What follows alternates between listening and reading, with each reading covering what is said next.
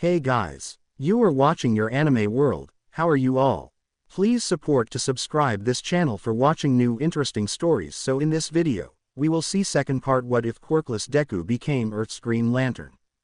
Here is short summary. Abandoned and unwanted Izuku never had the chance to do anything, he was after all, quirkless. However all that changed when he saw something come crashing down from the sky. And in a blinding green light Izuku reemerged as Earth's newest Green Lantern. But before we start, if you want more stuff like this, then be sure to subscribe and like this video. And if possible share this video with your friends. Now let's start the story. Izuku landed inside the gates of Ua. Alright, we are here, he said, turning around. Never, ever, do that again, Aizawa said with wobbly legs. Oh, do you not like heights? Sorry, you should have said something then. Alright, enough talk, where are we going again?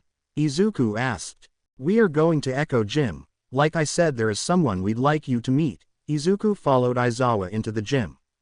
There they found a tall, skinny man that was wearing glasses.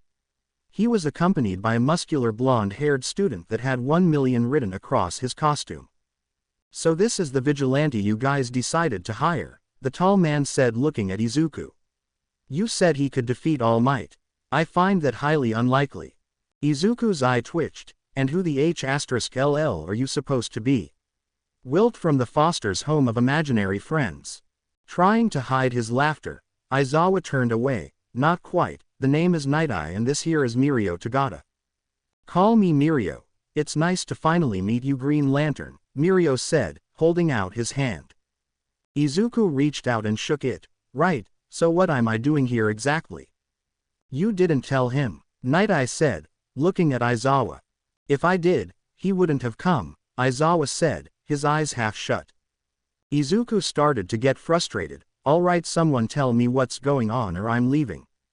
We want you to test Mirio's abilities, a voice said coming from the entrance. Turning around Izuku found a tall skeleton-looking man with blonde hair. Skeletor, and you are? GL asked confused. Oh right, you don't recognize me in this form, the man said. Suddenly a puff of white smoke appeared around the man and as the smoke disappeared All Might was seen. Izuku's eyes went wide. You. All Might stopped in front of Izuku. I know you don't like me son and I'm not here to try to change your mind. I'm here to ask for your help, nothing more. Why should I? I still blame you for the deaths of my family. Why in the world would I ever help you? Izuku said, staring at the number 1 hero. Because GL, I'm dying, All Might said to the surprise of Izuku. What you saw a few moments ago was the result of a battle I had with a villain years ago. Right now I can only be a hero for a few hours, so I need a successor. Mirio here has agreed to it but I still think he needs to be tested. Will you help us? All Might said bowing. Izuku couldn't believe it. All Might was dying and he was bowing right in front of him. I don't know what to say. I still don't fully understand the situation. How about this GL? Agree to help All Might this one time and we will owe you one favor. No matter what day, time, or place, just tell us what to do and it shall be done. Aizawa said, hoping that this would convince Izuku to help. One favor, anything I want. Oh, you are going to regret that, Izuku said with a smile. Alright fine, I'll agree to help you just this once but after that don't ask me for anything else. Especially if it relates to him, Izuku said, turning away from All Might. Very well. As we said before we want you to test Mirio's abilities and judge him accordingly. Night Eye said, adjusting his glasses. So I fight him, Izuku said plain and simple. In lame man's terms, yes, we want you to fight Mirio, Aizawa said. Alright, let's get this over with, come on. Izuku walked over to the center of an arena. Mirio followed suit. His costume consisted of a white skin-tight top, red gloves, blue pants, white boots and a yellow-tinted visor. Are you ready? Asked Mirio. Yeah, ready when you are, Izuku said as his ring began to glow green. Mirio ran towards Izuku, floating slightly above the ground. Izuku readied his ring, but before he could create anything Mirio disappeared under the floor. What the? Izuku looked around but couldn't find him. Ring, scan the area for active quirks. Just then the whole gym was lit up by a green pulse of energy. Quirk signature detected. Behind you. Izuku turned around to find Mirio appearing from the ground ready to kick him. *T. With so little time to react, Izuku created a green construct wall. However, to Izuku's surprise, Mirio's leg phased through the construct wall and hit Izuku across the face. The kick was so hard that it managed to send Izuku flying into the gym wall, shattering it. Izuku was stunned. So that's his quirk, he can pass through things. He then felt something warm run down his nose. Reaching up, he noticed it was blood. Sorry, but I was told not to hold back against you, Mirio said. Guess I was taking this too lightly. Alright, let's switch things up. Izuku pushed himself out of the wall. Floating in the air, he created several green construct copies of himself. Get him, boys. The green constructs of Izuku all ran towards Mirio. You think this is enough to stop me? Mirio said, smashing one of the constructs into pieces. One by one Mirio destroyed them all. Izuku, on the other hand, was analyzing his fight patterns. Every kick, every punch, every activation of his quirk, Izuku would take mental notes. He needed to find an opening. Then he saw it. A chance, there. He said, firing off an energy blast at Mirio. Mirio was fighting the constructs when all of a sudden they jumped out of the way, and from in between them a green beam of energy appeared. Mirio quickly activated his quirk, letting the blast pass through him. Nice try, but my quirk allows me to pass through objects. I know, a voice said behind him. But quirks are like muscles, so that means there is a slight delay in which you activate your quirk. And in that split second your body goes tense, almost as if you were holding your breath. Turning around, Mirio was met by a fist to his stomach, knocking the wind out of him. Take away your breath and your quirk becomes useless, Izuku said, pointing his ring at Mirio. Checkmate, he said, firing a blast that completely engulfed the young hero. The blast sent Mirio flying towards the wall, completely destroying it. His body tumbled outside of the gym and finally rolled to a stop. The heroes watching were in awe. Izuku just took down one of the big three. Even amongst the pros, Mirio had the best chance of taking the #1 spot. And GL just took him out. He scanned for weaknesses mid-fight. No one, not even myself, could do that, at least not that fast, Aizawa said as his eyes widened. Sir Night-Eye was even more surprised. This kid just took down Mirio. Impossible. Izuku looked back at the heroes. What? Did I go overboard? Just then Mirio appeared from the hole in the wall. Man, you really are strong. Well, it's my loss. It was good fighting you, Green Lantern. Maybe we can do this again, he said, holding out his hand. Izuku grabbed it and smiled. Sure, anytime and anyplace. Just then All Might and Night-Eye walked towards the two. So GL, what's your assessment? Do you think young Mirio is worthy of becoming my successor? Honestly, yes. I could tell while he was fighting. He is a good man. He has a strong will and wants to be a hero for all the right reasons. So yes, I do believe he is worthy, said Izuku. The heroes all smiled. Good, I knew he would be worthy. So All Might, will you accept Mirio as your successor now? Asked Night-Eye. Very well. Mirio will be my successor, but not yet. I will wait until he graduates to give him my power, All Might said. Night-Eye nodded. Very well, and thank you, GL. Thanks to you the world will now have a symbol of peace once All Might retires, he said, extending his arm for a shake. Izuku grabbed it and looked directly into his eyes. No problem, glad I can help. In that instant Night-Eye used his quirk of foresight on Izuku. What he saw scared him, but he didn't show it on his face. Well, I think it's time for me to leave. Eraserhead, need a lift somewhere? No thanks, I rather walk. Anyway, you're free to go, we don't have much to do around here now that the students are at their hero internships, said Aizawa. Izuku nodded. Alright, well, you know how to reach me if anything comes up. Later. And with that Izuku took off, through the broken wall and into the sky. Once he did, Night-Eye fell to his knees. Sir. What's wrong? Mirio said, rushing over to his side. Gee, that boy. He's going to bring about the fall of everything, Night-Eye said, sweating profusely. What do you mean? Asked All Might. I used my foresight on him and I saw GL on a throne, with the lifeless corpses of every hero at his feet. He didn't have the green color ring, he had one that was pure black, Night Eye said with fear. But GL only hurts bad guys and besides he seems like a good kid, Mirio said, helping Night Eye up. What I saw was the future, that is his destiny. The heroes all looked at each other, they didn't know what to do with this information. A few hours later with Izuku. Izuku sat in Uraraka's apartment bored, since he was given the day off he spent working out and sleeping. It was now around 10 p.m. and soon it would be time to go out on patrol. That's when he decided this would be a good chance to talk with Uraraka. Charging his ring, he created an earpiece and instructed the ring to call Uraraka. I hope she's not asleep yet, he said as it began to ring. Hello, a voice said through his earpiece. Hey Uraraka, it's me, Izuku said with a smile. Oh Izuku, I was wondering when you would call me, said Uraraka. Oh missing me already, Izuku said in a playful manner. Uraraka blushed, and no. I was just bored that's all. Right. Well how was your first day, Izuku?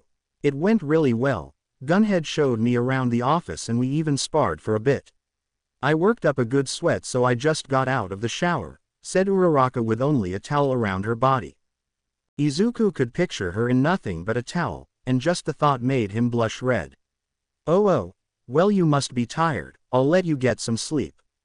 Yeah I am pretty tired, well good night Izuku. Try not to stay out too late alright, Uraraka said with a bit of worry. Izuku nodded, I'll try, no promises though. Uraraka smiled, well I guess that's as good as I'm going to get. Good night. Good night, Izuku said. Oh and Izuku. No naughty thoughts of me alright, she said giggling, she then hung up before Izuku could say anything else. He smiled, how did she know? I really can't hide anything from her. I guess it's time to go out on patrol. Izuku took off into the night sky. In Hosu, Shigaraki and Kurogiri stood on top of a building with 3 mid-tier Nomus. Are you sure the hero killer is here? Asked Shigaraki as his ring began to glow yellow. Yes, this is the city where he asked to be transported to, said Kurogiri. Good, then let's begin shall we? With the amount of fear these Nomus will spread, I will only grow stronger. Go my Nomus and spread fear into the hearts of everyone in this city. With a mighty roar, the 3 giants jumped off the building and began their rampage. Meanwhile in the same city, Iida was doing his hero internship with his brother the turbo hero, Ingenium. Now pay close attention Iida, there might not be any big crime in this city but you still have to stay alert. No matter how big or small the situation may be, it is your duty as a hero to treat every situation as if it was life or death, Ingenium said. Iida nodded, of course brother, I will take every situation seriously. Ingenium smiled seeing how dedicated his little brother was. Just then a voice came in through their helmets. SOS. Any heroes in the Hosu area please converge to the downtown district. We are under attack by strange creatures. They have already taken down a few pros, we need backup now. Iida, Ingenium yelled out, let's go, we can get there the fastest. Once we get there you are free to use your quirk freely in order to protect yourself and others. Right, with that the 2 ran towards the downtown area. Turn here, we can take this alley to get to the highway, Ingenium said, turning into an alley. As the 2 speedsters ran down the alley a shadow of a man was seen above them. There you are and right where I want you. Reaching into their pocket the man pulled out knives and threw them down towards the 2 heroes. As they were running down the alley Iida saw the glimmer of the knives coming down towards them. Brother, look out. He said, yanking his brother back. As he did, the knives dug into the ground where they would have been. Knives. Just then the man jumped down onto the alley. Who are you? Ingenium said on guard. Someone who plans to cleanse this world of the fake. Unfortunately that includes you. The man suddenly ran towards them with a sword at the ready. Ingenium knew who this was. Stain. Iida look out. Ingenium pushed Iida out of the way as Stain sliced down. Fortunately Ingenium used his quirk to dodge but the blade still managed to cut him across the chest. Brother. Iida yelled out as he saw blood pour down his brother's chest. I'm fine. Listen, you need to get out of here, Ingenium said, grunting in pain. No, I won't run. I will fight alongside you, Iida said, running at Stain. Iida, don't. Ingenium tried to stop him, but it was too late. Iida was already running at full speed at Stain. Iida jumped up and tried to deliver a kick to Stain's head, only to have him dodge under it. So you're a fake as well. Alright then, I'll take care of you first. Pulling out a small hunter's knife, Stain stabbed into Iida's shoulder. Iida pushed through the pain and managed to use his quirk to kick downwards. Stain saw it coming and jumped back, barely dodging the kick. He looked at the two wounded heroes. Not bad, kid. If that kick had landed, I would have been in some real trouble. Well, doesn't matter now. I think I've wasted enough time with the both of you. Raising both sword and knife, Stain proceeded to lick the blood off of them. As soon as he did, both Iida and Ingenium fell to the floor. What is this? I can't move my body, Iida said, laying on the floor unable to move. This must be his quirk. He can paralyze people with just their blood, so this is how you've taken down so many heroes. Ingenium said, thinking back to all of the reports he read about fallen heroes. Exactly. Predators don't play with their food, so I'll just kill you first, Stain said, walking over to Iida. No, please, don't hurt him. Kill me instead, Ingenium said, pleading for his brother's life. Stain stopped and turned around. You are willing to go that far? Very well, I will kill you first. Ingenium smiled. Iida, listen to me. No matter what happens, I want you to know that I'm so proud of you, and I am sorry that I won't be there to see you when you become an amazing hero. Iida was in tears as Stain stopped in front of his brother. Please, someone help us. Wait. The device GL gave us. It's in my pocket. Come on, body, move. Iida's hand slowly began to move down towards his pocket. Keeping his eyes on Stain, his face turned to one of horror when he saw Stain lift the sword. So long, hero. Stain brought down the sword, ready to kill Ingenium. Press. Just as the blade was going to pierce Ingenium, a bright green light appeared, blasting Stain into a nearby wall and away from the hero. Looks like I got here just in time, a voice said. Iida smiled as he recognized this voice. GL. Iida, right. It's a good thing I gave you guys that device. So what's the deal with him? Izuku asked, pointing to Stain. He's the hero killer, Stain, Ingenium said. Is that right? That means I can just take him down and not worry about anything, Izuku said while walking towards Stain. Stain pushed the pieces of rubble off of himself. What the hell? Who the hell are you supposed to be? Wait. That ring. You're just like Shigaraki, Stain said as blood ran down his lip. Doesn't matter. You are only a pebble in my way, so move. Faster than Iida and Ingenium could track, Stain launched himself at Izuku. You're mine, kid, he said, swinging his sword. However, Izuku simply raised his hand and created a sword of his own. Once Stain's sword made contact with the green construct one, it shattered. Stain's eyes went wide as his sword was now in pieces. What? Impossible. Nothing is impossible for me, Izuku said, creating two walls and smashing them into Stain from either side. Stain was now completely knocked out. Now that his quirk was starting to wear off. Iida was the first one to get up. Running to his brother's side, he helped him. Thank you, GL. You saved us, Ingenium said as he was being held up by Iida. Izuku smiled. No problem, let's get out of here. We can let the other heroes handle him, he said, heading to the end of the alley with the both of them walking behind him. Not so fast, a voice said behind Izuku. Turning around, he found Stain had gotten back up and was now pointing a dagger to Iida's neck and a sword to Ingenium's back. Izuku raised his ring, prepared to fire, but stopped when he noticed that Stain was using Iida as a shield. Damn it. I don't have a shot. Shut up and listen. Since you ruined my hunt, I think it's time for a bit of payback. Stain pushed the weapons deeper into their skin, enough to draw blood. Stop, Izuku said, wanting to blast him but couldn't. Don't worry, you'll be able to save one of them, but only one. Now choose, who do you want to live and who do you want to die? Stain said with an evil smile. Izuku gritted his teeth. How about both? He said as the ring began to glow brighter as Izuku was done playing games. However, seeing this, Stain gripped the weapons even tighter. That ring is based on thought, and in high-stakes situations your response times are slowed. Not by a lot but just long enough where I can slice one of their necks. Are you willing to risk it? Izuku stayed silent. That's what I thought. Now choose. Listen GL. Choose me and save Iida, Ingenium said. Iida's eyes went wide. And no.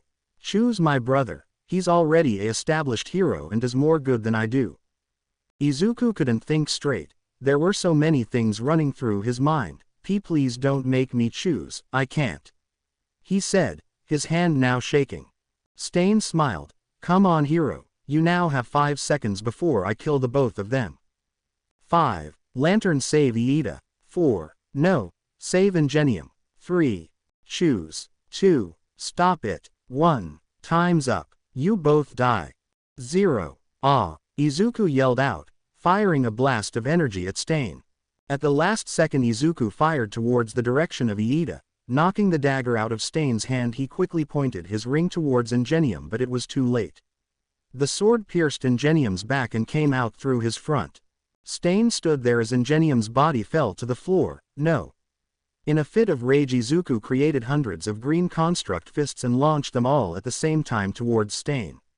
One by one the fists hit Stain, breaking bones in the process. After it was over, Stain was a bloody, beaten mess. Izuku ran over to where Ingenium was to check on him. The sword had pierced some organs and he was now bleeding heavily. With half his face bruised, Stain gave another evil smile. It looks like you've made your choice, Lantern. Izuku snapped when he heard those words. Running over he kicked Stain across the face. Do you just don't care? Have you ever thought about the people you've killed? The lives you've ruined? And no, not even once. Stain said, spitting in Izuku's face. And I never will. I see now. Izuku wiped the spit off his face. You have no compassion. That means there is no hope for you. Throwing Stain aside, Izuku pointed his ring at him.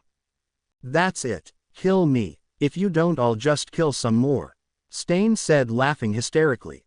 Izuku was about to fire a blast at Stain that was meant to kill him but stopped when he heard Ingenium grunt out in pain. Lantern, we need to get him to a hospital now. Iida said, yelling at Izuku. I get it. I want him dead too, but now is not the time for that. We need to save my brother first. Fine. Izuku ran towards Ingenium and began to form a bubble around him. Iida quickly jumped on and off they went towards the hospital. Landing, they made their way into the emergency room. Blood from Ingenium was starting to stain Izuku's hands and hospital floor. The nurses quickly placed Ingenium onto a stretcher. As they did, he started to lose vital signs. Iida and Izuku watched as they pushed him into the surgery room. Looking down, Izuku noticed his hands were covered in blood. It was now around midnight and they were yet to receive any word on Ingenium's condition. Iida had already contacted his family and were now in the waiting room with them. Just then the doctor came out. Iida's family quickly got up. Doc, how is he? How is my son? Asked Iida's mother. The doctor had a sad look on his face. I'm sorry, but the sword managed to pierce his intestines. There was a lot of internal bleeding. We did everything we could but the cut was too much. I'm sorry, but he's passed away. Izuku's eyes went wide when he heard the news. Iida's parents were in tears when they heard the news. This is my fault. Izuku looked down at his blood-stained hands. And no. Not again. The events of Maria's death began to flash in Izuku's mind. Iida turned to Izuku to find a look of horror and disgust on his face. Wait. He tried to talk to him but it was too late. Izuku powered up and rocketed out of the hospital. Back in Hosu, Stain managed to climb the fire escape on the side of the building. Now crawling on the roof, he began to think of his next move. What to do? Well, first things first, I need to heal. After that I think I'll move on to the next city. Standing up, he was about to jump to another roof when a ray of indigo light fell behind him. Turning around, Stain saw a woman with light purple-colored skin and long black dreadlocks. She was wielding a staff with the indigo color coming out of it. Who the hell are you? Stain asked. Knock. The woman said, pointing her staff at Stain. Suddenly a beam of indigo light engulfed Stain completely. the whole city watched as the sky was illuminated by this light. As the light disappeared, Stain stood there with his head down. Looking up, it was slowly revealed that his eyes now bared the mark of the Indigo tribe. The woman smiled as Stain's attire began to change into one that was indigo in color. Knock. Tor Lorik San, Bor Nakamur, Natromo Fan Tornik Water. Ter Lantern Kur Lo Aben Sir, Ton Lek Lek Nok Formoros Sir. Stain said in an unknown language. He held his hand up, showing the glow of a power ring. Without saying a word, the two flew into the air and into space. That day Stain was never seen again, and he was rumored to be dead after a month of no activity. With Shigaraki. Did you accomplish what you wanted, Shigaraki? Asked Kurogiri. He nodded. Yeah, I can feel the power of the ring growing. It's a shame that we lost the 3 Nomus, but with this much power it is of little consequence. So is it time to move on to stage 3? Kurogiri asked. Yeah, begin stage 3. It's time we find some new members, Shigaraki said as his eyes glowed bright yellow. After leaving the hospital, Izuku took off into the skies. Going to Uraraka apartment, he quickly took off the ring and threw it aside. Running into the bathroom, he began to wash the blood off of his hands. As he did, flashbacks of Ingenium played in his mind. 3 days had passed since everyone had last seen GL, and people were starting to get worried, especially Uraraka. She found out what happened to Ida's brother and that Izuku was involved. Uraraka tried calling him every chance she had, but every time it would go straight to voicemail. Come on, Izuku. Please pick up. I need to have someone check on him. But who? Wait, of course, how could I forget? Uraraka dialed a number. Back in Uraraka's apartment, Izuku spent his days sitting on the sofa, with the curtains closed. As he was sulking, there was a knock at the door. Izuku got up to see who it was. Looking through the peephole, he saw Aizawa standing there. He didn't want to talk to anyone, so he turned to go back on the sofa. I know you're in there, Izuku. If you don't want me to break down this door, I suggest you let me in. Izuku turned around. All right, have it your way. Doors are expensive to replace, so it's coming out of your pocket. Aizawa raised his leg ready to kick down the door. Just as his foot was about to hit the door, Izuku opened it. Aizawa was shocked at Izuku's appearance. His hair was a mess, his eyes were completely dead, and it seemed as if he hadn't seen the light of day. Izuku. Aizawa, what are you doing here? Izuku asked. His voice was quiet. I heard what happened in Hosu, said Aizawa. Oh, Izuku said, looking away. What do you want? I want to talk about what happened, Aizawa said. Yeah, well, I don't. Izuku went to close the door, but Aizawa stopped him by placing his foot in between the door. I'm not leaving until we talk about what happened, Aizawa said, insisting. Izuku glared at him. You want to talk about what happened? Fine, I'll tell you what happened. I let Ingenium die. Is that what you wanted to hear? That I let a hero die because I hesitated? That a hero is dead because of my actions, Izuku said, fighting back the tears. Aizawa sighed. Is that what you think happened? Of course. If I didn't hesitate, Ingenium would still be alive and Iida would still have an older brother, Izuku said with pain in his voice. That's not what I heard happened, said Aizawa. Huh. Iida told us what happened. Izuku, you were put in a position that most pro-heroes never have to go through. So no one is blaming you for what happened, not even Iida or his family. Ingenium's death is a tragic one, but you saved Iida's life. Without you there, both of them would have died, Aizawa said. Izuku looked up in disbelief. No. That's wrong. Remember what I told you, GL, you are human, we make mistakes. The actions you took that night saved my student and countless other heroes, and for that I thank you. This wasn't your fault, Aizawa said. Then whose fault was it then? I was the one with the most powerful weapon in the universe and I couldn't save him. Izuku said, going back into the apartment. Your ring isn't what makes you Izuku. Listen, the power of that weapon, any weapon, Aizawa pointed to his ring. Comes from here, he pointed to Izuku's heart. But only when tempered by this, he pointed to his head. All you have to do is become better. You think you made a bad call, but you saved people's lives. So pick yourself up and get back out there. Izuku stopped. How can I do that when I can't even use the ring anymore? Raising his hand, Izuku showed Aizawa the power ring was on his finger. However, although he had it on, the glow of green was gone. That's impossible, you charged it right? Aizawa asked, shocked that the ring wasn't working. Of course I did, but after that night it just stopped working. Izuku said, putting the ring down on the table. Izuku, this isn't just about Ingenium's death, is it? Tell me, what's stopping you? Said Aizawa. Izuku looked back at Aizawa. I'm afraid, Aizawa, afraid that if I use my powers again that I will just end up hurting someone again. No, that's not it. You are afraid, but not of that. You are afraid that you don't deserve that much power. That nobody does. Well, guess what, you have that power now. You've done so much good with it. Don't let this stop you from doing more good. Aizawa then stopped. You know what? Go take a shower, we are going out. Out? To where? Izuku asked. Doesn't matter. You don't have anything else to do, so you are coming with me, said Aizawa.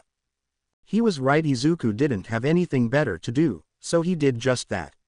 After showering, Izuku quickly changed and followed Aizawa to the train station. From there they went to Hosu. Getting off the train they went straight to Ingenium's hero agency. Go to the fire escape and listen in, Aizawa instructed. Izuku did as he was told and climbed the fire escape. From there he could hear Aizawa's voice, Iida. Ah, Mr. Aizawa, how are you? Iida asked. I'm good. I'm here to ask if you need any help with anything, said Aizawa. No, not really, we have everything pretty under control here. Wait, there is one thing. Can you help us find the Green Lantern? Iida said. Oh, can you tell me why? Said Aizawa. Izuku frowned when he heard that. I knew it, they do blame me for his death. I should just leave. Izuku got up to leave, because I want to thank him. He stopped. Thank him? Don't you blame him for your brother's death? Asked Aizawa. Iida shook his head. No. Of course not, he saved me from Stain. My brother's death was caused by Stain, not by the lantern. If it wasn't for him, my parents would be burying 2 sons. I saw a look of despair on GL's face when he was at the hospital. He has to know that it wasn't his fault. Izuku was sitting on the fire escape when he started to cry. What would you tell him? I wouldn't tell him anything. It looked like he needed a hug. I bet he's thinking that it was his fault, but that couldn't be more wrong. He saved me, and for that I will always be grateful, Iida said with a smile. Outside, Izuku pulled out his ring. Look at me, I became so pathetic, so powerless. But no more, Izuku slipped on the ring. I will honor Ingenium's memory and keep helping others for his sake. He said as a green glow began to shine from the ring. Well, said Iida, I'll see what I can do. Call me if you need anything, Aizawa said, leaving the building. As he did, a small piece of green paper fell from the sky. Thanks, Aizawa. I needed this, now I can keep on going on. Aizawa smiled. Damn brat. Wait, did he just leave me? He could have offered me a ride. Well, whatever, it's good to see him back on his feet. Looking up, Aizawa saw a streak of green shoot across the sky. Uraraka was working out with Gunhead outside of the office. Keep those arms up, Uravity, Gunhead said, throwing a punch at Uraraka. Dodging out of the way, Uraraka countered with a hard right to Gunhead's glove. Good, now again. Uraraka repeated the process over and over until she was covered in sweat. All right, take 10. Then it's on to endurance training, Gunhead said, putting down his training gloves. Uraraka nodded and turned towards a bench where she had her towel and bottled water. Taking off the gloves, she was about to reach for her water when something landed behind her. There you are, a voice said. Before she knew it, Uraraka was picked up bridal style. Hey. She yelled out, surprised. Looking up, she noticed it was Izuku, GL. Hey Gunhead, I'm borrowing her for this afternoon, I'll bring her back at night, Izuku said before flying into the air. Wait, GL, Uraraka tried to tell him something, but Izuku didn't listen. Gunhead stood there shocked, but then he smiled. Ah, young love. Enjoying the view? Izuku asked. Yeah, it's incredible. Wait a minute. What are you doing here, Izuku? I've been trying to reach you for the last couple of days. I started to think something happened to you, Uraraka said, pinching his cheek. Ow ow, A lot happened these last couple of days, Izuku said looking down at Uraraka. It has to do with Ida's brother, right? Izuku slowly nodded. Izuku. I know Uraraka, I know. Thanks for calling Aizawa, said Izuku. Uraraka smiled. Sorry I couldn't be there for you. Now where are you taking me? Ever been into space? Izuku asked. And no, Uraraka said nervously. Just then the green glow of the ring began to surround Uraraka in a thin layer. You're going to love this, Izuku said, flying up at a high rate of speed. Closing her eyes, Uraraka screamed out in fear as they flew into space. After a few seconds she felt her body stop moving. All right Uraraka, open your eyes. Slowly opening her eyes, Uraraka saw the gleaming of hundreds of stars. Wow, this is amazing. Izuku nodded. Yeah, it is. Why did you bring me here? I mean, I'm not complaining, but still, Uraraka said, turning to Izuku. I come here to clear my mind. Izuku sighed. Listen about what happened with Iida. Izuku explained what happened the night of the Hosu incident. Uraraka said nothing, but she listened to everything Izuku had to say. After a couple of minutes Izuku turned to the stars, and there you have it, now we are here. Without warning Uraraka hugged Izuku. I'm sorry you had to go through all that. It's okay. I'm fine now thanks to Aizawa and you, Izuku said with a smile. Uraraka broke the hug. Me. I didn't do anything though. Izuku shook his head. That's where you were wrong. While I was sulking, I couldn't stop thinking about you. Uraraka, you mean so much to me. Every time I closed my eyes I pictured you in my arms dead. I grew afraid. Afraid that because of this power that I will lose you one day. But after hearing Iida, I now know that I can and will protect you no matter what. Izuku. Uraraka grabbed his hand. I'm not going anywhere, you can count on that. I want you to use that ring's power for not only my sake but for others. Always remember this, I'm not going to die anytime soon, so stop worrying about that. Besides, if I die, who's going to take care of you? She said, placing her other hand on his cheek. Uraraka. Izuku leaned his head on her hand. Her eyes gleamed with the stars in the background. Izuku leaned closer. Her lips sparked in the moonlight. Uraraka blushed as she saw him closer, but she didn't shy away. Closing their eyes they both leaned in, their lips met. After a few seconds they pulled away from each other. Uraraka ran her fingers across her lips. We just. Izuku blushed. Why yeah we did, you didn't like it. And no, I liked it. I just wasn't expecting it, Uraraka said blushing. Izuku began to laugh. What's so funny? Uraraka asked. If you think about it, since I am working for UA and teaching you guys. You just beeped a teacher, Izuku said laughing. Uraraka blushed even harder. Hey. That's not funny, but I guess you were right. Won't this mean you'll get fired? Only if they find out, Izuku said, grabbing Uraraka's hand. Come on, let's get you back to Gunhead. Just a bit longer, please. This place is just too beautiful, Uraraka said, pleading with Izuku. Izuku sighed. All right, just a bit longer. Hours later. Gunhead was starting to get worried. It was now almost night time and Uraraka still hadn't come back. GL said they would be back soon, but it's already been hours. I hope nothing bad happens to them, he said standing outside his office. Just then a green light began to fall from the sky. As it got closer he noticed it was a green ball. It landed in the outside exercise area. Looks like you two are back, he said walking towards GL and Uraraka. He also noticed that they were holding hands. Oh, what's this? When did the two of you become so lovey-dovey? He said, teasing the poor kids. They quickly let go of each other's hands. It's not what it looks like, Uraraka said, embarrassed. Gunhead laughed. I'm just teasing. Well, come on Uravity, you can hang out with your boyfriend later. Right now you are still in the middle of an internship and don't worry about this, I won't say anything. Uraraka nodded. I'll see you soon, make sure to call me. Izuku nodded. Of course, later, and thanks Gunhead, for keeping this a secret. Anytime GL, Gunhead said as Izuku took off into the sky. Did you two beep? Uraraka blushed as she thought back to the event, and no, She looked up to see Gunhead staring at her. Maybe. Yes. Ah, how cute. Just remember Gravity, GL technically speaking, is still a vigilante. So please be careful, Gunhead said, warning her. Uraraka nodded. I will, sir. Good. Now go get some rest. Tomorrow you will be working twice as hard, said Gunhead. Uraraka nodded and went back inside. The week went by fast. Ingenium's funeral was a small private one, only reserved for family and close friends.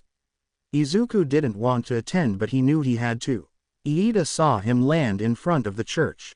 Izuku stood there waiting for him to yell, scream, or even punch him but none of that happened. Instead Izuku received a hug from Iida. Thank you GL for coming today, it means a lot to my family that you are here. Don't worry, none of us blame you for what happened, Iida said, breaking away from the hug. Izuku nodded and followed Iida inside. There he found his mother and father. He bowed as they walked towards him. I'm sorry for your loss. They looked at each other and smiled at Izuku. Come on GL, let us remember our son's heroism. The funeral was nice. After saying his goodbye and apologizing to Ingenium one final time, they went to lay his body to rest. Izuku followed from the skies. On the street he saw people lined up, just to say their goodbyes. Now in the cemetery they lowered his coffin down and began to cover him up. That's when they brought out a cauldron that was meant to light up. GL, if you would, please ignite the cauldron, Iida said. Izuku nodded and fired a blast inside. The flame was green at first but then changed to yellow. Everyone's hero internships were now over, and they all were now back in school. Class 1A knew about Iida's brother's death and gave him their condolences. Iida was given the option to take some more time but he decided it would be best if he went back to school. Izuku was in the teacher's lounge waiting. Class 1A was doing a rescue training race with All Might and he refused to go with them. That's when Aizawa walked into the room. Ah GL, there you are. Izuku looked up. Hey Aizawa, you needed me for something? Nah, just wanted to follow up with you. So how are you doing? Aizawa asked. I'm doing better, thanks to you, Iida, and Uraraka, Izuku said smiling. It's good to see you back on your feet, kid. Listen, we are going to have final exams in a couple of days and we were thinking of having you participate, said Aizawa. Izuku wasn't too sure. You think that's a good idea? I kinda beat them all really easily last time, not to mention Lemillion. True, let's see, maybe you could help train some of the students then. Maybe something after school, Aizawa suggested. That could work. Alright, I'll do that.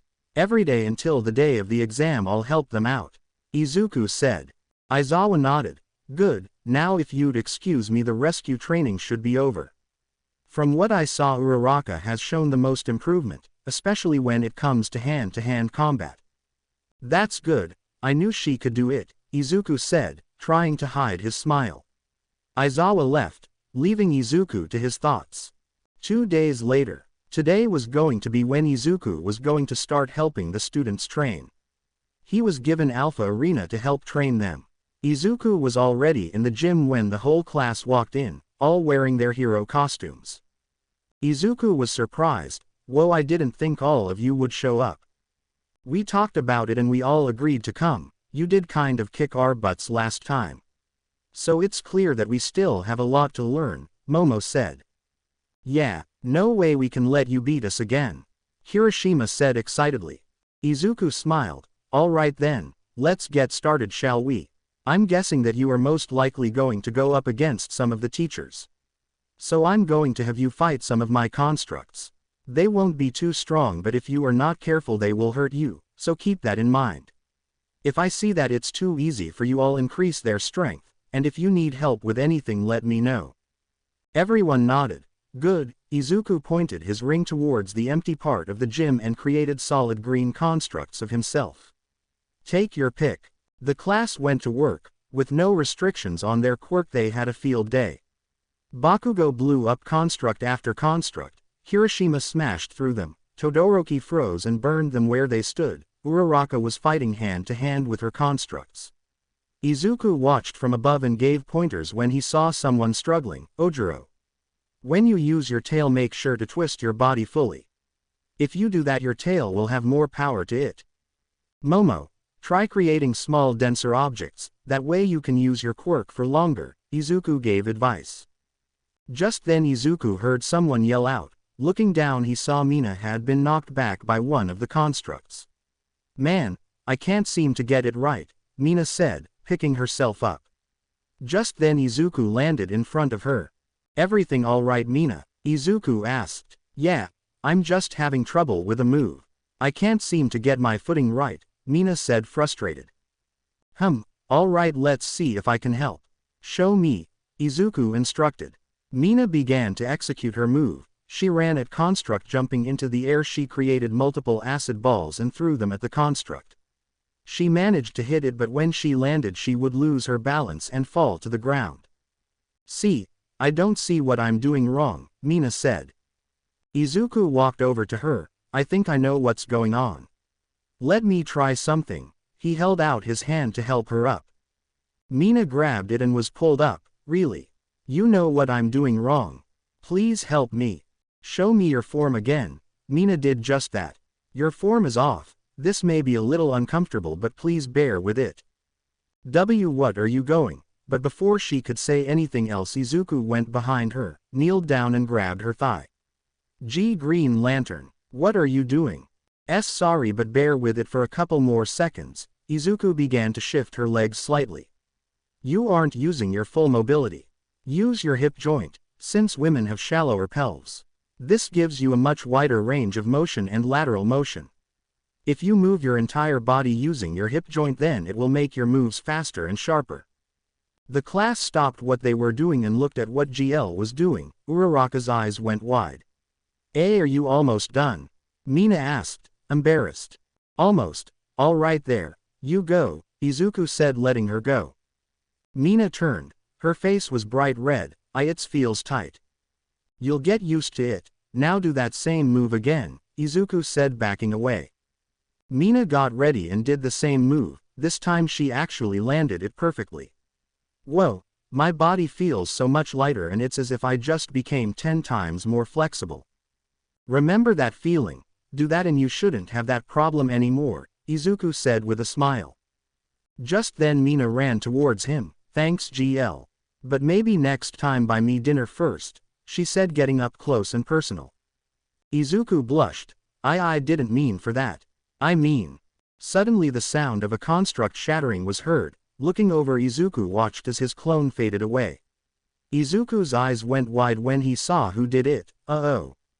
Uraraka looked at Izuku before turning away. Wow, Ochako, when did you learn that move? Gunhead taught me how to use my quirk when fighting one-on-one. Hey Lantern, can I get another construct over here? Uraraka said, with a bit of jealousy. Sure, no problem. Izuku created another clone for Uraraka. After a couple of hours Izuku decided to call it a day. Alright everyone, make sure to get some rest. If you want, I'll be here at the same time, same place tomorrow. With that Izuku took off into the skies. Uraraka watched him leave. To make it less suspicious for Izuku, they planned out that Uraraka would go to the station and wait for Izuku there. Now at the station, Uraraka went to the back alley and waited for Izuku to show up. Hey, ready? He asked, landing in the alley with her. She nodded. Let's go then. Usually Izuku would create a bubble around her, but this time she threw her arms around him. Uraraka. Go, she said simply. Alright. They took off to head back to the apartment. Uraraka, everything okay? Yeah, everything is fine, she said, looking away. Everything was not fine, are you sure? Uraraka sighed. Why did you touch Mina like that? She asked, puffing her cheeks. I was only helping her with her form, that's all, Izuku then realized. Are you jealous?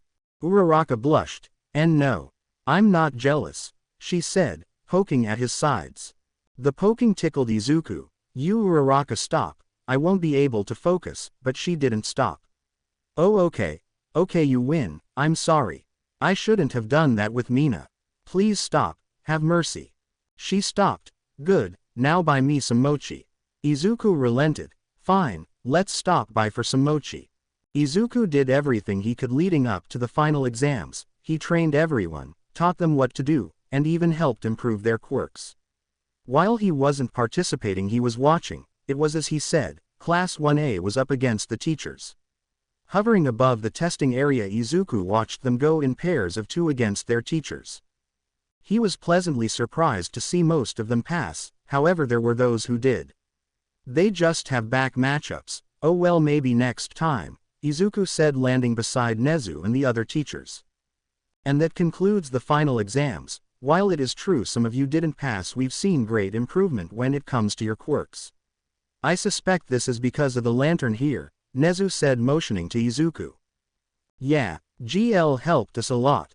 If it wasn't for him, some of us wouldn't even pass, Kirishima said. That's correct, it was thanks to GL's guidance, and for that we are grateful, Momo said, bowing slightly. Izuku blushed slightly. It's nothing, you guys did most of the work. I just gave you some tips. Don't sell yourself short, GL, you did good helping these students, said All Might.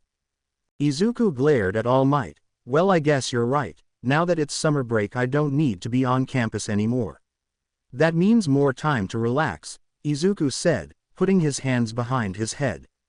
Actually, GL, the students are going to quirk training camp over the summer, Nezu said, breaking the news. Izuku's eyes went wide. No. Come on, GL, you signed up for this. You have to accompany the students, Aizawa said. But my break, Izuku said, turning to the class. See, can they go without me? Sorry, but no. With the improvement they showed thanks to your training, you must go, Nezu said with a smile. Izuku then looked to Uraraka. She had a look of sympathy on her face. Fine. I'll go. The class cheered when Izuku said he would go. Good, now get ready for the trip. We leave in a few days.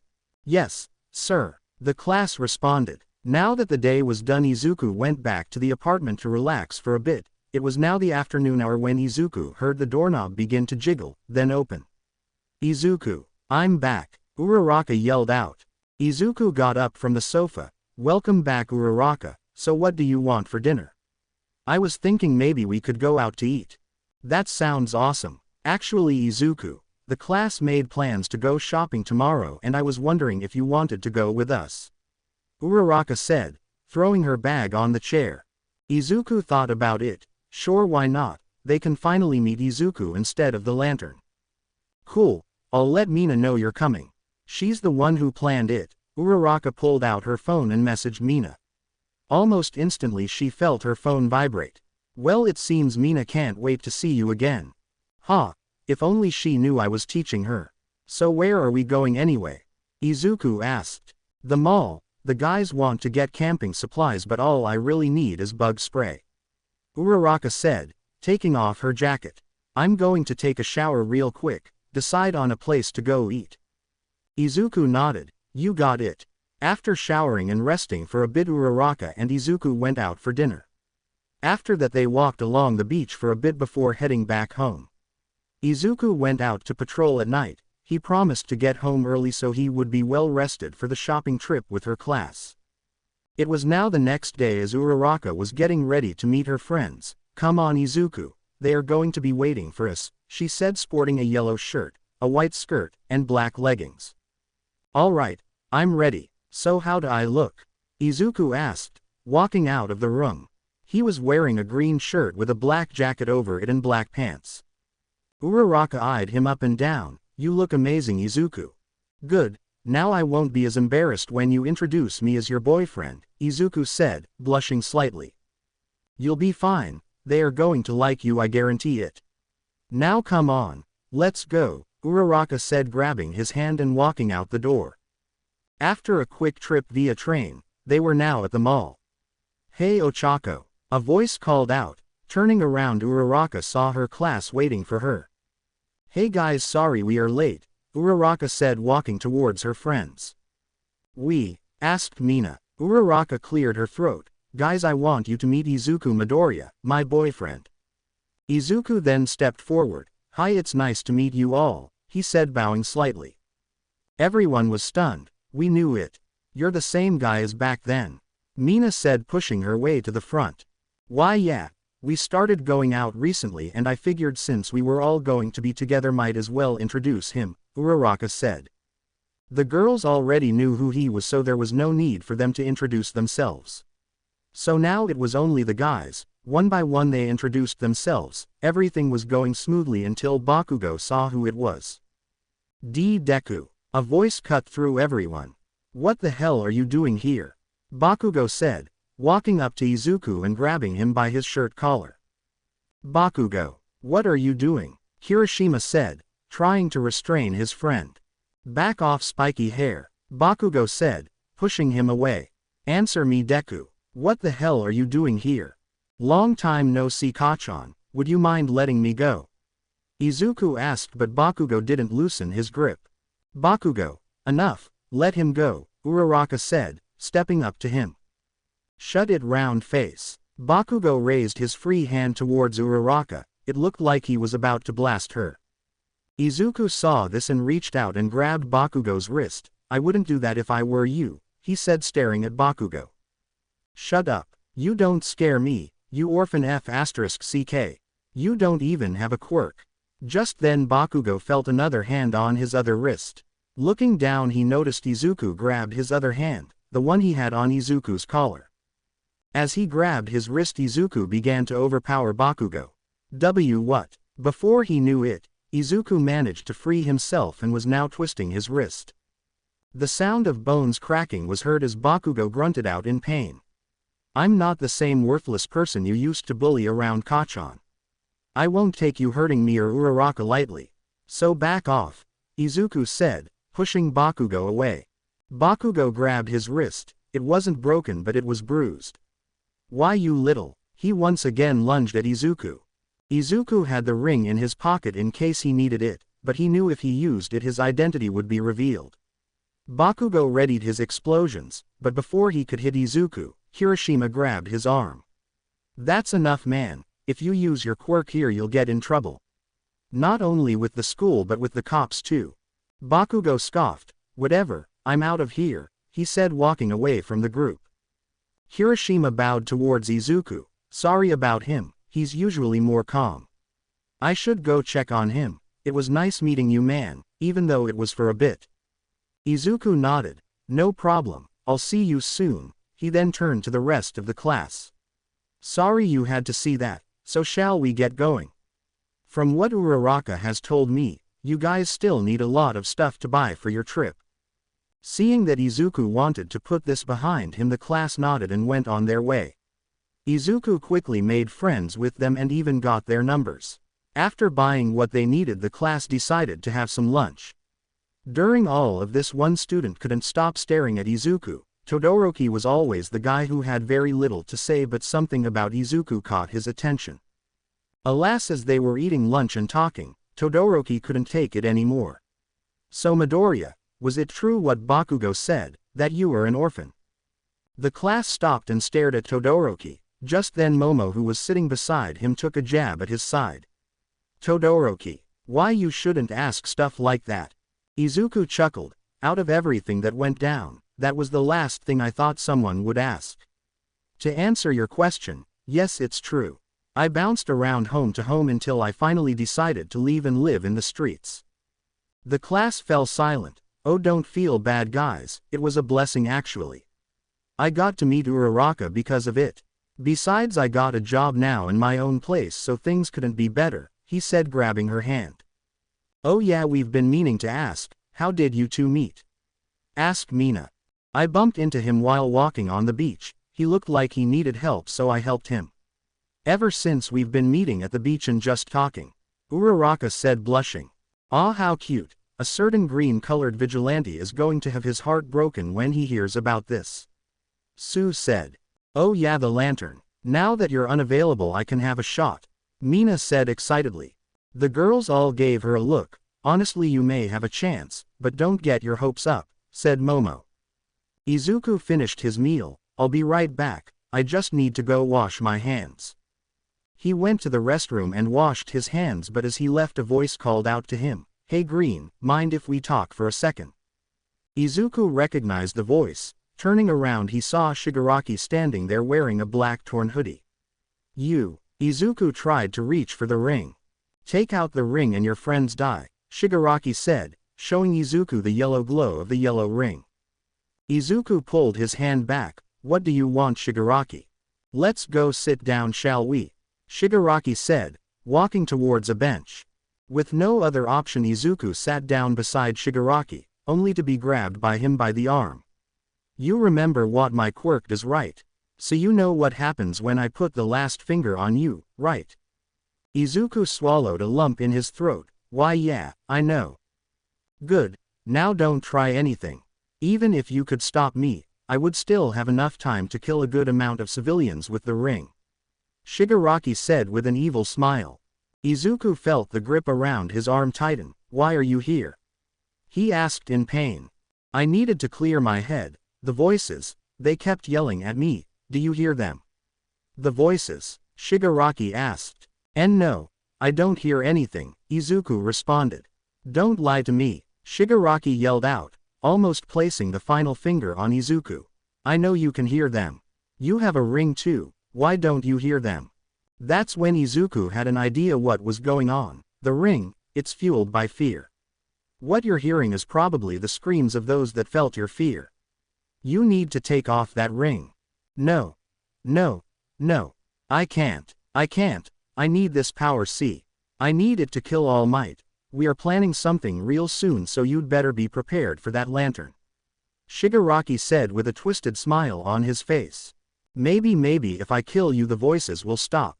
Yeah, that's it. All I have to do is kill you right here, right now, Shigaraki said as he lowered the final finger. Izuku's eyes went wide. Just as the finger was about to touch him, a voice was heard. Hey, you all right? Looking up, he saw Shoto Todoroki. Why yeah, I'm fine. Don't come any closer. Izuku yelled out. Shigaraki then let Izuku go. Oh, I didn't know you were here with friends. I'll leave now. Nice talking to you. Hey, hold on. Todoroki tried to stop Shigaraki, but Izuku put his hand up. Tell me, Shigaraki, what are you planning? Izuku said, holding his bruised arm.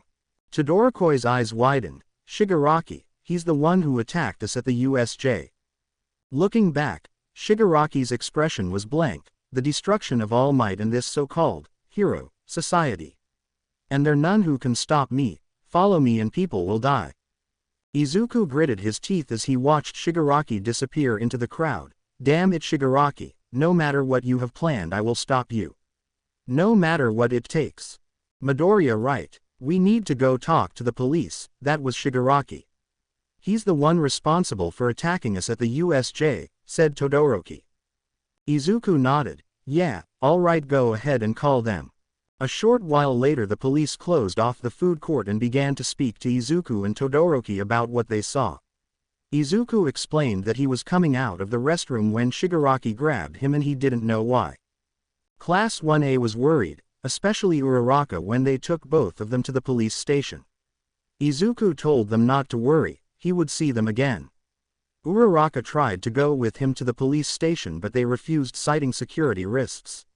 She relented and told Izuku to call her the second he was out of the station. He agreed and went with the police. In the station, Izuku was taken to a room and was told to wait. After a few minutes, Aizawa walked into the room. Looks like trouble follows you everywhere you go, huh kid? He said, taking a seat. Izuku shrugged. It's part of my charm, I guess. Apparently. Well, what did Shigaraki tell you? We both know the reason why he targeted you, but what did he say? Aizawa asked. He needed to clear his mind, but this is the weird part. He said something about hearing voices. Before he almost killed me, I asked what he was planning. He wants to see All Might dead and the destruction of our hero society. He didn't say how he would do that, but I can tell you this, he was serious about that, Aizawa. The look in his eyes said it all, and honestly, I think he can do it, Izuku said, thinking back to when Shigaraki grabbed him. I see, this must have been terrifying for you. Go home and get some rest, we'll take it from here. Remember, you still got to go with the students to the training camp. Aizawa said, standing up. Izuku nodded. Yeah, I'll see you on Monday then. He was escorted out of the station. Some of the officers offered to give Izuku a ride home, but he just said he would take the train and relax for a bit. As he walked to the station, Izuku turned into an alley and slipped on the ring. His costume appeared. I swear, Shigaraki, I am going to make you pay for threatening my friends. With that, Izuku took off into the air and headed straight to Uraraka's apartment. It was already night time when Izuku landed on the balcony. Opening the sliding door, he walked in. Uraraka, are you here? He announced himself to a dark room. Just then someone jumped out of the shadows. Panicking, Izuku almost blasted whoever that was, but stopped when he noticed it was Uraraka hugging him. You Uraraka, you scared me. The grip around him tightened. Izuku, thank goodness you are alright. When I saw you being taken away, Izuku smiled and hugged her back. It's alright Uraraka, I'm here now and nothing happened. She nodded. Alright, no patrolling today. Tonight you stay home with me. Alright, no patrolling today. Izuku took off the ring. There, better? He asked, lifting Uraraka's face by the chin. Much better. Now come on, let's get some rest. It's been a long day, said Uraraka. Izuku agreed and went straight to sleep. The next couple of days went by quickly. Izuku would spend his nights looking for Shigaraki but couldn't find him. It was now the early morning and Uraraka had already left for school. Izuku on the other hand was told to go in a little later. Since this trip was going to take more than a day, Izuku took the power battery with him. Creating a belt, he latched it on and off he went. In a few minutes Izuku landed in front of Class 1A. Hey guys. Everyone turned to see GL land in front of them. Hey Lantern, glad you can make it, Aizawa said, walking towards Izuku. Aizawa, where are the buses? Izuku asked, looking around. The buses already left. Class 1B took them, he said. This confused Izuku. What about Class 1A? How are they meant to? Oh. Aizawa smiled. You got it, so if you would. We'd much like to leave already. Izuku sighed. Fine. Step back a bit. Aizawa backed away. Pointing his ring towards an open part of the school, he began to create a V-22 Osprey aircraft. The class was in awe when they saw the giant aircraft appear in front of them. Is that thing safe? Iida asked. The ring only allows those with pure hearts on. If you don't have a pure heart it will shock you, Izuku said, turning to the class. The class wasn't sure about this anymore. Izuku couldn't hold his laugh anymore. I'm just kidding guys, it's safe. Come on you guys, you can trust me. They all looked at each other. Uraraka was the first one to step onto the aircraft. Putting a bit of pressure on her foot, she saw that it was solid. It's all right guys, it's safe, come let's go. The class quickly followed, and soon enough they were all on board. Izuku sat in the front, while Aizawa sat beside him. Do you even know how to fly this thing? Asked Aizawa. Nope, not one bit. Aizawa's eyes went wide. Don't worry, I'll get the hang of it soon enough. It's just like a video game, right? Maybe this was a bad idea. Let me call Nezu. But before Aizawa could unbuckle himself, Izuku fired up the engines. Don't be such a worrywart Aizawa, just sit back and relax. We'll get there in no time, Izuku said as they began to levitate off the ground. Izuku then reached for the radio. Ladies and gentlemen, I hope you are all strapped in and holding on to the safety rails because we are about to set off on our trip. So as most of you say, plus ultra. Izuku pushed a button, which transformed the rotors into jet engines, pointing them towards the horizon. He stepped on it. Green fire began to spew out of the engines. Everyone inside felt G-force as the aircraft began to gain speed. Normally the trip would take about 3 hours on a bus, but with Izuku it would only take 30 minutes. They were now over a large forest. We are here GL, set her down there, Aizawa said, pointing to a cliffside. Izuku put down the aircraft slowly and carefully. Alright everyone, we are here. Grab your things and head on out, single file please. With wobbly legs everyone grabbed their stuff and got off. So how was the ride? Izuku asked, making the aircraft disappear. GGL, we like you but let's not do that again, Kurashima said, holding back the urge to barf. Was it really that bad? Izuku asked the rest of the class. They all nodded. My bad, next time I'll take it slower. They should be here any minute now, Aizawa said looking at his watch. Who should be here? Asked Izuku. Who other than the wild cats? Two women suddenly appeared near the cliff's edge. In front of Class 1A stood two women. One had blonde hair and blue eyes, the other had brown eyes and reddish hair. They were both wearing cat paws and tails. Class, meet your instructors for this training camp. These are the wild cats. They are heroes that specialize in mountain rescue and they can teach you a thing or two. Over the course of this week they will be overlooking your training, of course along with GL here, Aizawa explained. So this is the famous vigilante, but he's just a kid. Pixie Bob said eyeing Izuku. You can't judge a book by its cover, Pixie Bob. Anyway, it's nice to finally meet you GL, I hope we can get along, Mandalay said with a smile. Izuku nodded. Nice to meet you too, so who's the kid? He asked, pointing to a small boy with a red hat. Oh, that's my nephew Kota, we are taking care of him, Mandalay said. He's a bit shy but he's a good kid. Now that introductions are out of the way, Mandalay, Pixie Bob, I think it's time to start, said Aizawa. They nodded. All right everyone, listen up, see that mountain over there? Pixie Bob said pointing behind her.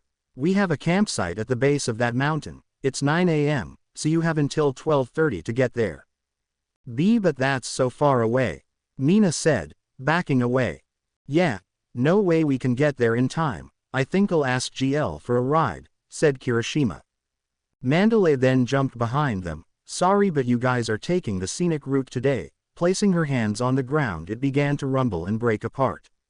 Before long she created a giant wave of rock and dirt. Some of the class tried to escape but Izuku created a construct wall around them. GL. Why, we trusted you. Izuku smiled as the wave of earth launched them off the cliff. Sorry but this is how you learn. I'll see you all at the campsite. Thanks for the assist GL, now it's time for my creations. Pixie Bob said, activating her quirk. Izuku looked down to see giant rock creatures begin to form. Oh, that is so cool. Yes, it's most impressive. Now can we head to the base camp? Aizawa asked. Oh yeah, sure. Come on, I'll take you there. Let's go, Kota, Mandalay said, but before they left Izuku stopped them. Izuku created a large green construct platform. My way is faster, he said, taking off into the sky. Hold on, he said, flying towards the base camp. Kurogiri, are the new members ready to go? Asked Shigaraki. Yes sir, they are waiting for your orders, said Kurogiri. Good, tomorrow we finally show that pesky Class 1A that we mean business. They won't leave that mountain alive, he said as the glow of the yellow ring shined. That reminds me, we received an interesting message from an unknown source. They claim to be part of the Green Lantern's family, said Kurogiri. Oh, I thought we already investigated his family. So who are they to him? Shigaraki asked curiously who it was. Master said to bring them to you, so give me a second, Kurogiri said, opening a portal beside him. The portal opened up to reveal a woman with long green hair and emerald green eyes. Your boss says you know where my son is. Izuku landed near the base camp. Thanks for the ride GL, said Mandalay stepping off of the green construct. No problem, so now we wait for them. Izuku asked as he put the students' luggage neatly stacked to the side. Mandalay nodded. Yup, and knowing Pixie Bob, she isn't going to make it easy for them. So expect them to arrive until sunset. I see, that bad huh? Alright, so what do I do in the meantime? Izuku asked. That's when Aizawa spoke up. Nothing actually, we have to wait for the students to show up. Actually GL, if you don't mind, do you want to help us prepare the food? I know that's not part of your job but we could use the extra help, Mandalay said, hoping Izuku would agree. Izuku smiled. Sure, I don't mind. It beats just sitting around and doing nothing. As he followed her into the building, Izuku noticed that the small boy was giving him a stare, but not one of anger but rather of sadness. He was introduced to the rest of the wild cats, and as Izuku was helping he couldn't help but ask about the kid. So about the kid, who did he lose? Mandalay's eyes went wide. How did you know? His eyes. I lost the family not that long ago, so I know that look well, Izuku said as he peeled another potato. Mandalay sighed. His parents were the hero team known as Water Hose. They died more than a year ago fighting a villain. Ever since then Kota has been really cold towards to heroes. If I had to guess why, I think he blames them for not being to save his parents. Just like me, I too blame one hero for my family's death, said Izuku. Do you think you will ever forgive them? Mandalay asked. Izuku stopped peeling. I don't know, but I am trying to. I really am, but that feeling will always stick with you. Kota is still young, just give him time, he will come around. I have a friend who is helping me. Oh, could this friend be a girlfriend? Mandalay said, teasing him. Izuku jerked. Blushing, he turned away. Why yeah. Mandalay laughed. Ah, how cute. Wait, don't tell me it's someone from Class 1A. Izuku said nothing as he peeled another potato. Oh, it is. So who's the lucky girl? Come on, tell me. We should finish prepping the food, Izuku said, quickly dodging the question. All right then, but don't think this conversation is over, said Mandalay. The sun was setting when the students finally arrived, covered in dirt and dead tired. We finally made it, Mina said, collapsing on the floor. Good job everyone. You did a lot better than the last group that came here, Mandalay said, trying to make the students feel better. I know you guys are all tired, so get your luggage inside. Once you are out, you will all eat dinner here thanks to the cats and GL. Aizawa said, pointing towards the suitcases. Everyone nodded and went to grab their stuff. Izuku felt a bit of regret for throwing his friends off the cliff, just a bit though. Izuku then went back into the building and with the help of his ring he grabbed everyone a plate of food. Alright guys, here's your food, pork cutlets and some rice, Izuku said, creating a long table with benches for them. Be grateful guys, for this is the only day we are going to make you dinner. After you finish we have a hot spring in the back, so feel free to use it, said Pixie Bob. After dinner the students went to take a bath in the hot springs. For obvious reasons the boys and girls were separated. Izuku wanted to go into the hot spring, but if he went in with the others his identity would be revealed. Aizawa told him to stand guard on the roof since he knew there was at least one student that would try to peek. Standing atop the roof of the building Izuku kept an eye out, and sure enough a short purple bald student began to climb the wall. Izuku flew over and stood at the top of the wall waiting for him. As Mineta reached the top Izuku just smiled at him. Sup Mineta, you going somewhere?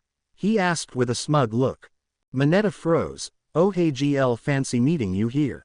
I know what you are thinking. So why don't we work together and all of us can enjoy the sight of beautiful women? What do you say?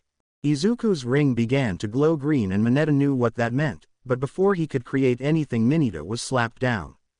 Izuku turned to find Kota beside him. If you are going to do something, just do it, don't just stand there like an idiot. Yeah, you're right. Anyway, thanks for the help. The name is Green Lantern, Izuku said, holding out his hand. Kota smacked his hand away. I don't care who you are, all you heroes are all the same anyway. Thanks for the assist guys, a voice said coming from the girl's side. Looking down, Izuku blushed when he saw the girls naked. Mineta really is the worst, Jiro said, covering herself. Izuku then made eye contact with Uraraka. She quickly submerged herself into the water as her face turned bright red. Izuku quickly looked away. Hey GL, I personally don't mind you looking, but you might want to look after him, Mina said, pointing. Confused Izuku looked to his side to find Kota red-faced and wobbly. Oh snap, guess it was too much for him. Thanks for the heads up girls, I'll put this up in the meantime so Mineta won't try it again. As he picked Kota up, Izuku pointed towards the wall below him and created an even taller green construct wall. Thanks GL, we appreciate it, Momo said, waving at him. With that Izuku took off to find Mandalay. She laughed when Izuku told her what happened. After all of Class 1A finally got out of the hot spring, Izuku went in by himself. Undressing, he took off the ring and went in. Man, this feels amazing. After soaking in the water for a good bit, Izuku decided it was time to get out. The room was steaming. As he was changing, Izuku heard a noise coming from the door. He quickly put on the ring and went to check the door but found no one. Strange. I could have sworn I heard someone. Guess I might be tired. Little did he know that Toru had actually tried to see who GL's identity was. She ran back to the room where all the girls were at. Girls. Girls, she yelled, entering the room. They were all wearing bathrobes, some of them were brushing their hair, others sitting down, and others already in their futons. Toru, what's wrong and why are you naked? Momo asked. Oh, that. Not important. What is important is that I went back to the girls' changing room to pick up something I forgot, and while I was going back I heard a noise on the boys' side, Toru said, putting on her bathrobe. That's strange, all the guys should be done by now, Jiro said, playing with her earphone jacks. It wasn't one of the guys in our class, I opened the door to see GL naked. Toru said with excitement. The girls all stopped what they were doing and turned to Toru. What? I saw him naked, no clothes and no ring. Uraraka looked on in horror. Oh no, his identity, if she found out. Mina's eyes gleamed. Oh. Details now. How was he? Did you see who he was? He's skinny but he's really well built, I'm talking six-pack and everything. If he didn't notice me I would have jumped on him, said Toru. Oh my, I kinda want to see this for myself now, Momo said, blushing. Did you see? You know, down there? Mina asked, pointing down. Uraraka blushed. Even though they've been living together, not once has she seen Izuku naked, shirtless sure but never naked. No, sorry, didn't see that, but judging from his body it has to be impressive. The girls blushed. So, did you see his face? Ribbit, asked Sue. Didn't see that either, it was too foggy, I could only see his torso. But man, did that get me heated, said Toru, fanning herself. Uraraka breathed a sigh of relief. Good she didn't see who he really is. Still seeing him naked, her mind began to be filled with naughty thoughts. What the hell am I thinking? We are dating, so it should be fine, right? After some more talking the girls finally went to sleep. They had a big day tomorrow and needed their rest. Izuku went to bed too, but he was allowed to stay in the main building in his own room. It was now the next day and Aizawa woke everyone up early, even Izuku. It was 5:30 a.m. when everyone went to an open field. Come on, wake up everyone. Today officially your training starts. We are going to focus on one thing during our week's stay here. That is your quirks, Bakugo catch, he said, throwing a ball at him. Bakugo looked at it. This is the same as the entrance exam. Yes, now throw it, let's see how much your quirk has really improved, Aizawa said, taking a few steps back. Bakugo with the help of his explosions launched the ball. He smirked as he thought he just shattered his old record of 750 meters. 758 meters, said Aizawa. Bakugo's eyes went wide. You may have improved mentally and physically, however you all failed to train your quirks. For the next few days you will train and train until you can't stand anymore, and after that we do it all over again. Whoa, that sounds pretty intense. Glad I'm not a student, Izuku thought to himself. Aizawa smiled as he saw the looks on everyone's faces. Don't worry though, the lantern and the wild cats will be helping you every step of the way. Now prepare yourselves cause things are going to get crazy fast. The students were all given exercises they needed to do in order to improve their quirks. Uraraka was given the objective to increase the duration she can use her quirk without getting nauseous. Izuku helped by creating whatever the class needed. It was now around midday when Aizawa came back to check on everyone. What he saw surprised even himself. Izuku was relaxing on a construct chair under an umbrella and with a drink in his hand. What the hell? Oh, Aizawa, you're back. Come on, sit down for a bit, said Izuku, creating another chair. What are you doing? Aizawa asked, ignoring the chair. I'm relaxing. What, I can't. I'm still helping them, and besides, Tiger is already taking care of the physical stuff. Also I can create constructs of myself if he needs the extra help, Izuku said, taking a sip of his drink. Aizawa sighed. Well, I guess you're right, just stay alert, alright. Izuku raised his drink. Always, Aizawa. The students did this all day, even Class 1B joined them in their training. Vlad King was the pro hero in charge of Class 1B, and he too put his students through the same routine as Class 1As. They did this all day from sunrise to sunset. The whole point was to increase the power of their quirks. It was now the third day of the training camp and it was back to the same routine, but this time Izuku was helping with hand-to-hand combat. "Keep your hands up and back straight," Izuku said, dodging Uraraka's punches. Uraraka swung wide, but as she did Izuku tripped her up, causing her to fall. However, as she fell, Uraraka grabbed his arm and pulled him down with her. "So how was that?" she said, looking up at Izuku. "You're improving," said Izuku on top of Uraraka. "Thanks," Uraraka said, wrapping him in a hug while on the floor. "Now help me up." Izuku sighed and lifted her up while she still had her arms around him. "Thanks," Uraraka beeped him on the cheek. Izuku smiled as he set her go. "How did you improve so much?" Uraraka smiled. "I had a great teacher. So anyway, the girls told me something interesting the other night." "Oh, what did they say?" Izuku asked, creating some construct boxing gloves. "Toru saw you naked," Uraraka said, blushing. The gloves in Izuku's hands crumbled as he lost his concentration. "Huh. The other day while you were getting changed she peeked at you while changing," said Uraraka. Izuku blushed. Oh. Yeah. Oh, don't worry, she didn't see your identity, so that's safe at least. Just be more careful, alright? I'm the only one who can see you naked," Uraraka said, teasing him. "You, Uraraka." Izuku's face was now redder than a tomato. Uraraka giggled. "I'm just messing with you, now come on. I still got some fight left in me," she said, going into her stance. Izuku smiled. "Alright, let's do this." As the two sparred against each other, Aizawa watched from a distance and noted their behavior. It was now the night time and time for dinner. However, as they explained on the first day, the cats would not be cooking for them anymore, so that meant the students had to cook for themselves. Today on the menu was curry. Izuku helped by using his ring to cut the ingredients. After a while it was finally time to eat. Izuku sat with Aizawa and the other teachers. That's when Izuku noticed Kota wasn't with them. "Hey Mandalay, where is Kota? He is usually by your side." "He's probably at his secret spot. If I remember, it's somewhere in the mountains or something," said Mandalay. "I see, then he hasn't eaten anything. He's probably hungry. I'll see if he wants a plate," Izuku said, creating a green arm that reached and grabbed a plate. "I'll be right back," he said, taking off into the sky. "GL really is a nice guy, isn't he?" said Tiger, watching him fly away.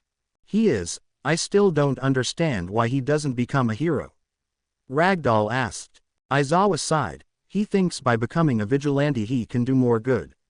And honestly, maybe he can. We heroes are held back by rules that he doesn't follow. He's doing a good job as a vigilante and as a teacher to these students. We are lucky he is on our side." Izuku flew around the mountain looking for Kota. He then spotted him sitting at the cliff's edge. "Stupid wannabe heroes. They are all just pretending to be heroes," Kota said, throwing a rock over the edge. "Hey now, I know there are some bad ones, but not all of them are bad," Izuku said, landing behind Kota. Startled, Kota got up. What are you doing here?" Izuku lifted up the plate. "I wanted to give you this. It's good, I promise." "I don't want it. Leave," Kota said, turning away. Izuku sighed. "Look, I get why you hate heroes. They failed you and your parents. I feel the same way. There is a hero that I absolutely hate. Because of his actions, I lost the only family I ever knew. I held the closest thing I had to a mother in my arms as she died protecting my brother and sister." Kota turned to Izuku. "You're just like me." Izuku nodded. "Yeah, so I get it, kid. So if you ever want to talk to someone or something, just let me know. I'll leave this here for you," he said, putting down the plate of curry. Kota watched Izuku leave. He then looked at the food. "So stupid," he said, picking it up. Izuku made his way back to the campsite where he found Class 1A standing around with the wild cats. "Hey, what's going on?" he asked, landing next to them. "We are having a test of courage," Mina said excitedly. "Yeah, this is going to be fun," Kirishima said, just as excited as Mina. "Sorry, but those who failed their individual scores in the final exams need to take some extra lessons," Aizawa said. Mina and Kirishima froze. So with that said, Mina, Kirishima, Kaminari, Shiro, and Sato, "You five are coming with me." Mina and Kirishima fell to their knees. "No, The test of courage. Izuku gave them a pity smile. Sorry guys, but next time try a bit harder. Tell you what, do this now and I'll give you guys special lessons for later. The five looked up with cheers in their eyes. GGL. Thank you so much, they said, hugging him. There. Izuku helped them up and off they went to their extra lessons. Now the rest of you will be paired up in groups of 2. Except UGL, you will be in the air in case someone gets lost, said Pixie Bob. Izuku nodded. Well, have fun everyone. What was meant to be a night of fun would soon turn to one of horror for the students and especially the Green Lantern. For there was someone who would stop at nothing to make sure Izuku fears him. Shigaraki was waiting in the bar for Kurogiri to bring the new members of the league to him. His ring and costume pulsing yellow with power. As he waited he couldn't help but think back to yesterday when they spoke to the Lantern's mother. Flashback. Your boss says you know where my son is. The woman with long green hair and emerald-colored eyes said. Shigaraki stood up. You look just like him. Tell me, who are you to him? The woman sighed. I am, or rather was his mother. The name is Inko. His mother. Shigaraki lunged at her and slammed her to the ground by her neck.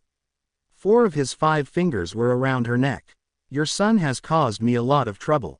Maybe I should kill you and send him your ashes. Inko smiled. Even if you did that he wouldn't care. I abandoned him. I doubt he even sees me as his mother. However, I want to make things right, so I can't go dying just yet. Suddenly the bar was filled with the sound of bottles breaking. Shigaraki looked around to see razor-sharp bottles pointed directly at him.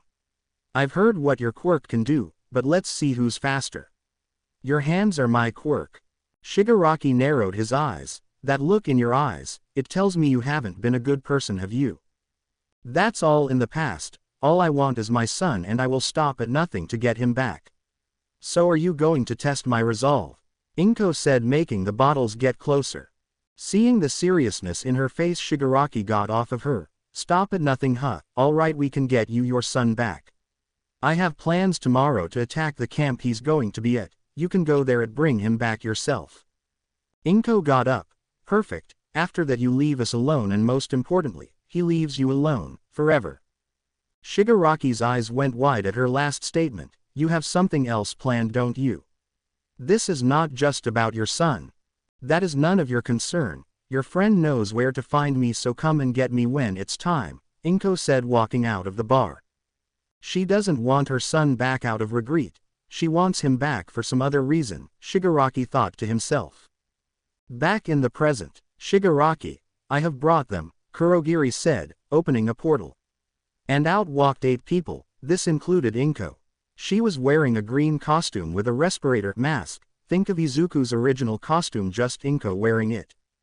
Good you are here, Shigaraki said. We attack in a few minutes, so I want to go over our targets again. I want you all to bring me these 2. Holding up 2 pictures, the faces of Bakugo and Todoroki were seen. These 2 recently had an encounter with a red ring and I need them for something. Just then a tall person who was wearing a mask and black trench coat that covered him from head to toe spoke. What about the other kids and the pros? Shigaraki smiled. Kill them, they are of no use to me. Do with them as you please. Underneath the mask the mystery person smiled. Good. Now go and do what you were assigned to do, Shigaraki said. Just as they left through the portal, Shigaraki saw Inko staring at him. I can't read her. What is she up to? Training camp. Izuku floated in the air watching Class 1A go through the maze. Looks like fun. Too bad I can't join them. Wait. I smell something. Smoke. Turning around, Izuku's eyes went wide. The forest was on fire, but not any normal fire. This fire was blue in color. This isn't regular fire. This has to be from a quirk. That means we are under attack. Izuku quickly created a flare gun and fired. A green flash of light filled the sky, catching the attention of everyone. Before coming to the camp, Izuku and Aizawa agreed if GL fired off a green flare it would mean that something was wrong.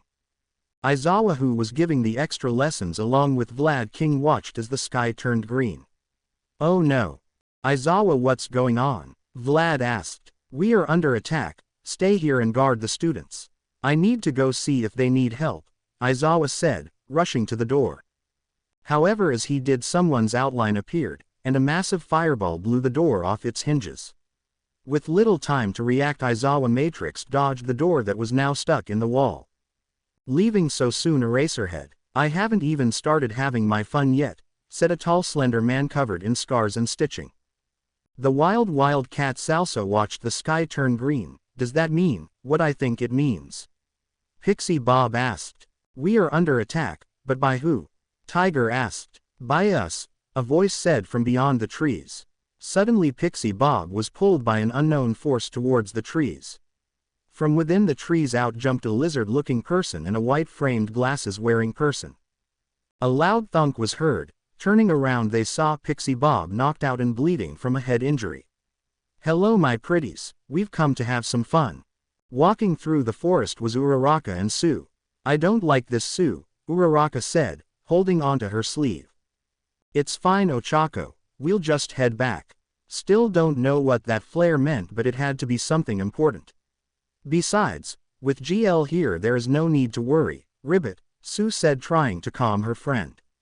Suddenly from out of nowhere Uraraka began to levitate off the ground. "What's going on?" she said, panicking as she flew towards the trees. Uraraka looked up to see a gleam of a knife swinging down. She tried to dodge in mid-air, but the knife still caught her leg. "Ochako!" Sue yelled out as blood ran down her leg. "Oh, this one is cute. I wonder how her blood tastes," said Himiko Toga, licking the small amount of blood off of her knife. "These aren't who we are looking for," said Inko, appearing from the trees. Looking down, she saw who it was they just attacked. Her eyes widened. "You." Uraraka was now face to face with a green-haired and green-eyed woman. Her eyes are just like Izuku's. Who is she? On the nearby cliff, Kota watched as the forest began to erupt into blue flames. What's going on? Well, look at what we have here. You're not one of the students, so who are you? Doesn't really matter though, you'll be dead soon enough," a tall man wearing a mask and trench coat said, walking out of the shadows. Kota stepped back in fear. Who are you?" The tall man took off his mask, revealing a prosthetic left eye that had a scar running down it. "Someone who enjoys killing," he said with a twisted smile. Raising his massive fist, the man was about to kill Kota. Suddenly a massive green fist knocked the man into the mountain. "Sorry, but not while I'm here," said Izuku, appearing in front of Kota. "Hey Kota, sorry I'm late." "GL," Kota said, surprised to see Izuku standing in front of him. "Hey Kota, you alright?" Izuku asked, turning around. Kota nodded. "Good, so what do you say? Shall we get out of here?" Izuku picked up Kota and turned towards the cliff's edge. However, before Izuku could take off, he heard a rumbling coming from the mountain. "Where do you think you're going?" asked the man, pulling himself out of the mountain. "You know, it would have been better for you if you just stayed there," said Izuku. The man smiled. "Yeah, that ain't my style, and besides, it's not every day you get to kill a vigilante." Just then Kota knew who this was. That smile, there was no mistake. It was you. You killed my parents. You're Muscular." Muscular smiled. "Oh, you're the son of those weak heroes. What were their names?" "I don't remember them. Must have been some weak heroes." Kota began to be filled with rage. "You bastard. I'll F*** can kill you." Just then Kota's eyes flashed red with rage. Just then the ring around Izuku's finger began to flash green. "Caution. Emotional level rising. Requirements for Red Lantern 80% complete." Izuku saw this and quickly knocked Kota out with a quick neck chop. "What did you do that for?" Laying him down, Izuku put up a bubble shield around him. He was falling into his rage. "If I didn't stop him, he would have been consumed by it. But that doesn't matter right now. What does is that I'm going to kick your ass," Izuku said as he clenched his hand. Muscular smiled. "I heard you are strong. Time to see how strong." Suddenly muscle fibers began to sprout from his body. Before long his entire body minus his head was covered in muscle fibers. Izuku smirked. "Are you done? Pity, those bloated muscles won't help you." This only made Muscular mad. "Why you? Try not to blink or you'll miss it," he said, jumping at Izuku. He launched himself with so much force that it broke the ground under him. Izuku stood unfazed as Muscular drew closer. Die! He yelled out, punching Izuku. The punch was so hard that it broke the cliffside, sending rocks down the mountain and caused the ground to shake. All throughout the camp everyone felt the tremor. A cloud of dust blanketed the area around Muscular. Seems like the stories of you were all fake. You weren't so tough, Muscular said with a smile. Is that what you think? We'll just have to see about that, Izuku said through the dust. Suddenly a green light began to shine. The light shined so bright that it pushed the dust away, revealing Izuku standing there with a green construct shield and several cannons all pointed at Muscular. Muscular's eyes went wide. Boom! With a snap of his fingers the cannons all fired. Each cannonball hit Muscular square in the chest, spitting out blood. Muscular was sent into the mountain once again. Idiot! Coming here to kill a kid. I'll let you out here like the trash you were, Izuku said, walking away. The glow around him faded as he thought the fight was over. As he did, he heard rocks falling. Turning around, he was met by a giant car-sized boulder that slammed into his side. You didn't think it would be that easy, did you? Muscular said, holding two large boulders in each of his hands. Turning back around, blood ran down Izuku's head. Big mistake, he said, spitting out blood. Oh, I'm so scared, Muscular said, taunting. Here are some more boulders. Izuku's hand began to glow green as the boulders approached, creating a construct sword. He jumped at them. The sound of slicing was heard. Just then from the other side Izuku landed with a sword at his side. Muscular stepped back in fear. You damn monster.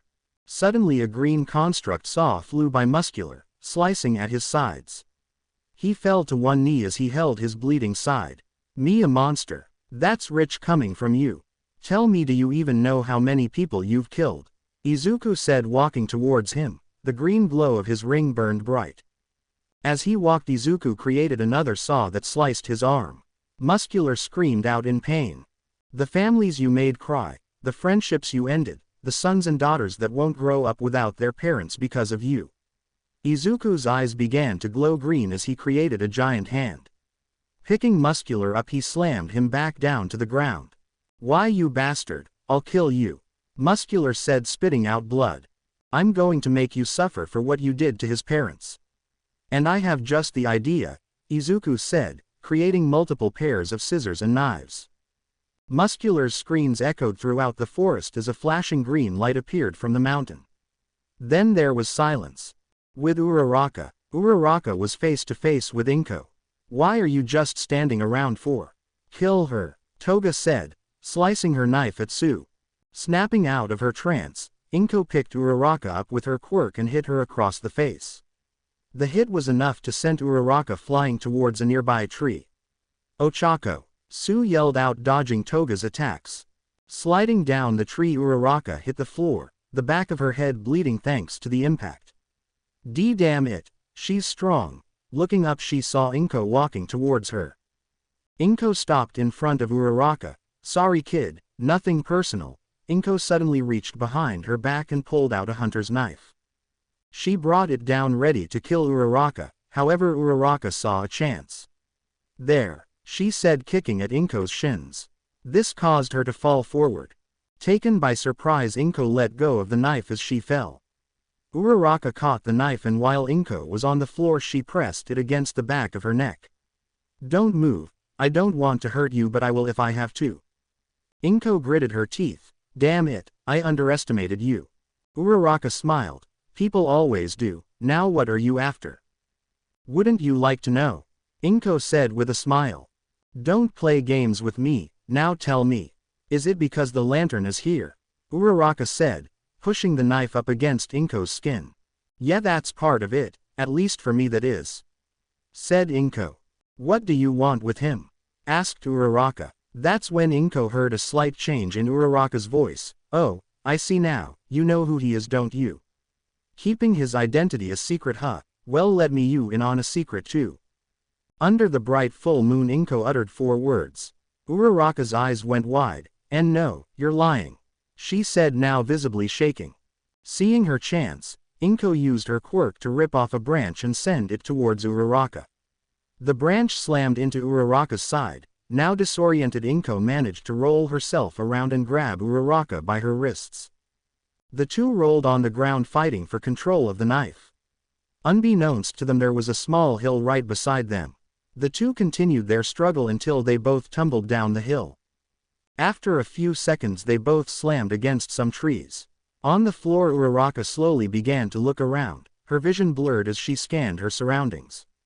Just a few steps away was Inko motionless. It can't be true, Uraraka said, crawling on the ground.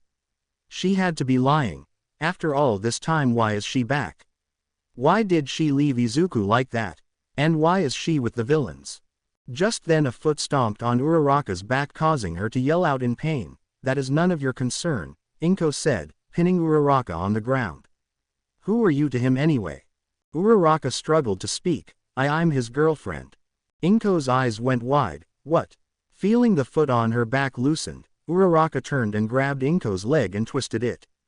Inko fell face first into the ground. Uraraka managed to gain some distance. What you said, was it true? Uraraka asked.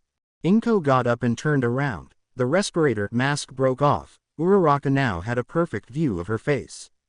Yeah, it's true. I'm here to get him back. No matter who or what gets in my way, Inko said, raising her hands. With her quirk she pulled Uraraka in. This again. Too bad it won't work on me a second time, Uraraka said, letting herself get pulled. This time things would go a bit different. Inko threw a punch at Uraraka once she was close. However, this time Uraraka used her quirk on herself, causing her to float up and out of the way of the punch. What? Inko said, following Uraraka with her eyes. Release, said Uraraka, touching the tips of her fingers and allowing herself to fall. Reaching out, Uraraka grabbed Inko by the neck and wrists. The momentum knocked Inko to the ground. Looks like my training with Gunhead paid off, Uraraka said as her breathing became heavy. Inko tried to fight against Uraraka but found that she had a death grip on her. Damn it, she got me again, and this time I can't use my quirk to free myself. I need to escape and find my son. Suddenly from the shadows of the trees Toga jumped out with a needle in her hand. Uraraka didn't even have time to react when Toga tackled her off of Inko. Why don't you just relax while I take this? Toga said, stabbing a needle into Uraraka's thigh. Uraraka yelped out in pain as Toga got on top of her. Oh, your blood is so good. I can tell this is the blood of someone in love. Come on, tell me, who is it that you love? Toga said with an evil smile. If she's here, what happened to Sue? Does that mean Sue is? No, I can't think that way. I need to get out of here, Uraraka thought as she gritted her teeth. However, before she could move, Toga plunged a knife into her shoulder. Come on, tell me. I want to know, who do you love? Inko got up, holding her wrist. Toga, enough, you don't need to kill her. Toga turned and gave Inko a death glare. Shut up, I'll do what I want. Inko could feel her bloodlust and backed away. You never did answer my question. Who is it that you love? Toga said, twisting the knife. Uraraka screamed out in pain. I love Izuku, she said in a quiet voice. Huh, I couldn't hear you. Say that again, Toga said, leaning down to listen. I love Izuku Midoriya, Uraraka yelled out. See, was that so hard? The person I love is the hero killer Stain. Even though he is missing, I can still feel him out there. The way he killed, the way he moved, it was love at first sight, Toga said, blushing. That's not love, that's obsession, Uraraka said through the pain. Toga's eyes turned dead. Oh, is it? Tell me then, why do you like this Izuku guy? Izuku is a kind person. He's been through so much, suffered so much. He lost the only family he's ever known, and was given ultimate power. He could have become a villain, used his powers to improve his own life. Instead, he decided he wanted to protect people, stop others from suffering the same fate he did. He's been nothing but loving towards me and friendly towards my class. That's love, not your warped perspective of it, said Uraraka, surprising even herself. Toga fell silent. I see, you really do love him. However, my obsession is just another form of love. Just then a beam of violet light crashed down, engulfing both Uraraka and Toga. The whole forest was bathed in this violet color. Sue, who was just a few meters away and bleeding from her arms and tongue, was knocked back by this light. Oh no, Ochako. Izuku was flying over the forest with Kota in his arms when he too saw the violet light. "Is that? No, it couldn't be," he said, stopping in the air. Just then Izuku's ring began to shine. Emotional spectrum detected, violet light of love. "Don't tell me one of the villains got a power ring. I need to find Mandalay fast and then go help out the students," Izuku said, making his way towards Mandalay. Inside in the light, Uraraka and Toga stood up. "What is this?" asked Toga. "This light," Uraraka reached out, she could feel it. Love. Suddenly 2 bright violet balls of light appeared in front of them. "Ochako Uraraka, Himiko Toga of Earth, you two have great love in your hearts. Welcome to the Star Sapphires." The two reached out and grabbed the balls of light. Uraraka closed her eyes as the light began to reform itself into a ring. It made its way to her left hand and attached itself on her ring finger. As soon as it did, Uraraka's body began to glow violet. "Izuku," she muttered out. For Toga the light did not turn into a ring but rather a crystal that embedded itself into her body. Shielding themselves from the light, Inko and Su then began to hear voices, "For hearts long lost and full of fright, for those alone in blackest night. Accept our ring and join our fight, love conquers all with violet light." The one pillar split into 2, and from the 2 lights Uraraka and Toga both walked out. Uraraka was wearing a variation of her hero costume that was violet in color and without the wrist guard or the big boots. It was still skin tight, but her costume now had a violet color scheme. Where the black used to be, it was now violet, and the white turned into a lighter shade of violet. However, most notably, she was now wearing a mask that covered her eyes, very similar to what Izuku had. Toga walked out, her stomach exposed, where her belly button was now a violet-colored star. Her costume almost looked like armor but was still thin. It was basically one piece of black fiber with violet arm sleeves and violet leggings that reached up to her thighs. There was also a part from her stomach going up just under her beeps that had exposed skin. However, the most noticeable thing was Toga was now sporting what appeared to be a crown armor piece that went around her face. Think of Justice League. Doom Star Sapphire. Su couldn't believe what she was seeing. "Oh, Ochako." Uraraka turned around and smiled. "Hey Su. What happened to you?" asked Su. "I'm not too sure myself, but I do know this. Everything will be all right now," Uraraka said, turning back to Toga. "What is this? This power? I can feel it inside me," Toga said as a thin layer of violet energy formed around her. She then looked at Uraraka. "I don't know what happened, but with this power I can defeat you." The violet ring around Uraraka's finger began to glow. "You can try." The 2 star sapphires fired off a beam of violet energy. The 2 beams crashed into each other, which created a shockwave of violet light throughout the forest. Izuku was flying around the forest when he spotted Mandalay in a clearing. "There they are," he said, making his way down. As he got closer, he noticed the cats were fighting villains. "So annoying," he said, pointing his ring at them. On the ground, Mandalay didn't know what to do. Pixie Bob was down thanks to Magna. Tiger was trying his best to land a hit on Magna, but she was too fast. Just then the lizard-looking villain known as Spinner jumped into the air with a massive sword. "Take this, you so-called heroes." "No, Mandalay." Tiger went over to help but was kicked away by Magna. Mandalay braced for the attack, but instead she heard the sound of metal shattering. Looking up, she saw Spinner's sword shatter into pieces by a green hammer. Mandalay instantly knew who it was. GL. Izuku landed and quickly fired a blast at each of the villains, which turned into nets as they made contact. "So these are the guys who are causing the trouble. GL. Have you seen Kota? I can't reach him with my telepathy," Mandalay said, panicked. "Don't worry, he's fine. See." Izuku turned around. Kota was in his arms asleep. "He was attacked by a villain, but I stopped him before he could get hurt." "Oh, and he's just knocked out. He'll wake up soon," Izuku said, handing over Kota to Mandalay. "Oh, thank goodness. Thank you, GL. Without you here I don't know what we would have done," Mandalay said, hugging Kota. Izuku nodded. "Not a problem. Now I have to go see what that violet light was all about. Head back to the buildings. Aizawa should be there. Have him round everyone up. Once he does, we can get out of here." Just as Izuku was going to take off, the earth began to shake. What's going on?" Suddenly a violet beam of energy shot across the sky.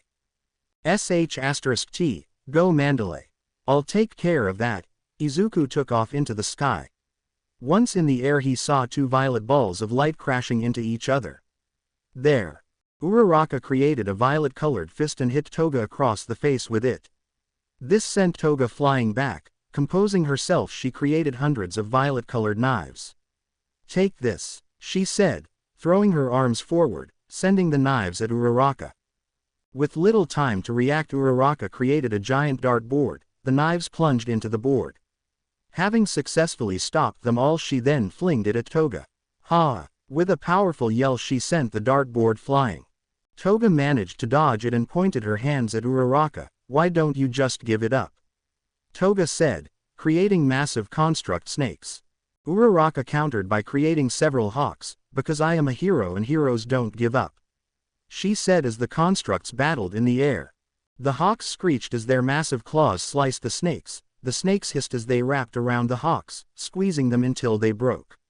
As this was going on, Toga and Uraraka engaged in hand-to-hand combat in midair.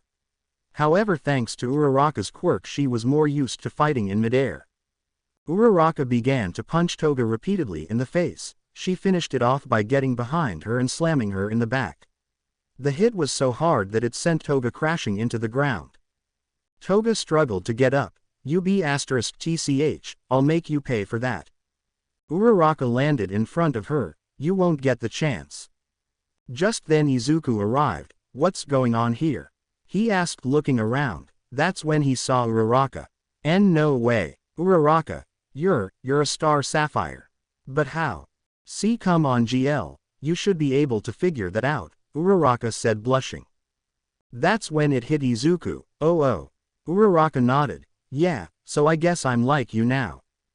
Guess you are. So who's this? Izuku said, pointing at Toga.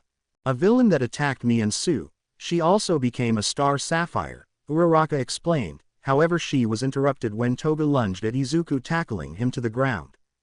Izuku looked up to see Toga's eyes were glowing violet. Why you? Your blood, it smells so good. My name is Toga Himiko. What's your name? Hey, let him go, Uraraka said, running towards them, but stopped when Toga put up a bubble around them. Shut up, will you? You're interrupting, Toga said, glaring at Uraraka. Izuku managed to kick Toga off of him. What is wrong with you? Are you crazy or something? Toga slid to a stop a few feet away. Crazy? Yeah, I'm crazy. Crazy for you, she said, creating ropes. Izuku tried to dodge, but there were too many of them. The ropes began to coil around his body. Got you, Toga said, walking towards him. Uraraka was punching the bubble with all her might, but she couldn't even crack it. Come on. Come on. Izuku struggled against the ropes but couldn't escape. Toga then floated up to his face. What do you want from me? Izuku asked as she was now a few inches away from his face. Toga smiled. I want you, she said in a seductive voice. Sorry, but I already have a girlfriend, said Izuku. That doesn't matter. I will make you forget all about her, Toga said, leaning in to steal a beep. Izuku tried to pull back his face, but Toga locked his head in place as she stole a beep. On the other side of the bubble, Uraraka's eyes went wide when she saw what Toga was doing. Uraraka clenched her fist. Let him go. Her fist glowed violet. As her fist made contact with the bubble, it shattered. Turning around, Toga was met by Uraraka's fist. She then turned to Izuku, who was now free from the ropes. We'll talk about this later. For now, let's take her down. Izuku nodded. Alright, let's go, he said, flying towards Toga. Side by side, the two lantern core fired off a blast at Toga. Izuku's green blast began to intertwine with Uraraka's violet one. Toga tried to counter it, but her blast was quickly overpowered. What? No, she yelled out as the blast completely engulfed her. Izuku and Uraraka smiled. We did it. We sure did, Uraraka said, turning to Izuku.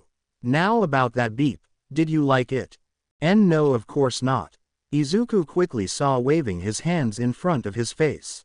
Uraraka giggled. Yeah, I know. Out of nowhere, Uraraka leaned in and gave Izuku a beep on the lips. A few seconds later she pulled away. That one you can like. Izuku smiled. am I interrupting?" said Sue appearing behind them. The two jumped. "Sue, how long have you been there?" "A while now, so are you two ready to leave or do you two need more time?" "Ribbit," Sue said, teasing them. "No, we're good, come on let's go," said Izuku, creating a platform for Sue to stand on. However, before they took off there was a noise coming from the bushes. "My son," a voice called out.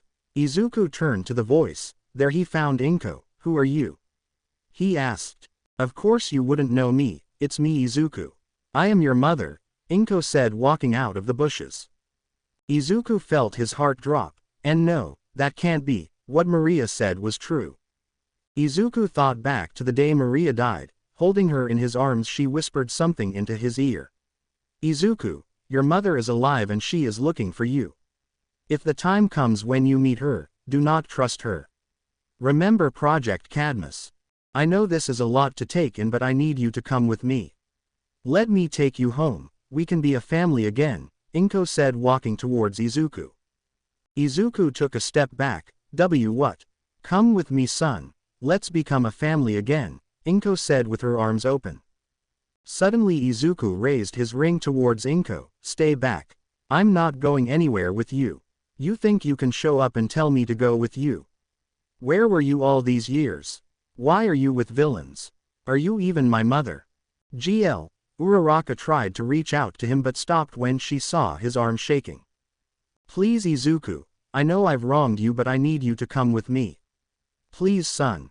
Stop calling me that. I am not your son. You lost that right to call me that when you abandoned me. You are not my mother. My mother was Maria and she's dead," Izuku said, now in tears. Inko stopped. "Izuku." Just then Uraraka reached out and touched his arm. Please, there are others that need your help. We can deal with her later, for now we need to focus on getting everyone out of here safe and sound." Uraraka's touch calmed Izuku down. Taking a deep breath he turned and smiled. "Why, you're right," she nodded and trapped Inko in construct ropes. Suddenly both lantern rings began to flash their respective colors. Warning. Emotional spectrum detected. Fear. Uraraka, put a shield up now, Izuku yelled out. Without hesitation Izuku and Uraraka put a shield in front of them, and not a second too soon. A beam of yellow energy slammed into the shields. Uraraka struggled to hold the shield. "It's too much," she yelled out as her shield shattered, sending her flying back. Uraraka. It was now only Izuku's shield that held back the yellow blast, but the two was starting to crack. "Can't hold on much longer," Izuku said, gritting his teeth. The cracks on the shield began to grow and before long it too shattered, sending his body flying. Izuku's body rolled to a stop. "So you're the one responsible for this?" he said, picking himself up. "Why, of course, who else could pull this off?" said Shigaraki, floating in the air, his yellow ring shining under the darkened skies. Toga also floated behind him. She was badly injured thanks to Izuku and Uraraka. "You know, you're really testing my patience here, Shigaraki. If we're going to fight, let's go. I am ready when you are," Izuku said as he began to charge up his ring. "Oh, I'm not here to fight you. No, you see I was just leaving. I already picked up my associates and got what I came here for," explained Shigaraki. "What did you want?" Izuku asked. "Oh, nothing much, just these two," Shigaraki said as yellow construct chains began to appear behind him. Izuku's eyes went wide. "Let them go, Shigaraki," he said as Bakugo and Todoroki appeared wrapped in the yellow construct chains, seemingly knocked out. "No, for you see I have plans and they involve these two. Not to mention I now have another ring user on my side. For now I bid you farewell," Shigaraki said as he opened a portal behind him.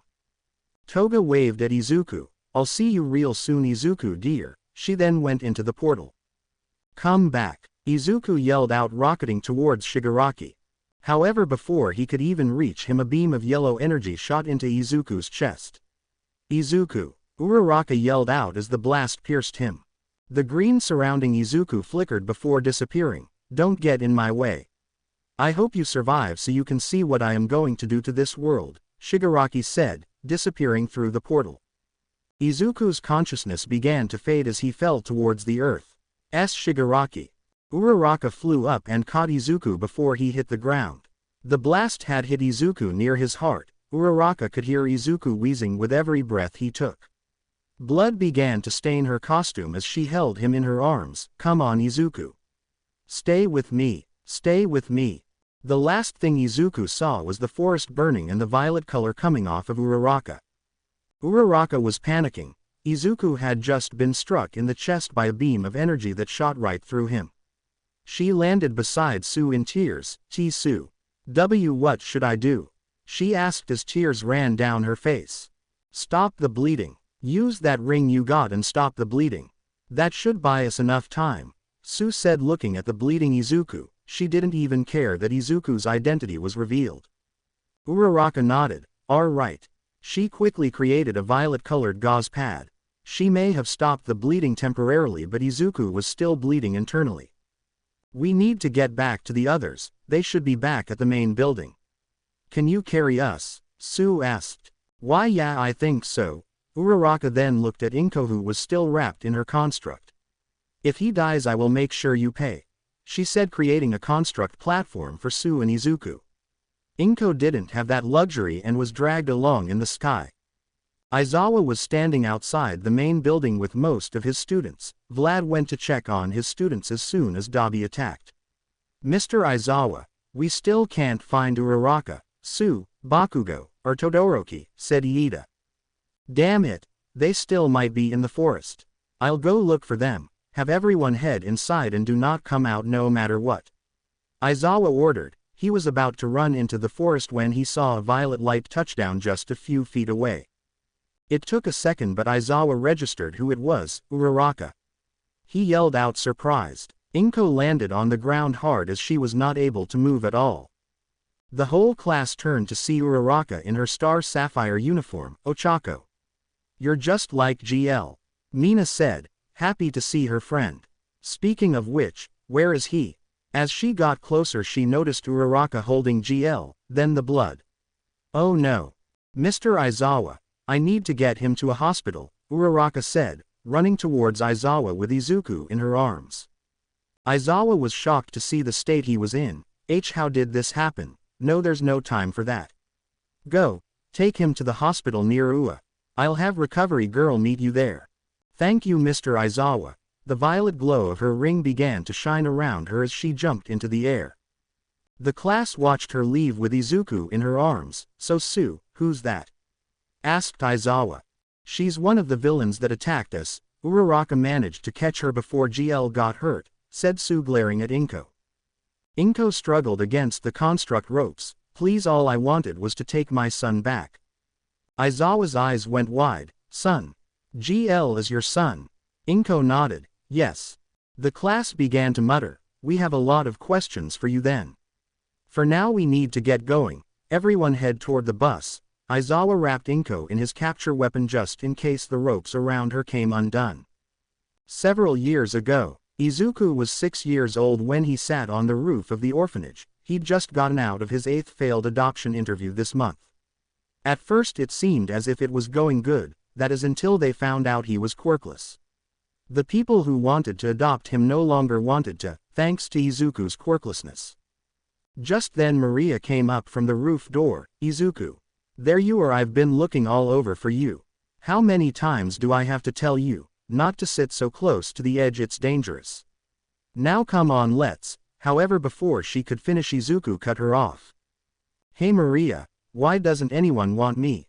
He asked, looking down at the ground. The question burned a hole into Maria's heart. Here was this 6-year-old kid thinking no one wanted him. I get that I'm quirkless, but that doesn't mean I am a bad kid, does it? I mean, I eat everything that's on my plate, even the greens, I go to bed on time, I wake up and do chores, so why? Everyone else in school has a mom and a dad, but I don't. Did I do something wrong? Izuku said, turning to Maria with tears in his eyes. Maria wrapped her arms around Izuku and pulled him in tight as he cried into her chest.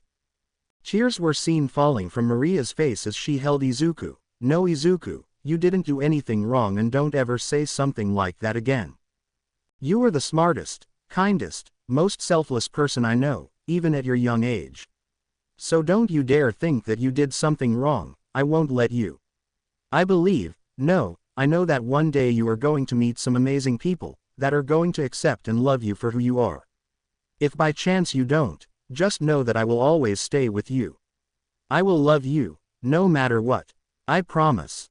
Just then a flash of yellow light covered everything in the landscape. Izuku opened his eyes to find himself much older and in an all too familiar scene. He was wearing his Green Lantern uniform, surrounded by the wreckage of the orphanage, and in his arms was the now dead Maria. Izuku's eyes went wide. Maria. Hey, wake up, he said, shaking her a bit. Maria. Come on, you promised to stay with me, remember?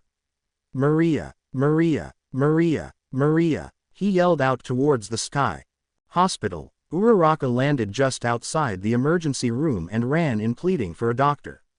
Within seconds some of the nurses went and got a stretcher. Uraraka placed him on it with her costume stained in his blood. His blood pressure is dropping. One of the nurses noted as they checked his vitals. Running alongside them, Uraraka held Izuku's hand for as long as she could. We need to get him to the operating table, now. He's losing too much blood, the doctor yelled out. That's when one of the nurses grabbed Uraraka. Sorry miss, you need to stay out here. She didn't want to leave, but she knew they needed to do their jobs in order to save him. Uraraka nodded and slipped off Izuku's Green Lantern ring. She held it tight as they took him into emergency surgery. It was now the next morning and Izuku still wasn't out of surgery.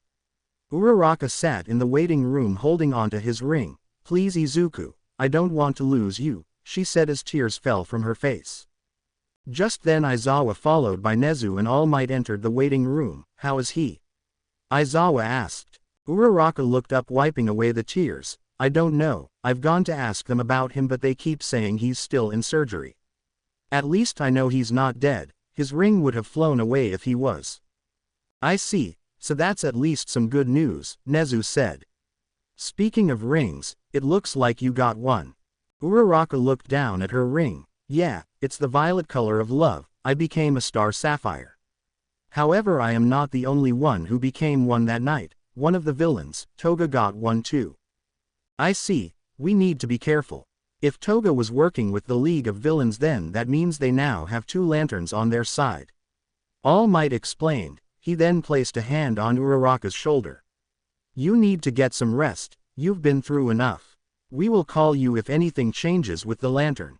However, Uraraka shook her head. Thanks but no thanks, I'm staying here. I'll rest when he gets out of surgery. Just then the doctor walked into the waiting room. Uraraka stood up as he approached.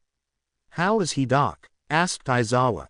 The doctor removed his mask and smiled. There's no need to worry, we stopped the bleeding and managed to close his injuries with the help of Recovery Girl.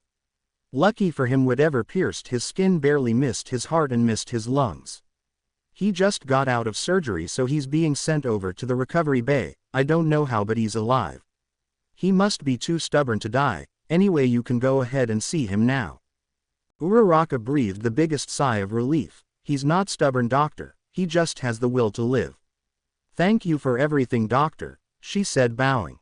The doctor nodded and began to walk away. The four went over to where Izuku was. There, laying in a bed, was Izuku, hooked up to every wire and breathing through a mask. Uraraka went over and grabbed his hand. Izuku, thank goodness. The other three saw that Uraraka needed some alone time and decided to give it to her. However, before they left, Uraraka spoke. All Might, Mr. Aizawa. She turned around. When you find out where they are, I want in. All Might's eyes went wide. Young Uraraka, I really don't. However, he stopped when Aizawa lifted up his hand. You want in? Fine, you'll get your chance, said Aizawa. Uraraka nodded. Thanks, I won't disappoint. That I swear. The rest of the day Uraraka watched over Izuku and only left his side to go eat or to go see how some of her friends were doing. Recovery Girl came in a few times to heal Izuku and some of Class 1A's students. This included Momo, who encountered a low-tier Nomu. The class wanted to check up on GL, he was a friend after all. Uraraka didn't want them to know his identity, so she drew the curtains so they could only see his body and not his face. How bad is he? Asked Kirishima. Doing better. Recovery girl has been making rounds to heal him, said Uraraka. How did this happen? I mean he's usually untouchable, Jiro said, surprised at GL's condition. It was Shigaraki. Uraraka clenched her fists. I don't know how, but he's even more powerful than last time. His ring is fueled by fear, so I can only imagine what he's done to obtain that power. The class fell silent. Come on guys, we should go.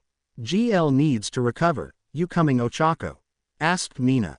Nah, I think I'm good here. I want to be with him when he wakes up, she said, reaching for his hand.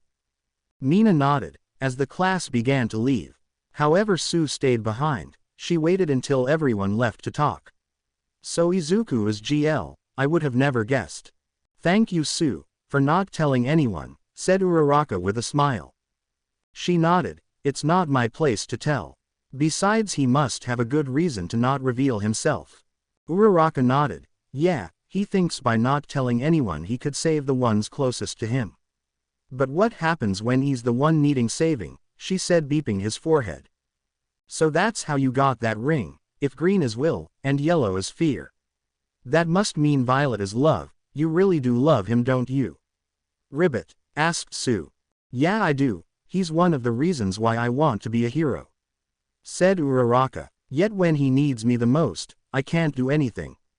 I feel so useless. Don't beat yourself up so much. You did what you could. Now what you can do is watch over him, until he gets better, said Sue. I will. So whatever happened to that lady, the one claiming to be his mother? Uraraka asked, curious. Sue shrugged. Don't know. I know she was taken to jail, but that's about it. They got a DNA sample, but they need to cross-reference it with GL's in order to confirm if she's really who she says she is. I can help out with that, said Aizawa, walking into the room. Turns out we don't need a sample because he is her son. Records show she was admitted to a hospital years ago and had a child. The birth certificate has the child under Izuku Midoriya. As much as I hate to say it, Inko is Izuku's mother. Uraraka gritted her teeth. Why? Why is she back after all these years? That's what I intend to find out. We have her in a holding cell. I'm actually going down there to watch her interrogation. I wanted to see if there were any changes in his conditions before I left. If he was awake, maybe he wanted to speak to her. Aizawa said, rubbing the back of his head. No changes yet, but the doctors say he should wake up soon enough. And if he would want to speak to her? I don't know. Having your mother show up out of nowhere after so many years, I know he would have questions. Uraraka looked at Izuku. I don't think he needs another emotional outburst. I understand. Well, I'll be off, Aizawa said, turning to leave. Just as he was out the door, a voice called out to him, wait, I'm going with you. Everyone turned to the bed to see Izuku sitting up. Izuku. You're awake, Uraraka said, wrapping him in a hug. Izuku smiled. Hey Uraraka, sorry I made you worry. How are you feeling, Izuku? Aizawa asked. In a lot of pain, but could be worse. I could be dead. How is everyone? He asked. A few of them fell victim to some sort of gas but are expected to make a full recovery. Besides you, Momo was the only one who sustained any serious injuries, but she too is expected to be fine. Aizawa explained. Izuku nodded. Thanks, that's good to hear. About what you said, are you sure about meeting her? Aizawa asked with concern. Yes, I have a few questions I want answered, said Izuku. No, Izuku, you need to stay here and rest, said Uraraka. You almost died, for God's sake, please just rest. Izuku placed his hand on her cheek. I'm fine, Uraraka, really. Right now all I really want or need are answers, and I won't get them here. Uraraka saw that look in Izuku's eyes. He wasn't going to give up on this. Fine, but I'm going with you and I won't take no as an answer, got it? Yeah, I understand, said Izuku. Good, oh you might need this, she said, reaching into her pocket and pulled out his green lantern ring. Izuku smiled, and raised his hand, calling back the ring. The ring flew from Uraraka's hand and onto Izuku's finger. Soon his green lantern uniform appeared. All right, let's go, he said, standing up. Uraraka nodded. Right, you coming, Aizawa? Oh great, I forgot, now I have to deal with two of you. Aizawa said, following after them. If we are going to fly, can you at least make something less fear-inducing? The two lanterns looked at each other. We will try, but no promises. Izuku's doctor saw them leave and tried to force him back into bed. However, after some back and forth and Izuku promising to come back, he was allowed to leave. With Aizawa strapped to a green construct jetpack, the three flew towards the police station. The three landed at the police station. As they did, Aizawa fell to his knees. I thought I told you to take it easy. Uraraka laughed and Izuku smiled. Sorry Aizawa, just trying to lighten up the mood. Aizawa sighed. Fine, let's just get this over with. Just as they were about to enter the building, Izuku grabbed his chest. Izuku. Uraraka saw him hunch over. I'm fine. Come on, let's do this, he said, walking into the building. The three of them entered the building and were escorted down to the holding cells. They were brought into a room with one-way glass. On the other side was a metal table and two chairs across from each other. Just then Naomasa entered the room and sat down at one of the chairs. All right, bring her in, Aizawa said, pressing a button. Izuku was nervous. His hand trembled as he waited for his mother to enter the room. Uraraka saw this and quickly grabbed his hand. He didn't say anything, but she could feel him squeeze her hand tight. The door to the interrogation room opened and in walked Inko handcuffed. Inko was told to sit down on the chair. Inko Midoriya, quirk, attraction. Says here you've been missing for years, no paper trail, or records of any kind. Tell me, where have you been, and why did you suddenly appear with villains? Naomasa asked, placing a folder on the table. Inko looked down at the table. Where is my son? Right, your son is Izuku Midoriya. I was told he was badly injured and is in intensive care now. They don't know if he's going to make it, Naomasa said to Inko's shock. And no, that can't be right. After everything we did to make sure he was in my grasp, it can't end like this. Inko said, bringing her hands towards her face. Naomasa noted her choice in words. Inko stopped. I want to see him. I want to see my son. Sorry, but that won't be possible, not until you answer some questions we have. Let's start by trying to understand why you abandoned your son at an orphanage. Naomasa said, narrowing his eyes. This was it. Izuku was going to finally get some answers. Inko took a deep breath and stared at Naomasa. 'Cause I didn't need him anymore, not after I found out he was quirkless. Izuku's eyes went wide. I was going to kill him, but that would have only made me a wanted woman. So I did the next best thing, I gave him up. Both Aizawa and Uraraka turned to Izuku. His face was so filled with despair.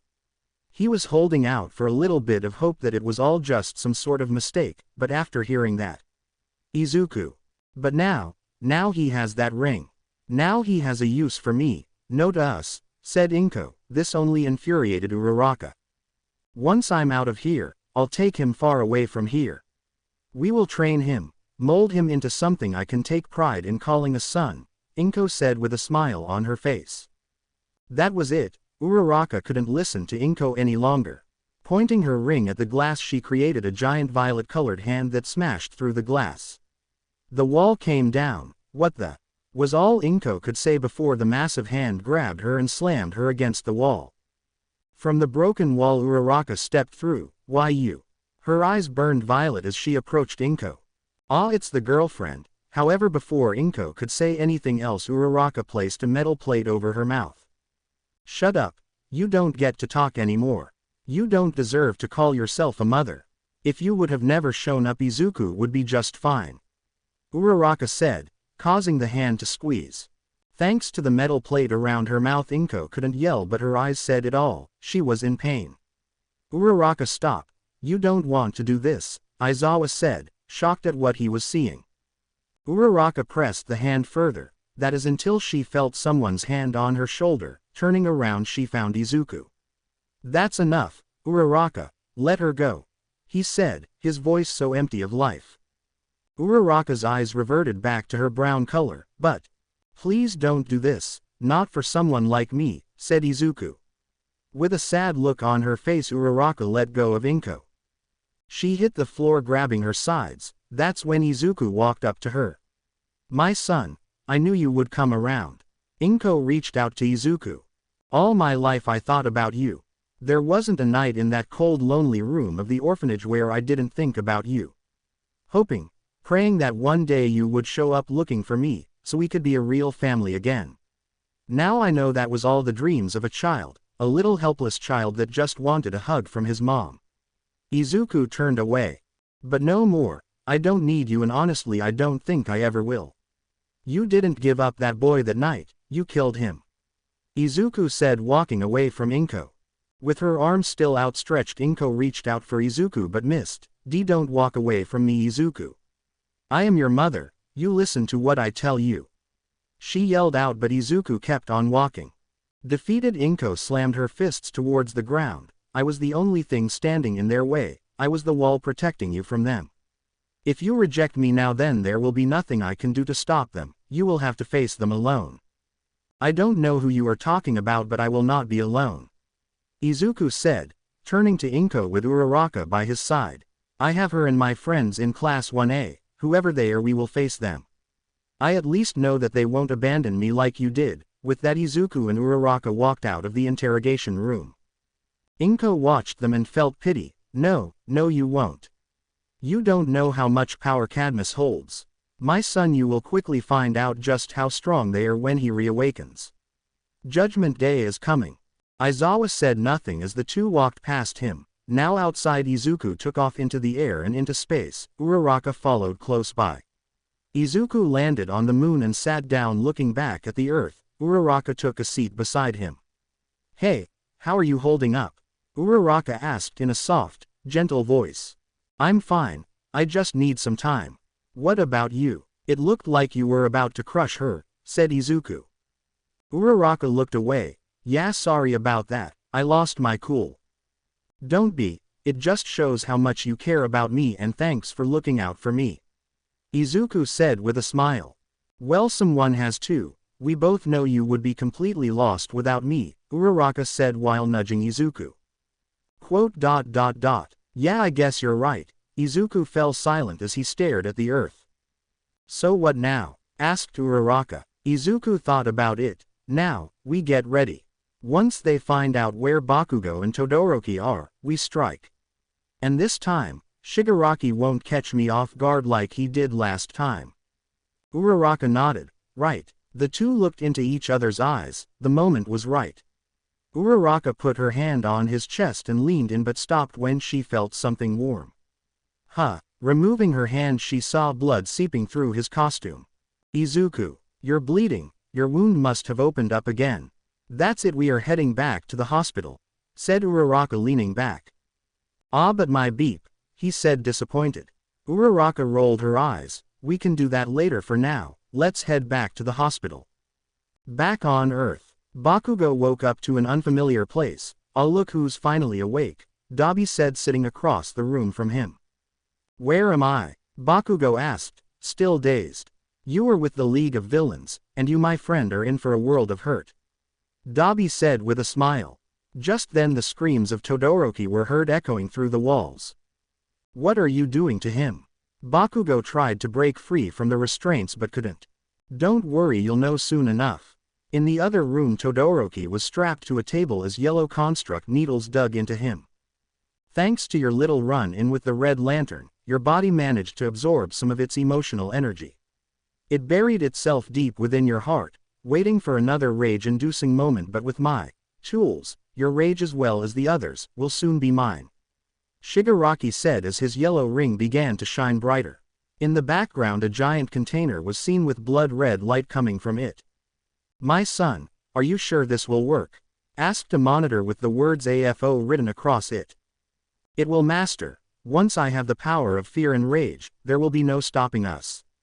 Shigaraki said with a smile. The heroes, they won't take this sitting down, you know that, right? They will come for you. AFO said. Let them come, we will be ready for them, Toga said walking into the room with her star sapphire uniform. On the other side of the monitor AFO smiled. You really have grown, haven't you, Shigaraki? Police station. After the incident, Inko was transferred into another room and they were about to continue the interrogation when a woman wearing a blue dress walked in. "Who are you?" Nanomasa asked, getting up from his chair. "That is none of your concern. All you need to know is that she is coming with me," said the woman with a commanding voice. "What? Like hell she is. You can't just take her just like that." Naomasa approached her only to have a piece of paper pushed into his face. "This letter says otherwise." Naomasa grabbed the paper. As he began to read it, his eyes widened. "Now if you excuse me, we have places to be." The woman then walked over to Inko. "Inko, you have broken Task Force X's rules. You are to return to base and await future orders. Do I make myself clear? Count yourself lucky I don't blow up your head." Inko nodded. "Yes ma'am." She then turned to the one-way glass. "Tell my son that I will see him real soon." That's when Aizawa came storming into the room. "Who are you?" Aizawa asked, stepping up to the woman. "That's classified, and if I were you I wouldn't probe the situation too closely. We wouldn't want someone to end up like your friend did all those years ago, now would we?" Aizawa flinched when the mystery said that. The two men watched Inko and the mystery woman walk right out the door. "What the heck was that, Naomasa? You just let her walk out of here. I'm going after them." Aizawa then began to leave when he was stopped by Naomasa. "You can't. Take a look at this," he said, handing over the paper. Aizawa grabbed it and began to read over it. "Who the heck is Cadmus? And what makes them think they can just walk in here and take her?" "Look at the signatures on the bottom," said Naomasa. Aizawa's eyes went wide when he saw the Prime Minister's name and the name of the Hero Regulation Commissioner. "There's no way. It seems whoever Inko was talking about just made their move. I don't know what's going on, but something big is about to happen. I can feel it," Naomasa said, leaving the room. First on the agenda was making sure Izuku was completely healed. After some beeps from Recovery Girl, Izuku was back to 100%. The police and heroes were hard at work trying to find out where the League of Villains took both UA students. In the meantime, Izuku was training Uraraka on how to use her ring. Even though she already had a good understanding, she lacked focus. Nezu was kind enough to let them use one of the gyms so they could practice and train. Since the ring ran on love, she needed to focus on what she loved. In this case, what she loved was her parents and especially Izuku. "Focus, Uraraka. Your constructs are strong, maybe even stronger than mine, but it means nothing if you don't focus," said Izuku, firing blasts at Uraraka. Creating shields, Uraraka blocked every blast Izuku sent her way. Feeling a bit overwhelmed, Uraraka created several violet-colored bats. With a swipe of her hand, Uraraka managed to send all the blasts back. Not expecting it, Izuku didn't have a chance to shield himself. The blast hit, exploding as they hit Izuku. "GL!" Uraraka yelled out, running towards him. From the smoke, Izuku appeared with a few cuts and bruises. "Man, you really are strong.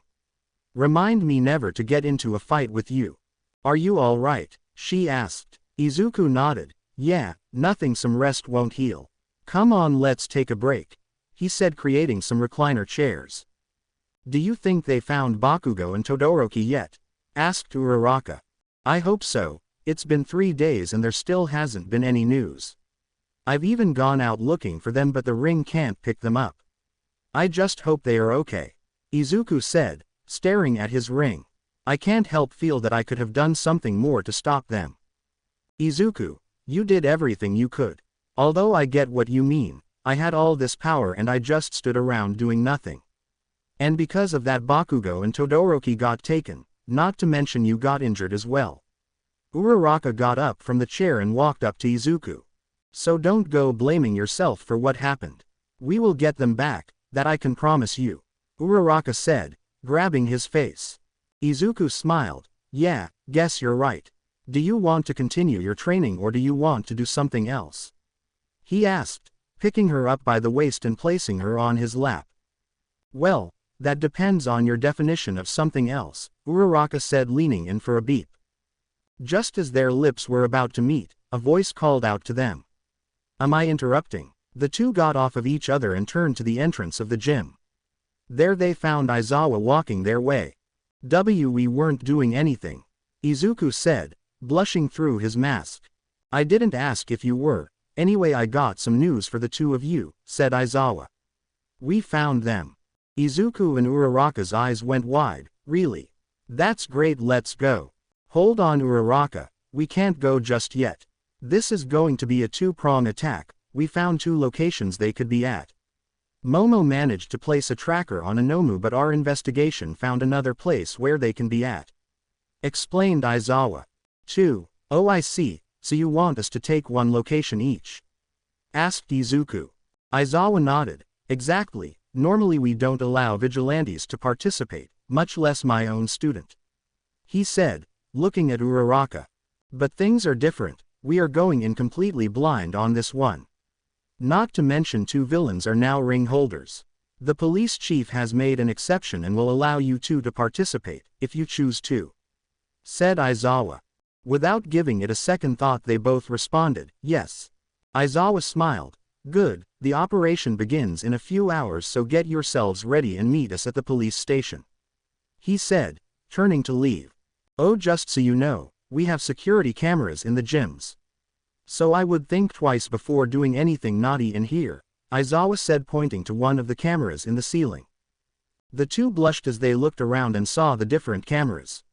Shall we go home and rest for a bit? Asked Izuku. Uraraka nodded. Yeah, we'll need the energy for later tonight. This is it Izuku, let's get them back. A few hours later, police station. After recharging their rings, Izuku and Uraraka flew over to the police station. Walking in, they were escorted to a large conference room. Inside stood some of Japan's top heroes. All Might, Endeavor, Edgeshot, Kamui Woods, and Mount Lady, to name a few. Quite the lineup we have here, said Izuku. OGL, Stetat Sapphire, glad you two can make it, said Noamasa, walking up to them. Of course, we wouldn't miss this for the world, said Uraraka. Good, then let's get started. Just then the lights dimmed. Alright everyone, let's go over this one more time.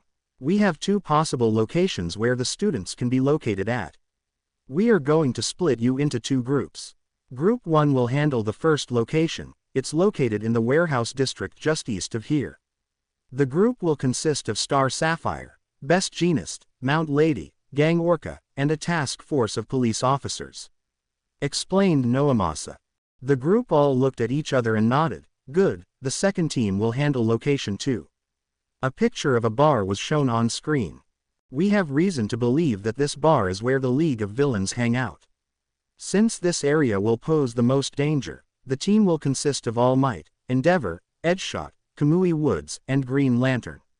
Said Noamasa. Any questions? No one raised their hand. Good, then we leave in 10 minutes. Good luck everyone. Izuku turned to Uraraka to find her taking a deep breath. You nervous? Uraraka nodded. A bit, but I should be fine.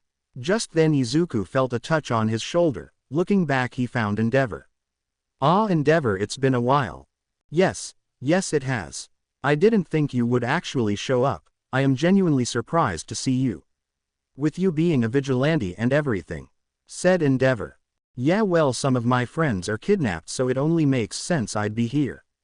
Explained Izuku.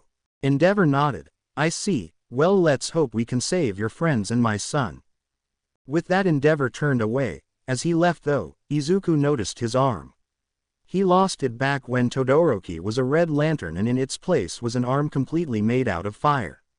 He seems to have mellowed out. Uraraka commented. Izuku nodded. I guess having your own son take your arm will do that. We should get ready. 7 p.m. Location 1. Uraraka used her ring to drop everyone off at Location 1. Alright everyone, let's go, she said, creating a slide for them to get down from the building they were on. One by one the heroes landed on the ground and quickly made their way towards the warehouse. Hold on, I'll check for traps.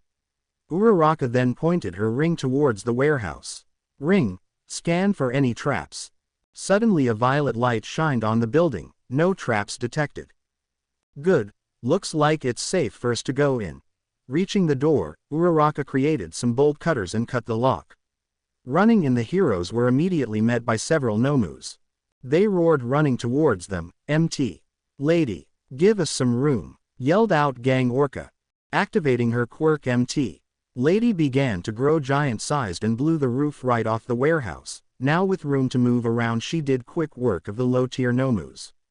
Looking around, the heroes saw what this warehouse was. Spread around were these large tubes filled with a green liquid. "Is this where they made the nomus?" asked Uraraka, shining a light at the tanks. "Looks that way.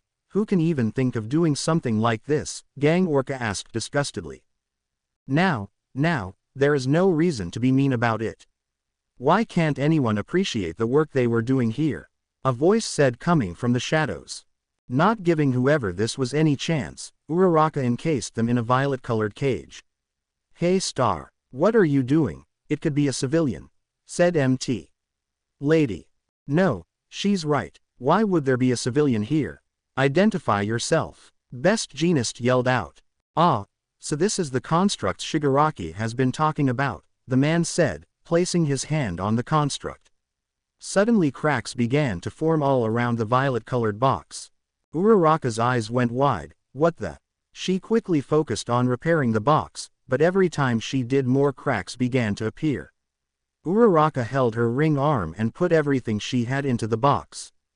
Sweat began to drip from Uraraka's forehead. "She can't hold on much longer," she yelled out. Suddenly the construct box exploded, sending pieces of the construct in every direction.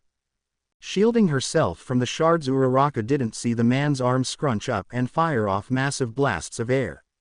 With little time to react, Uraraka put up a shield up in front of her, but it proved useless as the blast shattered it. The blast hit Uraraka square in the stomach. The impact was enough to send her flying into the nearby wall. "Star," Best Jeanist yelled out. Turning back the villain, he used his quirk to tie him up in his own clothes fibers. "Do you really think this can hold me?" asked the man, stepping out of the light. He wore a black mask and a suit. "He can move, even with my fibers holding him back." Just then the man once again began to scrunch up his arm and fire another air blast. Unlike Uraraka, Best Jeanist didn't have anything to protect him. The air blast ripped through his costume and his abdomen, causing blood to splatter all over the place. "Now, let's deal with the rest of you, shall we?" the man said, turning to the rest of the heroes. Location 2. Izuku adjusted his ring as he stood in a construct helicopter he created. They were several hundred meters in the air. They were going to jump down right on top of the villains. "Are we ready?" he asked. The heroes nodded. "Alright, let's do this." Izuku then walked over to the door. Swinging it open, the wind blew in his face. "Jump." One by one the heroes jumped out of the helicopter and nose-dived towards the bar. As they got closer, Izuku created parachutes for everyone. As they glided down, Izuku could see the police getting into position outside the bar. "Alright guys, here we go. Release," he yelled, letting the construct parachute disappear. Inside the bar, the League of Villains were sitting around Bakugo and Todoroki, who were tied to chairs. "So what are we going to do with them?" asked Dabi. Bakugo and Todoroki were barely conscious, but they can still see and hear. "We should just kill them. Or maybe we could let them go," said Twice. "Maybe you're right. Maybe we should kill them and send their body to UA," Shigaraki said in his yellow lantern costume. As they were discussing, Twice noticed that Toga was quiet. "Everything all right, Toga?" She nodded. "Yeah, I'm just missing GL, that's all. He was so close, yet I couldn't have him. If only that bitch didn't show up, I could have had him all to myself." Her violet-colored ring began to shine bright as memories of Izuku flooded her mind. Just then it began to flash. "Toga, what does that mean?" asked Dabi. Toga's eyes went wide. "He's here." Just then the roof to the building came crashing down around them. Toga managed to shield herself from the falling debris by creating a bubble around herself. However, the rest of the league were in disarray. That's when they heard a voice. "Your days are numbered, villains." "Why?" "Because we are here." All Might announced, landing. "Damn it, it's All Might," Spinner yelled out. However, before they could do anything, most of the league were immobilized by Edgeshot and quickly knocked out by the hero known as Gran Torino. The only ones left awake were Shigaraki and Toga. "Give it up, Shigaraki, it's over. You lost." "Lost? No, I'm just getting started," he yelled out as himself and Toga pointed their rings towards the heroes. However, before they could do anything, green-colored chains pinned their hands against the wall. "Sorry you two, but no, it's over," Izuku said, floating down from the open hole in the roof. "Ah, the lantern is here," Shigaraki said, watching Izuku land beside the heroes. "GL, baby, I knew you'd come to me," Toga said with some crazy-looking eyes. Izuku ignored her and directed his attention to Shigaraki. That's when the heroes saw the two students tied up in chairs. Their bodies were all covered in bruises, and their eyes were empty. "What did you do to them?" Shigaraki smiled. "Just some experiments. Creating some scissors." Izuku cut Bakugo and Todoroki free. "My son," Endeavor said, looking at the state his son was at. No parent ever wanted to see this. Just as he was getting closer, a voice was heard. "Ah, All Might, you finally decided to show up." All Might and Gran Torino instantly recognized the voice. "All for one. It's been a long time, All Might. Tell me, how are your injuries?" AFO asked in a condescending voice. All Might grabbed his side. "Who the heck is this guy?" asked Izuku. "Oh, it seems the Green Lantern is there with you, how convenient. I have someone here who would like to speak to you." "Go on, speak," he said, talking to someone. Just then the painful grunts of agony were heard. Green Lantern." The voice was shaky and weak, but Izuku recognized it. "And no, it can't be," Izuku said, shocked. "Oh, but it can be, young man. Don't worry though, I won't harm her, yet. All I want right now is to make sure Shigaraki is safe," said AFO. "He's not going anywhere," Izuku yelled out, tightening the chains around Shigaraki. "I don't think I need your permission to take them with me." Just then black sludge began to come out of the villains' mouths. "What is going on?" Endeavor yelled as he saw the sludge come out of Todoroki and Bakugo's mouths. "They are being teleported away," Izuku said, trying to hold the villains in place. However, everything he did proved useless when they suddenly disappeared from the bar. "No," All Might yelled out, trying to reach out to his two students. Just then AFO's voice was once again heard. "Your friend's life is now forfeit, Lantern. If you wish to see her again, well, I'm sure you know how to find us. I almost forgot, here are some parting gifts for you." Where the villains once stood, several Nomus began to appear. "Endeavor, take care of the Nomus here. Me and All Might will deal with them." All Might punched a Nomu across the face before turning to Izuku and nodding. "Ring, find Uraraka." Izuku's ring began to glow green. Scanning. Star Sapphire located. Location 1 foot. They're back at the first location. "You two head over there, we will catch up," Gran Torino said. "GL, let's go." You didn't have to tell Izuku twice. Creating a bubble around All Might, they took off into the sky and towards the first location at lightning speeds. With All for One, Shigaraki landed beside All for One. "That was a lot easier than I thought," he said, adjusting his ring. "That it was. To think we are going to get rid of the two pests in a decisive strike. I couldn't be more proud of you, my son," All for One said, placing a hand on his shoulder. "So what are we going to do with her?" Shigaraki asked, pointing to Uraraka, who was on the ground bruised and bloody. "Let me take care of her," a voice said. AFO and Shigaraki turned to find Toga walking towards them. "If I get rid of her, then GL will be all mine," she said with a twisted smile. Uraraka pushed herself. Standing up, she clenched her stomach. Bring it, I won't let you have GL." AFO smiled. "Very well, Toga, you can do as you wish." Shigaraki, did you get what you needed from those two? Shigaraki nodded. "Yes, sir, all that's left is to wait." Just then there was a twinkle of green in the sky. Speak of the devil. All for One, All Might, yelled out. "GL, throw me." Izuku nodded. Shapeshifting the bubble he created a hand. "Get ready for a fast ball," he said, launching All Might towards AFO.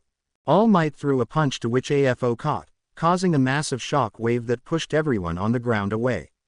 "Ah, All Might, you've grown weak," said AFO, holding back his massive fists.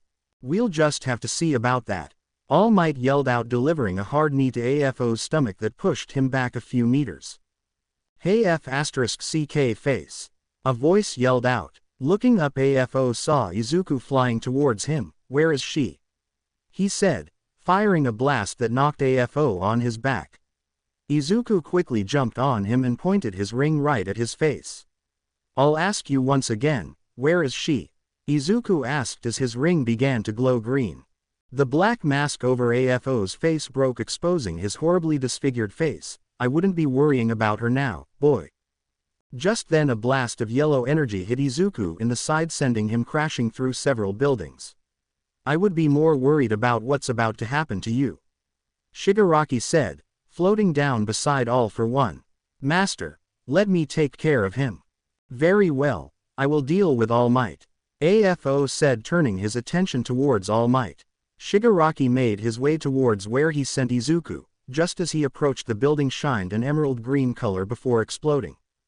Izuku appeared, his costume slightly damaged and with a cut across his cheek. "Throw me into another building and we are going to have a problem." Shigaraki smiled. "We already have a problem, now come on, let's do this," he said, charging at Izuku. The two flew at each other. As they met in the middle, green and yellow light shined in every direction. With Uraraka was currently being dragged by the hair through building walls. Toga was going to make sure Uraraka paid for getting in her way, tossing her towards a wall. Uraraka hit the wall and began to fall, but was suddenly grabbed by the neck. Looking up at Uraraka was Toga. Her eyes had turned completely violet. "I thought you would put up more of a fight. Pity. Why you can't kill me? If you do, you're going to break GL's heart," Uraraka said, struggling to get out the words. Toga thought about it before tightening her grip. "That's fine, I'll be there to pick up those pieces. I will make GL love me, even if it means manipulating him." Uraraka could feel her consciousness fading. Have to do something. Can't. Let. Her. "Yes, GL will be all mine," Toga said as Uraraka stopped struggling. None of them knew, but for a split second Toga's teeth turned razor sharp, almost like a predator. Just then the wall on the other side of the room collapsed, and before Toga could do anything she was hit by several green-colored boxing gloves. "Uraraka!" Izuku yelled out, landing to check on her. Opening her eyes, Uraraka saw Izuku's face covered in bruises. Izuku." He smiled as he held Uraraka in his arms. "Hey, how are you holding up? You look like hell." Uraraka scoffed. "Speak for yourself. So what happened?" "Yeah, about that. We should probably get moving," Izuku said, looking around.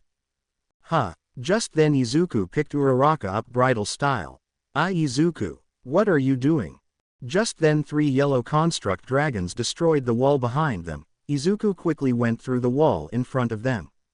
Flying into the night sky, everyone watched as Izuku was chased by the dragons.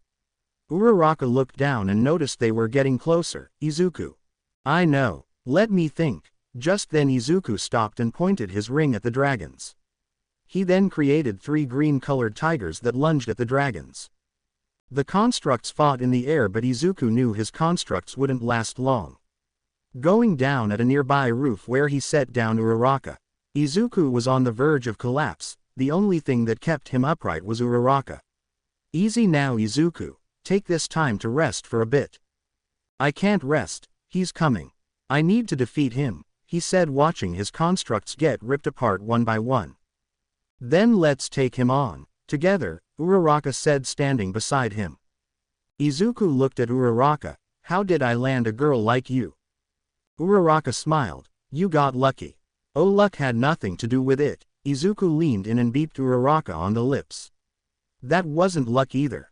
Just then yellow and violet-colored light shined on the roof they were on. "If you two are done, why don't we get this over with?" said Shigaraki, floating in the air with Toga by his side. Izuku and Uraraka's rings began to glow bright. "Let's do this," they yelled out, flying towards them. Shigaraki and Toga fired off blasts towards them. Izuku and Uraraka quickly created a giant shield of green and violet color. "What? They can do that?" Toga yelled out. Just then Uraraka appeared, cracking Toga across the face with a right hook. Izuku on the other hand tackled Shigaraki. They crashed through the roof of the building where they went down until they hit ground level. "You're going to have to be better than that," Shigaraki said. "Plan on it," Izuku said as a green construct bomb fell. Locking Shigaraki in place, Izuku made sure he couldn't escape. The bomb exploded in a green fireball, completely destroying the building they were in and leveling the nearby buildings. Izuku's body was thrown out of the building before it collapsed. Izuku rolled to a stop near another collapsed building. He looked up to see Uraraka beating on Toga. From his angle it looked like he was winning. "At a girl, keep it up," he said, proud of Uraraka. However, in his moment of admiration, Izuku was caught off guard. Just then 4 construct harpoons pinned Izuku into the broken wall behind him. "Gah!" He yelled out in pain. Uraraka heard him yell. Looking, she saw Izuku pinned against the wall. "GL. Hold on, I'm coming." But just as she was leaving to help Izuku, Toga came up out of nowhere and created a giant violet construct needle. With her back turned, Uraraka was stabbed through the back with the giant needle. Uraraka let out a cry of pure agonizing pain as Toga pushed the needle even deeper. Just then Toga got close to Uraraka's ear. "You should have let me have him," she said, whispering. With a quick flick of her hand, the needle began to fall towards the ground with Uraraka still impaled. Crashing into the earth, Uraraka laid there motionless as blood began to run down her back. "Uraraka!" Izuku yelled out, trying to free himself of the spikes. As he freed himself from one, 2 others took their place. You aren't going anywhere," Shigaraki said, pointing his yellow ring at Izuku. Izuku gritted his teeth. "Why, you're not going to get away with this, Shigaraki." In the background, loud booms were heard signaling the fight with All Might and OFA was still going on. "Oh, and why is that? You don't have the strength to beat me, and your little girlfriend is down for the count. Not to mention All Might is no match for Master, at least not in his current state. It's over and there isn't a damn thing you can do about it," Shigaraki said, laughing. Izuku smiled. "Maybe you're right, but who said I was the only one?" Shigaraki was confused. "What do you mean?" Just then the city began to turn green in color. Toga was inches away from killing Uraraka when she stopped. Her eyes widened as the light got brighter. F***CK. Shigaraki was suddenly hit by a giant beam of willpower. The beam was so intense that it burned a hole into the earth. "Took you long enough," Izuku said as the yellow constructs began to disappear. Green construct bandages began to wrap around Izuku's injuries. "Sorry kid, we would have gotten here sooner, but traffic out in space was **TCH. So what seems to be the trouble?" "We got your request for help." Landing beside him were 4 members of the Green Lantern Corps. This included Kilowog. From the crater, Shigaraki began to rise. His yellow lantern suit was ripped in various places, his body cut and bruised in multiple places. "Gee, that hurt," he said, bleeding from his lip. "We need to take him down," Izuku said, looking up at Shigaraki. Kilowog smirked. "This chump. He doesn't look like much, but if he managed to best you, then he could prove a challenge." "All right, we'll deal with him. Sit back and relax." Wiping the blood off of his lip, Shigaraki smiled. "So you brought friend, isn't that nice? I think it's time for me to show you what I got from yours," he said. A red light began to shine from Shigaraki's pocket. Kilowog stepped up to Shigaraki. "Hey, you 3, go take care of the girl with the violet-colored ring. Uraraka was her name, I think. She's currently injured. Get to her and capture the other one," he ordered. The other lanterns nodded and went to help Uraraka. That's when Izuku walked beside Kilowog. "Think we can take him?" Kilowog smiled. "With me and you fighting together? Easy. Just follow my lead, kid.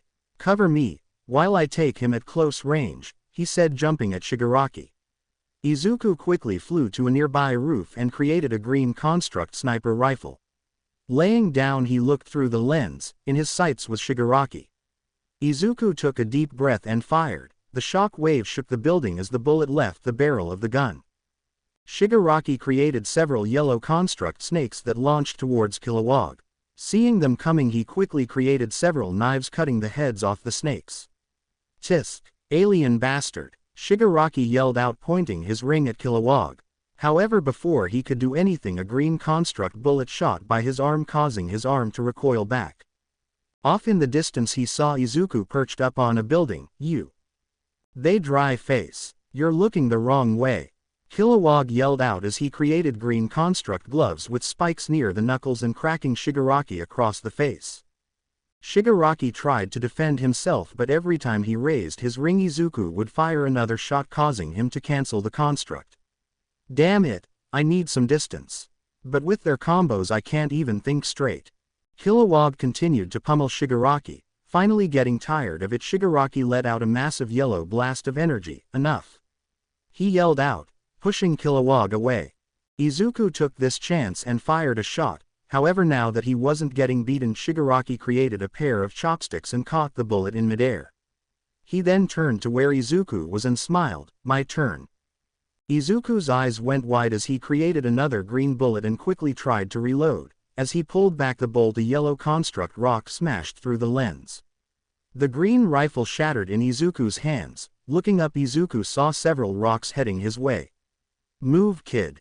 Kilowog managed to grab and pull Izuku out of the way of the yellow constructs. The two green lanterns managed to escape. Turning back, they saw the building that Izuku was on crumble. "Thanks, Kilowog." "Don't thank me yet, kid. We still aren't out of the woods yet," Kilowog said, turning back to Shigaraki. Floating in the air, Shigaraki smiled as blood dripped from his mouth. "Now it's time for some payback," he said, extending out his hands. His ring glowed yellow as the ground beneath them began to rumble. Just then the earth was split apart by a giant yellow construct worm-like monster appeared. It opened its mouth, revealing razor-sharp teeth lining the top and bottom. "Ah, hell!" The monster roared as it lunged at Izuku and Kilowog. "Here he comes!" Izuku yelled out, firing a blast of willpower at the monster. The two green lanterns began to fly in circles around the monster, trying to blast it, but they were doing little to no damage. "We aren't doing any damage," said Kilowog. Suddenly the worm monster turned around and managed to hit Kilowog with its massive tail. Kilowog smashed through several buildings before smashing into the ground. "Still think you and your friends can win?" Shigaraki asked, floating in mid-air. Izuku clenched his fists. "Shigaraki!" he yelled out, flying towards him at full speed. With Uraraka, Toga watched as the other lanterns arrived. "I should deal with her before they show up." She then created a large violet-colored knife. "So long, Ochako. I'll make sure you are nothing but a distant memory from GL's mind," Toga said, licking her lips. As she brought down the knife, 3 blasts of green hit Toga in the side, sending her across and into a wall.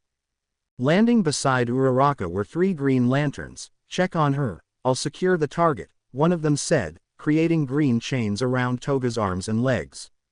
One of the female green lanterns leaned down to check on Uraraka. "Hey, are you all right?" she asked. That's when she noticed the wound. "We need to stop the bleeding." She then created a patch stopping the bleeding. "GGL, where is he?" Uraraka asked. Her voice was weak. "Don't worry about him. Kilowog is with him," another lantern said. Toga stared at the green lanterns. "Why you dare get in my way? My love for GL can't be chained or bound," she then smiled. Only released. Just then Toga's body began to glow violet. The other green lanterns saw this and began to reinforce the chains. However, Toga's power began to crack the chains. "GL will taste my love. And none of you will get in my way," she yelled out, shattering the green construct chains holding her arm. Reaching over, she grabbed the other chains and crushed them. The green lanterns were in shock. That's impossible." Toga's eyes burned with violet energy. Faster than any of the green lanterns could react, she appeared in front of one of them. "Let me show you my love," she said, reaching out and grabbing one of them by the neck. The lantern tried to lift their ring, but before they could, Toga squeezed, snapping the neck of the green lantern. The others looked on in horror as they saw the green light fade from the ring of the lantern. "How dare you!" the female lantern yelled out, firing a full-powered blast of willpower at Toga. Toga tossed the lantern aside before facing the blast. "My love is absolute," she yelled out, taking the brunt of the blast. The green beam engulfed Toga and destroyed the buildings behind her. Getting to her feet, Uraraka watched in awe at the destructive power of the ring. Just then, from within the blast, a violet color began to shine, and Uraraka knew what this meant. "Look out!" she yelled out, but it was too late. From within the blast, Toga appeared just inches away from the female lantern. What? Without hesitation, Toga fired a blast at the lantern, piercing her heart. The female lantern dropped dead. Now it was only Uraraka and one other Green Lantern. Now then, who's next? Toga asked, walking towards them. The last remaining Green Lantern took a step back in fear. Get away. You damn monster, he yelled out, cowering for his life. Just then his ring began to flash green. Lantern of Sector 478, you are experiencing great fear that you cannot overcome. You are now unworthy of the Green Lantern ring, immediate replacement must be found. The Lantern's eyes went wide, and no, please wait. No matter how much he begged it to stay, it began to leave his hand. He tried desperately to hold onto it, but it was no use, the ring left his hand, depowering him. Just then Toga appeared before the now former Green Lantern. Looks like you lost your will, how about some love? She said, placing a hand on his head. Toga, stop, Uraraka yelled out. However, her words did not reach Toga. Uraraka watched as the alien began to turn into nothing but violet-colored dust. Toga has just killed 3 Green Lanterns like it was nothing. Just then all 3 rings began to glow and float in the air. Ring status report. Green Lanterns of Sectors 478, 1729, and 2962 deceased. Scanning nearby sectors for suitable replacements. Uraraka watched the rings leave. Hey, where do you think you're looking? I'm still here, Toga yelled out, hitting Uraraka with a blast that sent her flying back. However, before she hit the wall, Toga created chains that attached themselves from building to building and stretched her limbs to the max. Uraraka yelled out in pain as her arms and legs felt like they were going to get ripped off. She hung in mid-air for everyone to see. Toga then appeared in front of her. Hurts, doesn't it? The sensation of your arms and legs being stretched. All I need to do now is give it some more kickin'. Raising her finger, Toga pulled on the chains, causing Uraraka to yell out in pain. However, she stopped. Uraraka glared at Toga. Her purple eyes seemed to enter Uraraka's mind. Before I kill you, I want you to say something. Say that you never loved GL. Renounce your love over him. Blood poured down Uraraka's open wound. And never. You can go ahead and kill me because there is no way I would do that. Just then the chains tightened, causing more pain to Uraraka. Say it. Toga screamed in Uraraka's face. Uraraka gritted her teeth. Never. Her refusal to do so even when she was in pain pissed Toga off. Fine, then die. Toga created a large violet-colored sword. Gripping the weapon, Toga began to thrust it forward, aimed at Uraraka's abdomen. Time seemed to slow down for Uraraka, closed her eyes as the sword approached her, but I will say this, Toga's eyes went wide. I love GL, more than anything in the world. No matter what you do to me, I will always love him. At the last second Uraraka opened her eyes, revealing that her usually hazelnut-colored eyes had turned violet, but it was the same as Toga's. No, instead the symbol of the violet core appeared. The sword shattered as it made contact with Uraraka's abdomen. What? Toga yelled out, holding the now shattered sword. Just then the chains holding Uraraka began to fade. Toga looked up to see a bright violet-colored aura surrounding Uraraka. That aura, those eyes, what did you do? Uraraka looked at her hands. I don't know, but this warmth I'm feeling. This is my love for GL. Toga began to tremble with anger. Don't *CK with me. I am the only one who has the right to love him. Not some *TCH like you. Pulling back her fist, Toga went in to punch Uraraka in the face. However, Uraraka caught her fist before it hit. She then began to twist it, causing Toga to grunt in pain. My turn. Pulling Toga close, Uraraka punched her in the face, sending her flying back to the ground with so much force that the ground caved in. Toga struggled to stand as blood poured from her now broken nose. Why you? I'll make you pay for that. Turning around, Toga fired several blasts at Uraraka. However, the blasts simply bounced right off of Uraraka, doing no damage. Seeing that they were doing nothing, Uraraka decided it was time to counterattack. From her hand a chain began to appear, and at the end attached was a massive wrecking ball. Gripping the chain, Uraraka flew down towards Toga and swung the chain with all her might. Toga tried to put up a shield, but it shattered on contact. The wrecking ball hit Toga in the side. She managed to put her arm up, but it broke in the process. The wrecking ball sent Toga across the street and through a building. Her arm was a mangled mess as she laid on the ground. Just then Uraraka landed a few feet away. Why you must really love GL given the amount of power you have now. I'm almost jealous, said Toga coughing out blood. Uraraka began to walk over to Toga without saying a word. Well, what are you waiting for? Kill me and be done with it. Uraraka raised her ring and pointed it at Toga. The ring began to glow as she prepared to fire. Toga's eyes widened. Uraraka could see the fear in her eyes. No, said Uraraka, lowering her arm. Toga was shocked. What do you mean no? It's over Toga, you're beat, there's no reason for me to kill you. Besides if I do GL would see me differently. He'll see me like you, and I'm not like you. Uraraka said, staring at Toga. So you're just going to let me go? You know if you do, I'll just come back over and over again. I won't stop until I make GL mine, said Toga with a smile. Uraraka nodded. I know that, so that's why I'll take your power. She then created cuffs and bound Toga to the ground. Now unable to even move, Toga knew what she was going to be, and no. Please, don't, anything but that. Uraraka crouched down near Toga's stomach and saw the violet-colored marking on her belly button. She then reached in, causing Toga to yell. Then she felt it, pulling the object out. Uraraka held a star sapphire gem in her hand, the source of Toga's power. This was something good and your love corrupted it, but no more. Uraraka began to squeeze. No, please. Toga yelled out, pleading for her to stop. Toga watched as the gem shattered into pieces. Just then her costume began to disappear, revealing her old villain one. You won't be able to hurt anyone anymore. Why, you're a monster, Toga said before falling unconscious. Sorry Toga, but you shouldn't have this power. Love is meant to be something pure. Uraraka said, turning around. Yes, that is correct. Love is powerful if in the right hands. But those who are corrupted by it aren't worthy of such love, a voice said. Uraraka looked around but found no one. Who said that? In time I will reveal who I am, but for now you must go. The one you love is in trouble. Just then a massive explosion of will hit Uraraka, knocking her down. Izuku. With Izuku. Ha! Izuku yelled out as his construct guns began to fire several rounds at Shigaraki. Creating a shield, Shigaraki began to fly towards Izuku. Then the clicking sound of empty magazines were heard. Izuku looked back to see his construct guns smoking. *T.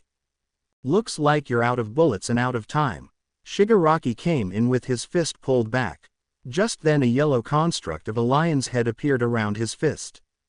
With a mighty roar the construct bit down towards Izuku. Thinking fast, he created a crowbar and stuck it into the lion's jaws, stopping it. Izuku was being pushed back as he struggled to hold back the construct. Give it up, Lantern. You don't stand a chance. Izuku grunted. Never, I will not give up. Too many people are depending on me. I can't lose, not now, not ever. Shigaraki smiled. Very well, then you can just go ahead and die.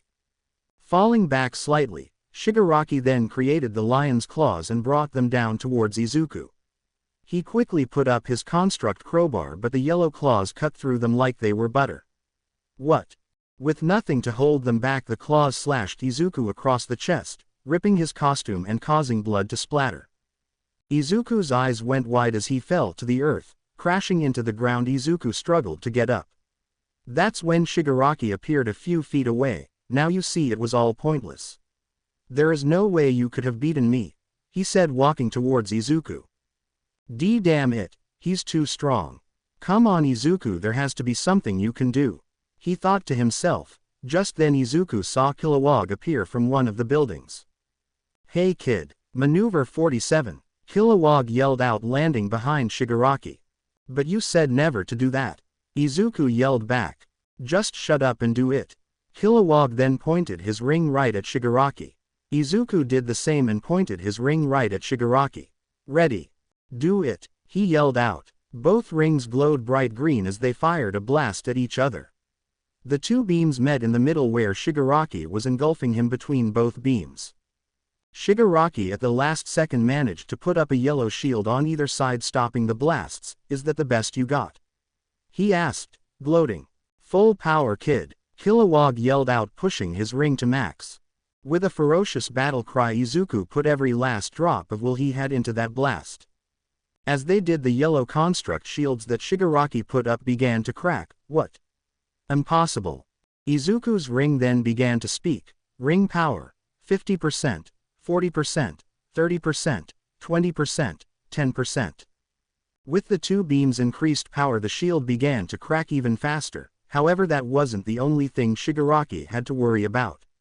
Every person's will is not the same, and no Green Lantern can manipulate others. What this meant that Izuku's and Kilowog's beams weren't just going through each other. They were actually collecting in the middle and building. A massive ball of green will began to gather in the middle.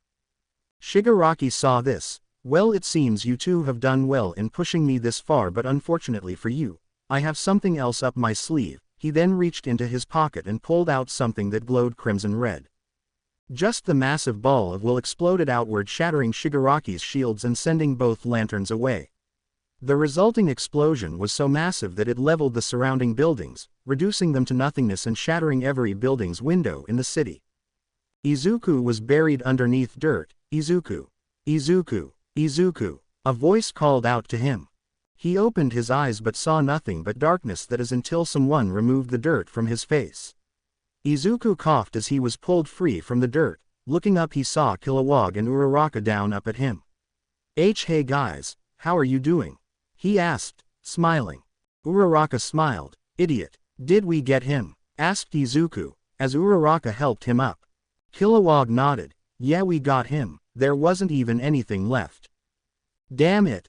I didn't want to kill him, but there was no other way, Izuku said, looking down. The group fell silent. Don't worry, Izuku. Come on, let's go help All Might, Uraraka said, holding up Izuku. He nodded as they began to walk over to where All Might was. However, before they could get there, a beam of red energy shot into Izuku's shoulder, piercing it. GL, Uraraka yelled out. That was the blast of a red lantern. But how? There shouldn't be any more red lanterns on the planet. Kilowog yelled out, surprised. That's when Shigaraki appeared. I am possible. Oh, but it is possible. You're looking at living proof. Shigaraki yelled out, spewing out napalm blood. In his right hand glowed the yellow lantern ring of fear, and on his left hand burned the crimson red of the red lantern of rage. The once Sinestro core symbol on his chest was now half red lantern. Did he just fuse fear with rage? Asked Uraraka. Yes, two of the strongest emotions one can feel are now working together. This isn't going to end well, Izuku said, holding his now bleeding shoulder. What do we do? Can we even fight against him now? Asked Uraraka, in fear of what Shigaraki has become. I don't know, but we have to try. If he learns to control that rage, he will become unstoppable, Kilowog said, firing a blast. Izuku and Uraraka followed suit. Shigaraki stood still as the blasts disintegrated as they made contact with him. This rage, this fear. I feel it burning through my veins. It's amazing. Time to test out what I can do, he said, flying towards Izuku, Uraraka, and Kilowog. Nothing that they threw at him was working. Uraraka, move. Izuku yelled out, pushing her out of the way. Shigaraki dive-bombed Izuku and tackled him to the ground. You are weak, Lantern. Always have been, always will be, he said, slamming Izuku over and over into the ground. He then opened his mouth and spilled napalm blood all over Izuku, burning him and his costume. Izuku yelled out as the napalm blood burned him. Just then Kilowog and Uraraka appeared behind him, ready to blast Shigaraki off of Izuku. However, Shigaraki turned around and pointed the red ring of rage and fired a beam at them. They both put up shields, but they proved useless. Uraraka was sent into a building while Kilowog was sent flying into the sky. Why don't we go see how All Might is doing, shall we? Shigaraki grabbed Izuku by the arm as he flew towards the fight. With All Might wasn't going so good. All for One knew exactly where to hit, where it would hurt. All Might was bleeding from his lip and breathing erratically. Give it up, All Might, you can't win. Not with that weak body of yours, said AFO, standing unfazed. Shut up. I will never give up, not when people are relying on me. I will not let you ruin the lives of so many innocent people. I won't, All Might yelled out, running towards AFO. AFO lifted up his hand to activate his quirk, but All Might stopped him by grabbing his wrist and squeezing it hard. Texas. Smash. He yelled out, punching AFO in the face so hard that he sent him down into the dirt. The black mask that AFO was wearing shattered, but as All Might looked down, his fist began to steam, along with half of his body. All Might's true form was starting to show, and AFO knew what this was. Looks like you've reached your time limit, All Might. Seeing a chance, AFO activated his quirk, and with a massive explosion, he sent All Might flying back. All Might dug his feet into the ground, slowing his momentum down. He finally stopped as his entire right side was now skinny and frail. Well, this is just a pathetic show. One more blast should do it, AFO said, raising his hand. If I can dodge this, then I can counter-attack. All Might thought, but that's when he saw a smile on AFO. I know what you are thinking. If I just dodge this, then I can counter-attack, right? But will you really dodge? AFO asked, preparing his attack. That's when All Might heard it. Help me, a woman was stuck in the rubble behind him. Now, what will you do? AFO said, firing off a massive shockwave attack towards All Might. All Might clenched his fist and pointed it right at the blast. He was going to take it head on to save the woman behind him. The blast hit All Might, and a massive explosion sent pieces of buildings and dust everywhere.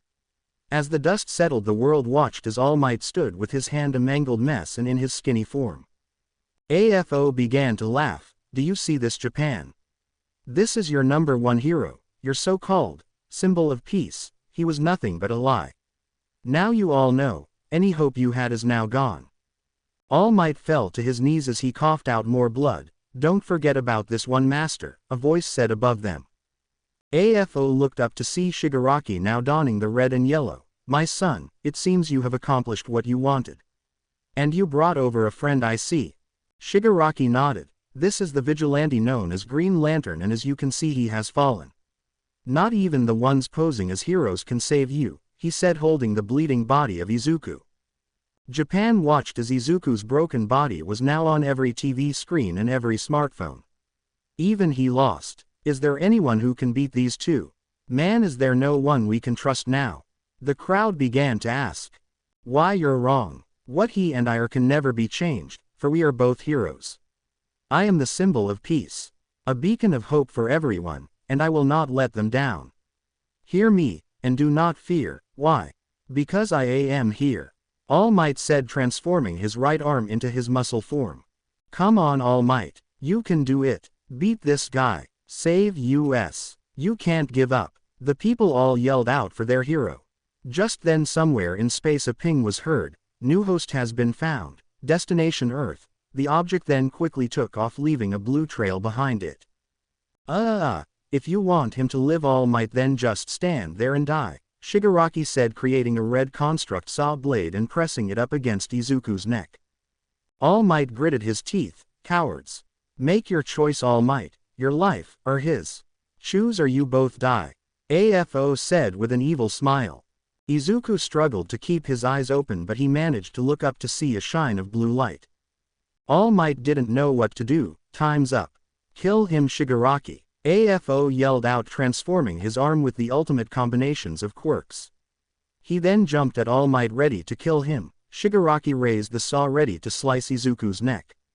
However, before they could, a blue light came crashing down right in front of All Might. Toshinori Yagi of Earth, you have the power to instill great hope. The ring then slipped onto All Might's hand. Welcome to the Blue Lantern Corps. Instantly All Might turned back into his muscle form. Turning to AFO, he raised his hand and created a blue fire that erupted from the ground. Master, Shigaraki yelled out as he saw AFO get swallowed up by the blue flames. That's it, this one dies, he said, turning to Izuku. All Might then raised his hand toward Izuku. All will be well. Izuku could feel it. Ring power. All Might was charging Izuku's ring to the max. Opening his eyes, Izuku let out a blast of will that pushed Shigaraki away. No, you were as good as dead. This fight was over. We had won. Not while hope exists, and especially if I have the will to fight, said Izuku, now fully recharged. Hope. F***ck hope. Power is the only thing that matters, and I still have more than you do. Shigaraki said as the red and yellow rings began to glow. As much as he hated to admit it, Shigaraki was right. Even with his ring recharged, he was no match for Shigaraki, who had 2 rings. That's when he heard a voice call out to him, "GL." He looked down to see Uraraka bruised and bleeding atop a roof.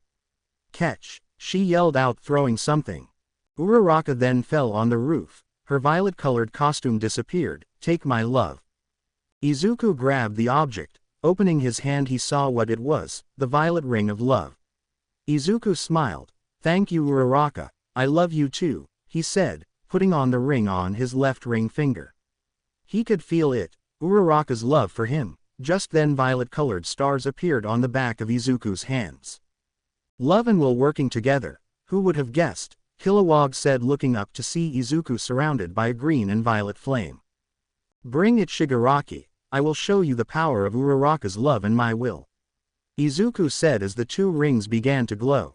Izuku floated in midair as a violet and green flame surrounded him. Shigaraki stared as napalm blood spewed out of his mouth and a yellow flame appeared behind him. "Kick his Izuku!" Kilowog yelled out. "Your 2 rings are nothing compared to mine," Shigaraki said, firing blasts of fear and rage at Izuku. Countering Izuku created a green and violet shield and withstood the blasts. "I am possible. This ends now, Shigaraki. I'll make sure of it," Izuku said, clenching his fists. "Is that right? Then let's go then," Shigaraki said, firing off a blast from both rings. Izuku did the same. The beams of light crashed into each other, illuminating the sky in a bright red, yellow, green, and violet colors. "All will fall under my rage," Shigaraki yelled out as napalm blood spilled from his mouth. "Love will conquer all," Izuku yelled out as the stars on the back of his hands began to brighten. The beams then shattered and the 2 dual lanterns flew at each other. Izuku made a green battle axe and a violet-colored shield. Shigaraki created a red construct scythe and yellow construct battle hammer. With his rage burning behind him, Shigaraki swung the massive battle hammer. Izuku quickly blocked it with his shield, the impact so heavy that it created a shockwave. "You will learn to fear me," Shigaraki said, twirling the scythe in his other hand before slashing it down. Izuku countered with his axe. The 2 weapons clashed. "And you will know to love above all else," Izuku yelled out as he slid the shield down, causing Shigaraki's grip on the hammer to falter. Seeing a chance, Izuku then thrusted the shield up, knocking the hammer out of his hands. Izuku then let go of the shield. Throwing his fist forward, he created a spiked boxer's glove and cracked Shigaraki across the face. Shigaraki was sent flying back as violet rays of light were sent flying in every direction. Kilowog looked on in awe. Amazing, so this is the power of 2 different core working together. Regaining his composure, Shigaraki created a massive red construct dragon. "Burn!" he yelled out as the dragon opened its jaws and began to spill out napalm blood all over the place. Uraraka, who was still laying down on the roof unable to move, watched as the blood began to fall right over her. However, before it could burn her, Kilowog came in and picked her up. "Can't have you dying on us, what would the kid think?" Uraraka gave him a weak smile. Thanks, Kilowog." Just then the roar of a lion was heard. The 2 looked up to see a massive green construct lion that wore violet-colored armor. "Holy, that's cool," said Kilowog. The lion ran through the napalm blood and bit down on the dragon's neck. The dragon roared out in pain as it was being dragged down to the ground. The 2 constructs smashed through several buildings as they fought.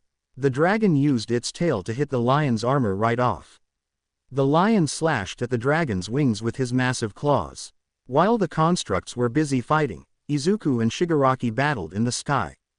Izuku swung his battle axe only to have Shigaraki dodge and counter with his scythe.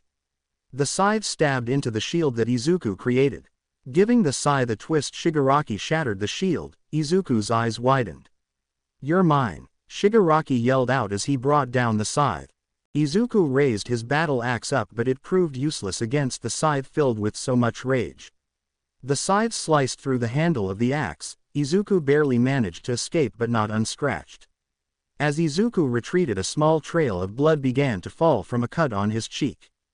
Wiping away the blood, Izuku looked at Shigaraki. "Ha ha ha, now do you see? With my 2 rings, nothing in this universe can stop me. Alright, I think I got a feel for this power now. I think that's enough of a warm-up, wouldn't you say? Said Izuku, cracking his neck. Shigaraki smirked. Please, you actually expect me to believe that you... Before Shigaraki could finish, Izuku appeared in front of him with his arm pulled back with violet and green-colored boxing gloves. What? Shigaraki tried to block, but it was too late. With burning love behind it, Izuku punched Shigaraki hard in the stomach, causing him to hunch over in pain. And with his violet-colored glove he hit Shigaraki with a powerful uppercut, sending him flying into the air. Izuku looked up and followed Shigaraki with his eyes, then the rings on his hands began to glow bright. Closing his eyes, Izuku began to construct a weapon. After a second, a green construct railgun appeared, pointing right at Shigaraki. He then began to charge it. From the barrel of the gun a violet light began to shine, dim at first, but it soon turned into a blinding storm. This is over, said Izuku as he snapped his fingers. With a loud crackdoom, the gun fired. The beam of pure violet energy shot out of the green construct railgun with so much force that the ground beneath the gun broke apart. Shigaraki finally regained his bearings. He wasn't bluffing, he's really gotten used to the power, he said, wiping blood off of his lip. That's when he heard the crackdoom. Looking down, he saw the massive beam of violet energy. Surrounding it was green lightning as it traveled through the air. Ah hell, the beam completely engulfed Shigaraki. The beam was so bright that it was seen throughout the entirety of Japan. Uraraka watched in awe at what Izuku just did. Izuku. As the beam disappeared, Izuku watched and waited for any sign of Shigaraki. After a few seconds of waiting, he got his answer. With the glow of both red and yellow, Shigaraki emerged. His costume was completely ripped to shreds and he had bruises all around his body. I'm impressed, Shigaraki, you actually withstood that, said Izuku. Shigaraki's breathing was heavy. Shut up. Oh, what's wrong? Doesn't feel good, does it? Now that the tables have turned, this game you played isn't fun, huh? Well, too bad. Now it's your turn to know what it's like to lose, said Izuku with a smirk on his face. Shigaraki then began to laugh hysterically. Nice speech, but talk is cheap, lantern. You of all people should know that. Just then the glow of red and yellow covered Shigaraki's body and magically his costume was fully repaired. Now then, shall we continue? Asked Shigaraki as his construct dragon roared behind him. Izuku couldn't help but smile, and with his construct lion behind him giving a mighty roar, they once again charged at each other. The 2 dual-wielding lanterns crashed into each other in a flash of color.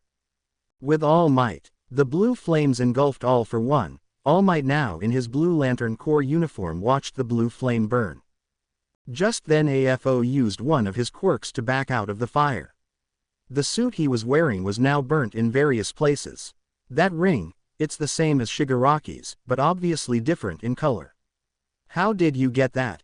All Might looked down at the ring. I do not know, but what I know is that this fight between you and me is meaningless. Let us fight no longer. We should put aside our differences and show the people that there is still hope. All Might extended an hand, almost welcoming AFO to take it. However, AFO scoffed. Please, I rather die than help you. Closing his eyes, All Might looked down. Very well, I gave you a chance and you rejected me. In order to bring peace and hope back to the people, I will make sure you can't rob them of that ever again. Opening his eyes, All Might created the UA symbol behind him as he flew right at AFO. All for One threw his massive fist forward ready to counter, but his fist never landed. Instead, All Might created a blue chain and wrapped it around his arm. Yanking on the chain, All Might caused All for One to miss. As AFO was now within punching range, All Might outstretched both of his hands. Texas, Wisconsin. Just then 2 blue constructs of each state appeared from either side of AFO. Smash! Bringing both of his hands together, All Might caused both state constructs to slam into AFO. The impact was so hard that the 2 constructs shattered. AFO put his arms up, but it did little to stop the constructs. AFO fell to his knees, but before he could even look up, All Might created a harness around AFO's torso. Picking him up, All Might then slammed him into the ground. All Might then walked over to the fallen AFO. It's over, All for One, you can't beat me anymore. I will save everyone from your rule. AFO coughed out blood, like you saved your teacher.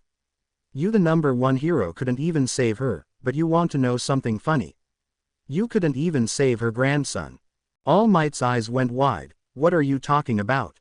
My master never had a family, she told me herself. Is that what she told you? Oh, I see, she didn't want you to find out her deep dark secret. The truth is, All Might, that Shigaraki is Nana's grandson. I took the last living member of her family and turned him against you. AFO said with a twisted smile. Taking a step back, All Might couldn't believe it. Why, you're lying. Oh, I wish I was. You, the symbol of peace, have failed your teacher once again. First by letting her die and now with her grandson. You inspire him, yes, but it wasn't hope, it was hate, said AFO. The blue glow of the Blue Lantern Corps began to fade as All Might fell to his knees. I don't deserve this power. All Might then reached out and grabbed the blue ring from his hand. He then began to remove the ring. Now off of his finger, he held it in his hand. However, the blue costume around him did not fade. What's going on? The ring gives the user power while wearing the ring, so why hasn't the power left me? Suddenly a voice called out to All Might, because you are truly a symbol of peace, but most importantly, you are a symbol of hope for all those in this country, said Saint Walker, floating down towards All Might. You're from back at the sports festival. Saint Walker, if I remember correctly, said All Might. Saint Walker nodded. Yes. What are you doing here?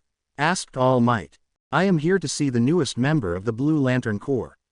And to see if you are truly worthy of the ring, for you see, any and all new Blue Lanterns must first undergo a 3-day trial back on our home world. Think of me being here as your official first day, as such I will not be interfering, so do be careful, said Saint Walker with a smile. I'm still a bit confused, but right now this world needs my help and I intend to give it to them, All Might said, turning back to AFO. Very well. Just then Saint Walker turned to see Izuku fighting. It seems he has improved with the green ring. Wait, no, it can't be, he has 2 rings. Violet, the power of love, but where did it come from? With Izuku. In the sky, Izuku and Shigaraki went punch for punch. Now that they were wearing 2 rings, it seemed as if they were equally matched. Izuku created a green bat and swung it at Shigaraki, only to have Shigaraki created one as well. The 2 constructs crashed into each other and shattered. Shigaraki then got in close and grabbed Izuku's wrists. You will fear me, he yelled out, spilling napalm blood in Izuku's face, burning him. Izuku was being pushed back down to the ground as he was getting burned. Gritting his teeth, he managed to create a violet-colored hand and placed it on Shigaraki's mouth. Get off of me, he yelled out, leaning back, causing Shigaraki to flip over him.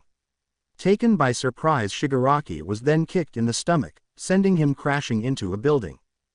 Wiping the napalm blood off of him and with burn marks across his face, Izuku then rocketed down towards the building. However, as he was flying down, a yellow construct missile suddenly appeared from it. With no time to react, Izuku was hit by the missile. It exploded out in a yellow fireball. Izuku's body was thrown back from the explosion, however Shigaraki was not done. The building crumbled as fighter jets of yellow and red color flew out and fired missiles and bullets at Izuku. Izuku had just regained his composure when he saw the missiles and bullets heading his way. Pointing his hands to the missiles, he created a surface-to-air truck and fired violet-colored missiles. The missiles shot through the sky and hit dead-on with the jets and red missiles. Through the explosion of colors, Shigaraki appeared. Izuku went up to meet him. Crashing into each other, they engaged into a deadlock. Shigaraki and Izuku created construct hands which locked as they landed on the ground. What's wrong, Lantern? Are you running out of steam? Mocked Shigaraki. Izuku pushed hard so as to not lose ground. I can do this all day. That may be true, but let's see how you do without the use of one of your arms, Shigaraki said as his eyes began to turn red with rage.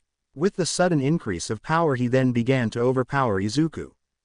Shigaraki swiped at Izuku's legs, hitting one. He knocked Izuku down. Looking up, Izuku saw a yellow construct spiked hammerhead in his direction.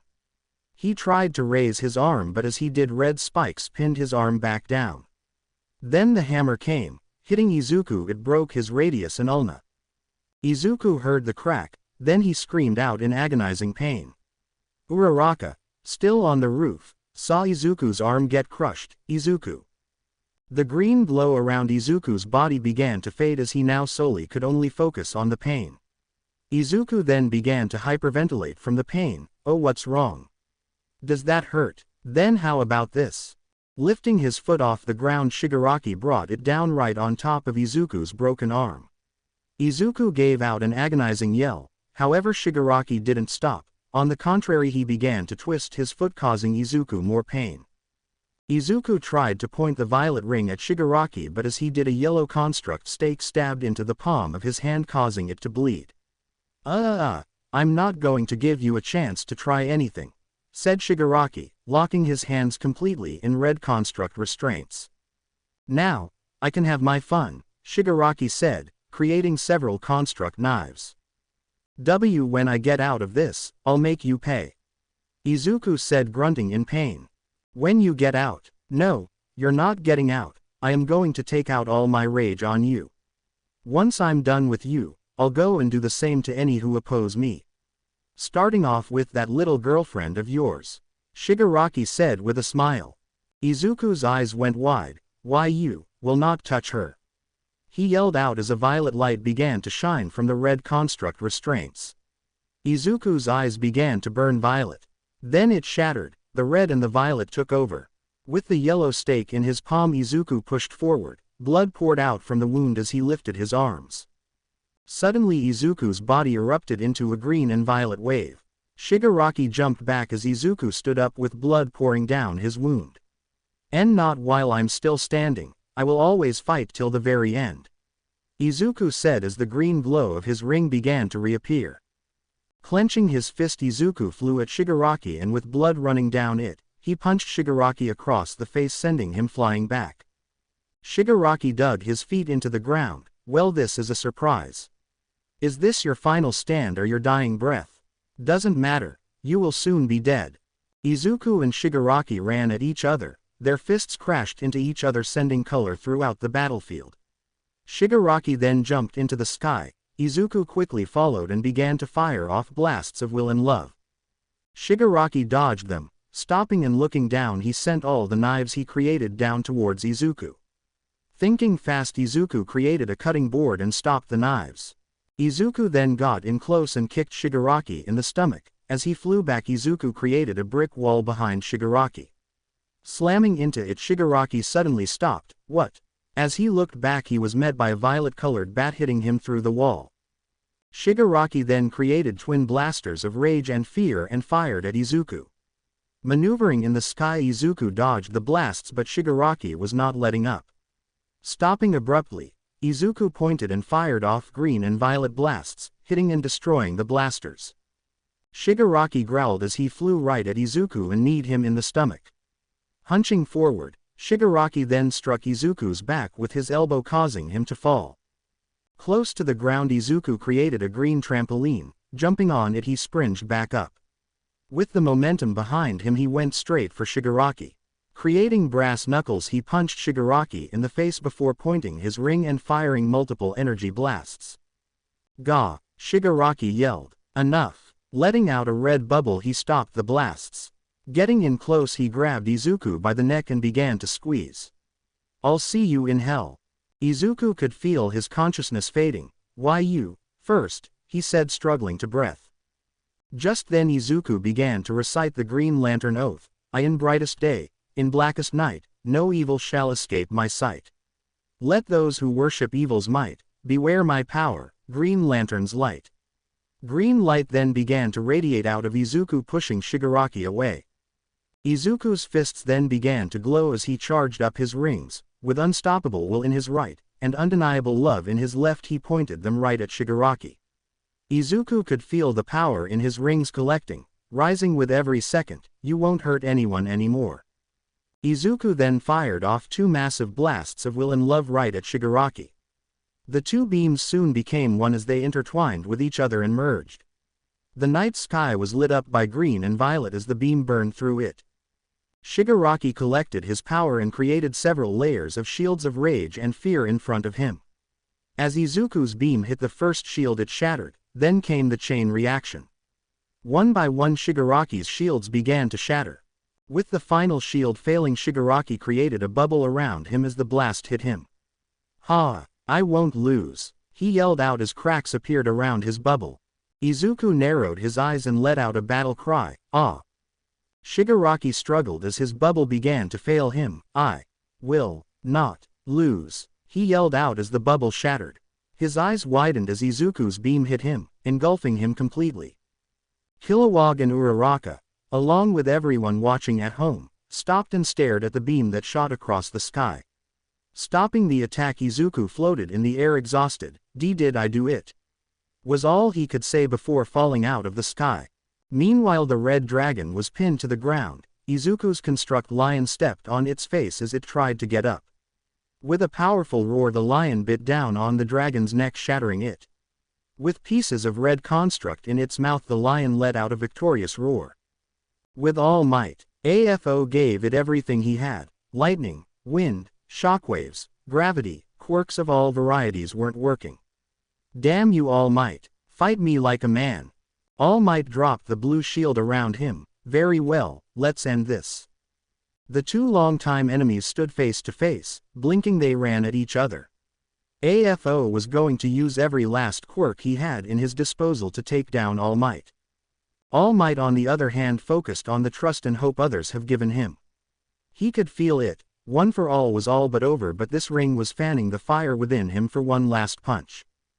"Die!" AFO yelled out, activating all his quirks at the same time.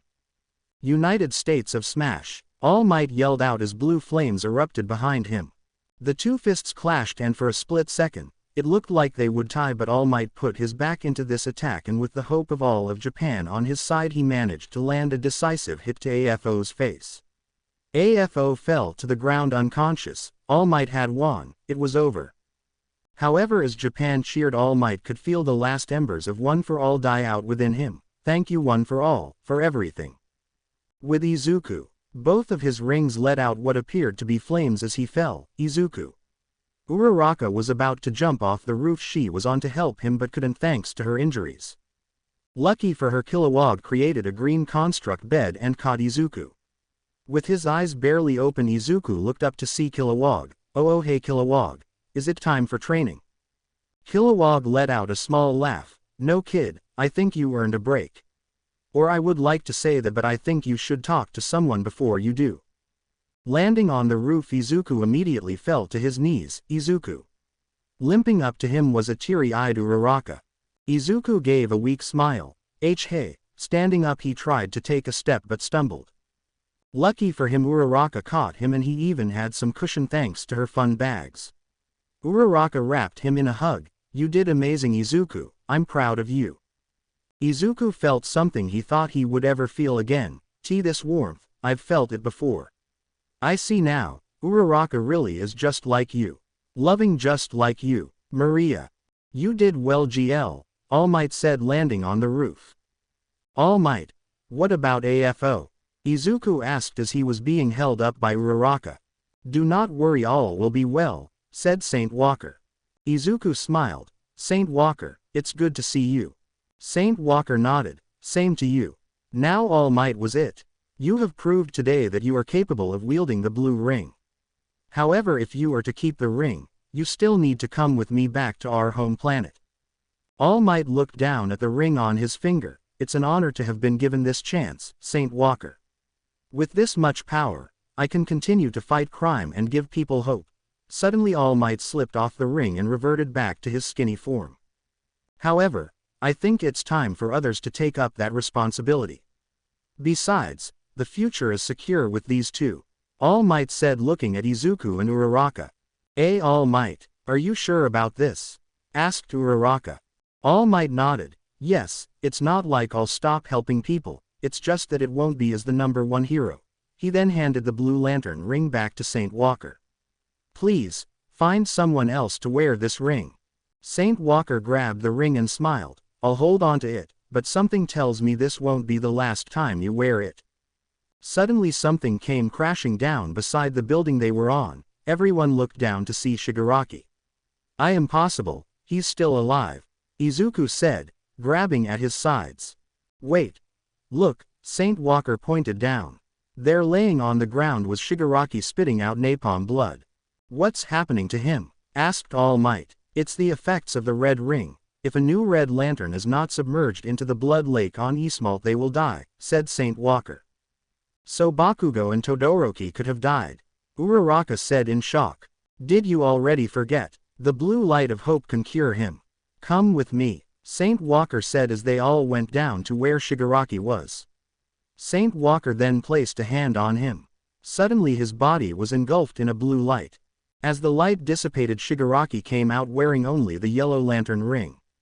Turning around he revealed the red ring. It suddenly began to crumble and turn to ash before disappearing. It is done. No, it's not, he still has a yellow ring, said Izuku looking down at the bloody and beaten Shigaraki. Yes, but unfortunately it's going to stay with him. All you can do is contain him, but even that I think will prove difficult, said Saint Walker. As the group waited for the authorities to show up, a loud boom was heard. Suddenly a portal appeared beside Shigaraki. Whatever this was, it began to beat Shigaraki through it. No, Izuku yelled out as he created a green construct rope. Wrapping it around Shigaraki, he began to pull with what little strength he had left. Before anyone else could help him, the rope suddenly snapped and in fell Shigaraki. With another loud boom, the portal disappeared, leaving nothing but the ground scorched. Where did he go? Asked Uraraka. Ring, search for Shigaraki, Izuku yelled. Scanning, cannot locate. Damn it, he got away, said Izuku, cursing himself. We will find him, GL, no matter what, All Might said, trying to comfort Izuku. For now you two need to get your injuries taken care of. Come on Izuku, let's get you to Recovery Girl, suggested Uraraka. Izuku nodded. All right, but first. Izuku removed the violet ring.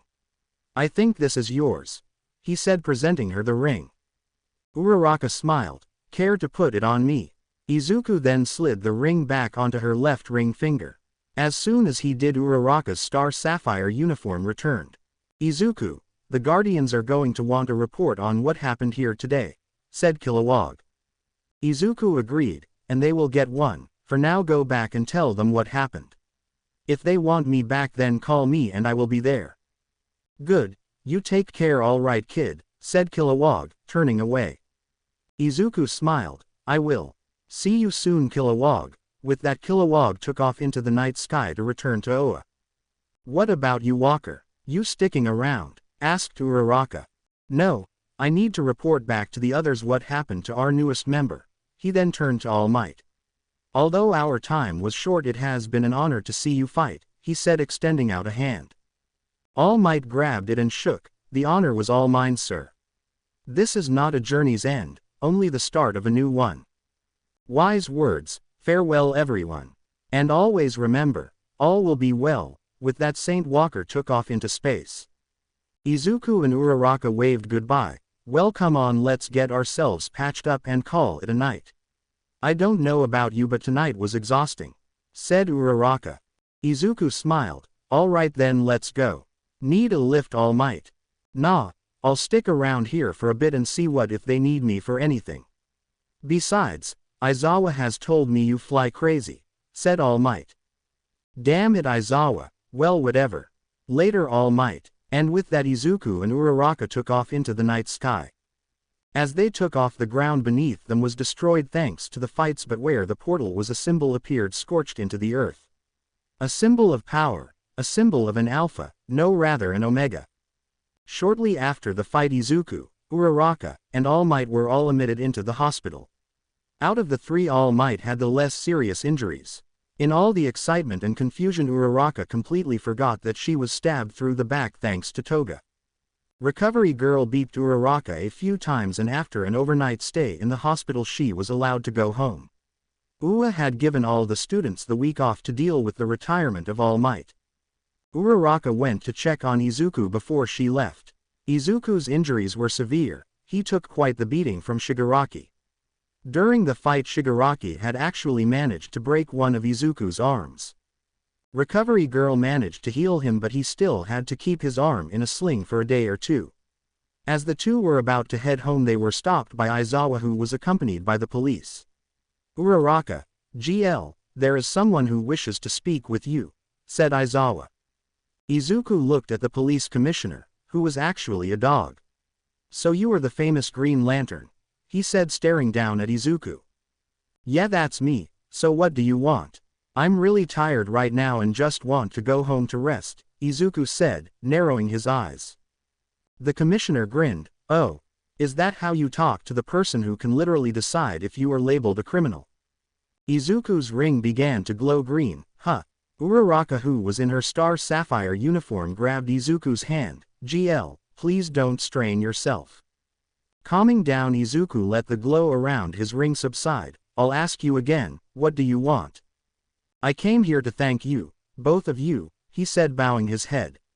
Izuku and Uraraka looked at each other. "Your actions that night saved the lives of countless people, and for that I can't thank you enough." Izuku smiled. "Please raise your head, Commissioner. We just did what anyone would do, so there is no need to thank us." Uraraka nodded. "GL is right, our actions don't merit your praise, Commissioner." The Commissioner lifted his head. "Even so, we in the police department want to recognize you both for your achievements. That being said, please take these." He then handed them medals. Izuku's eyes went wide as he grabbed one of them. "Thank you, really thank you. But the real heroes deserve this, so please give it to them," he said, handing back the medal. Uraraka did the same. The Commissioner was surprised but smiled. "I'll hold on to them for you. Anyway, that was all. If you ever need any help, please don't hesitate to come and visit me." Izuku watched as the Commissioner walked away, leaving only Uraraka and Aizawa with him. "Oh, that reminds me, GL. Nezu wants to formally invite you to join UA as a student," said Aizawa. "Nezu has already given permission, and most of the teachers have agreed to it. All that is needed is your decision."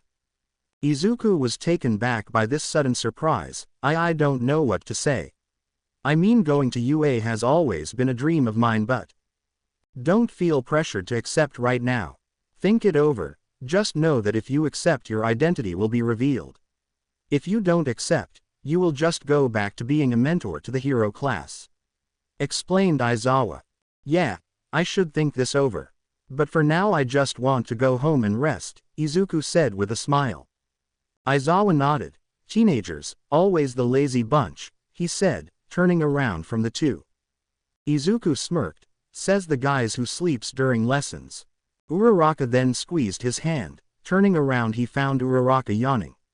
"Come on, GL, I need to rest." All right, let's go then. I'll see you later, Aizawa," said Izuku as they began to float in the air. Aizawa turned as the two took off into the sky. "Later, kid." With that, Izuku and Uraraka took off into the sky, leaving behind a trail of green and violet. Making it back to Uraraka's apartment, they landed on the balcony and went in. As soon as they did, they both took off their rings. They then breathed a huge sigh of relief and threw themselves on the sofa. Izuku grabbed Uraraka and wrapped his arms around her waist. "This is heaven." Uraraka giggled. "Me or the sofa?" "Both," said Izuku, burying his face into her chest. Izuku, "Stop, that tickles," she said playfully, pushing him. However, she stopped when she noticed Izuku with his eyes closed. Uraraka smiled. "Looks like he fell asleep. He must have been really tired." She then hugged him. "Rest well, Izuku." With that, Uraraka beeped him on the forehead and made herself comfortable. The two drifted off to sleep. It may have been sunny outside, but they didn't care. It was time to rest, and that's what they intended to do. It wasn't until the late hours of the night when Uraraka woke up. Where Izuku once laid asleep was now empty. She got up and looked around but couldn't find him. Walking over to the table, she found a note that read, "Went out for a flight, I needed to clear my head." He must be still thinking about the offer he got about attending UA. Wait a minute. He still has a messed up arm. He shouldn't be using his powers," said Uraraka, crumpling up the note. However, she then sighed. "Oh well, it's not like I can stop him." She then walked over to the balcony. Just stay safe, alright Izuku. Over the city Izuku floated in mid-air in a construct bubble. If I go, I could be closer to Uraraka without worrying about the whole teacher thing. On the other hand, if I go everyone would know who I am. Izuku grabbed his head. Aw man, this is a tougher choice than I thought. He then looked up to the starry night. God, I wish you were still here, Maria, you always gave the best advice. 1 week later. During the week of break, Nezu thought it would be a great idea to make Ua into a boarding school. Throughout the week, All Might and Aizawa went to everyone's homes and got the permission of everyone's parents. This included Uraraka, much to Izuku's dismay. This meant that Uraraka would be moving out of her apartment, which also meant that Izuku had nowhere to go. Even so, Izuku helped Uraraka move all of her stuff and some of the other students' stuff into the new living area. Thank you again GL for doing this, Aizawa said standing outside of the new dorms. Izuku created green construct golems to help move with the move-in process. No problem, happy I could help. Although with Uraraka moving out it means I have to find a new place to stay. Right, you stayed with Uraraka. Well, you don't have to worry about that. Nezu actually thought about that and is allowing you to stay with the students, said Aizawa. Izuku lost focus, causing his constructs to shatter. Hey, GL, what gives? Mina yelled out as one of her boxes was now on the floor. Sorry about that. Refocusing, Izuku created the golems once again. Now, you want to run that by me again? Nezu said you can stay here in the dorms. Given your circumstances and the fact that you helped us a lot, it's the least we can do, said Aizawa. Izuku smiled. Someone wants me close by. You guys are trying to keep an eye on me, aren't you? I will neither confirm or deny that, but just think of this as a reward, said Aizawa with a grin. I have to thank Nezu later, so where is my room? Asked Izuku. The layout of the dorms was simple. It was 5 stories tall with 2 wings, guys in the left wing and girls on the right, with a common area where they could hang out on the ground floor. Izuku's new room was about at least 5 times bigger than the one he had at the orphanage. Is this all mine? Asked Izuku looking around. Aizawa nodded. Sure is, we thought you'd still want to go out and go do your vigilante stuff, so we put you and Uraraka on the top floors. That way you can come and go without worrying about the other students. Thank you, really thank you. This is more than I deserve, Izuku said, sitting down on his new bed. If only Maria could see me now, she would probably tell me to make sure it stays clean, share the room with the twins, or, Izuku then felt something wet run down his face. GL, you're crying, said Aizawa. Izuku wiped away the tear. Sorry, I was just remembering my past, that's all. I may not know what you went through in your past, but I do know this, you're not alone anymore. If you ever feel like talking to someone, don't hesitate to talk to me or anyone for that matter. Aizawa said, placing a hand on Izuku's shoulder. Izuku nodded. Thanks, I appreciate that. Anytime. So have you given it some thought about joining UA? Asked Aizawa. I have, but I'm still not sure. I like to keep my identity a secret, but I know that won't last forever. So I came up with a compromise of sorts. The students' exam for their provisional license is coming up, right? Asked Izuku. Aizawa nodded. That's right, it's next week actually. What do you have in mind? I will train them like I always do. If they all pass, I'll join UA as a student, but if even one of them fail, I'll just go back being a regular mentor to them, said Izuku. Aizawa thought about it. That sounds fair. He then got up. All right, now that that's out of the way, where is your stuff? I know you may not have a lot, but you must have something. Not really. Besides some clothes, all I have is this ring and the lantern battery, Izuku said, holding the lantern battery. You should really buy some stuff. Well, I can't really say anything. I'm a minimalist, so I like how things are. Come on, some of the students still might need your help, said Aizawa as they both made their way back down to the common area. As they got off the elevator, they found everyone around Uraraka. Come on, tell us. Is Midoriya really GL? Asked Mina. Uraraka waved her hands in front of her face. I don't know what you are talking about. Don't play dumb with us, Ochako, we have evidence. Toru said, sticking her phone in Uraraka's face. Pressing play. A video of Uraraka's fight with Toga began to play. I love GL more than anything in the world. No matter what you do to me, I will always love him. The video cut out. See, you said you love GL. But we've met your boyfriend, so unless you are cheating on him, which I highly doubt you are, that means Midoriya is GL. Mina said, poking Uraraka. Uraraka blushed. She didn't know that someone was recording. Well, you see. The thing is. She then looked over at Izuku. Aizawa smirked. Yeah, I thought this would happen. Some of these students aren't the smartest, but they can put 2 and 2 together. So what are you going to do? They won't stop until they have answers. Izuku sighed. How troublesome. He then walked over to them. That's when Mina saw Izuku. So are you really Midoriya? No. If you want proof, then have Uraraka call him. I'm sure she has his number. Izuku said, motioning to Uraraka. Mina thought about it. Fine, but put your hands up. I don't want to see any funny business. Uraraka, call Midoriya. Fine, but I'm only doing this so you can leave GL alone. Uraraka then reached into her pocket and pulled out her phone. What does Izuku have planned? Once I call him, his identity is going to be revealed. Putting it on speaker, the phone began to ring. After 2 rings, Izuku picked up. Hey Ochako, what's up? Uraraka was shocked. Hey Izuku, nothing much, I was just wondering if we are still on for Friday. The class all looked at Izuku. They made sure his hands were up and his lips weren't moving. Yeah, of course, I wouldn't miss it. Actually, I was just about to call you. I saw the news and wanted to make sure everyone was alright. Uraraka smiled. Yeah, All Might, Star Sapphire, and GL managed to save the 2 that were captured. Just then someone else's voice was heard. Midoriya. Get back to work. Why yes sir. Sorry Ochako, I'll call you once I'm out. Alright. Said Izuku much quieter than last time. Alright. Be careful. Alright. I don't want you getting hurt like last time. Said Uraraka. No promises. Alright Ochako. Talk to you later.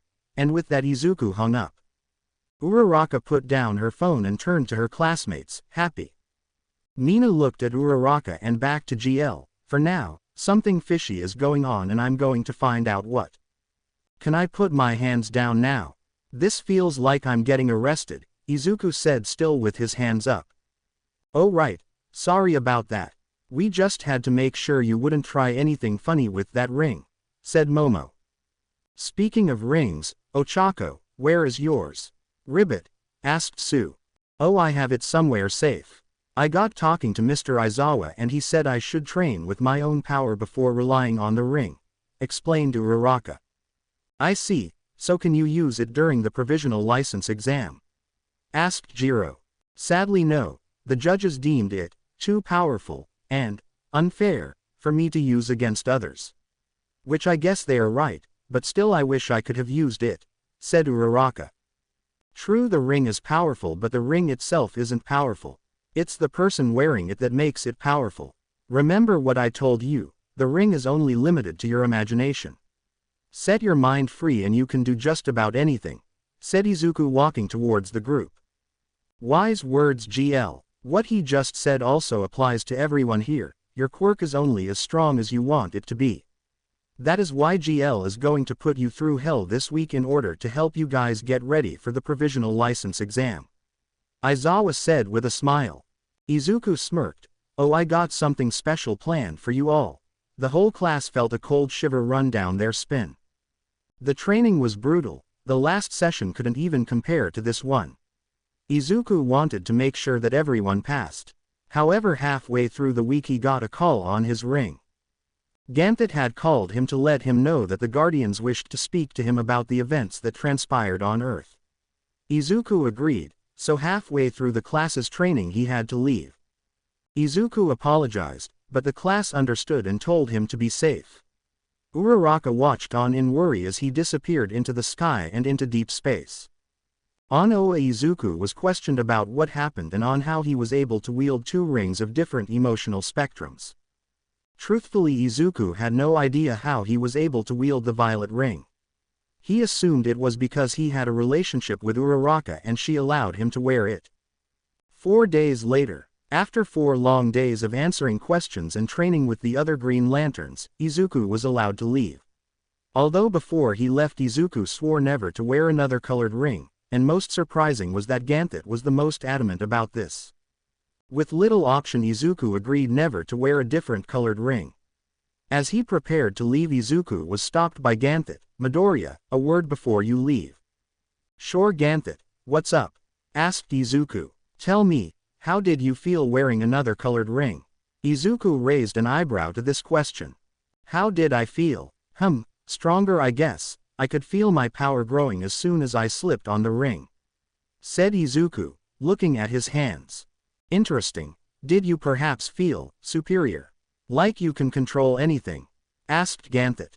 "Why yeah, at that moment I felt invincible." Creating a fist, Izuku gave a smirk. Ganthet saw his change in facial expression. "Midoriya." Izuku shook his head. "Sorry, I let my mind wander."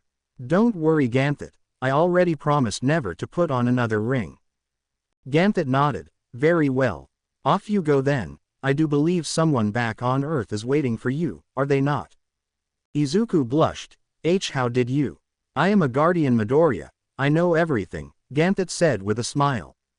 Back on Earth, Class 1A was tired. They had just gotten done with their provisional hero license exam. To the delight of Aizawa only 2 of them failed, the rest passed. "Man, thank God that's over," Mina said, throwing herself onto the sofa. "Tell me about it. If it wasn't for GL's training I would have failed," Kaminari said, slumping on a chair. Uraraka smiled at her class. "Yeah, it was pretty tough, but we made it guys." "Well, not everyone," Kirishima said, standing in front of a very pissed off Bakugo. Bakugo and Todoroki were the only 2 students that didn't pass. Test was rigged from the start. He barked out. Todoroki said nothing as he walked up to his room. "Guess he's not taking failing the exam well," said Momo, watching him leave. "He'll be fine, I hope. In the meantime we should go celebrate. Who's up for some pizza?" Mina said, sitting upright. The class all raised their hands. "Hey, is no one going to invite me to this party?" a voice said, coming from the entrance.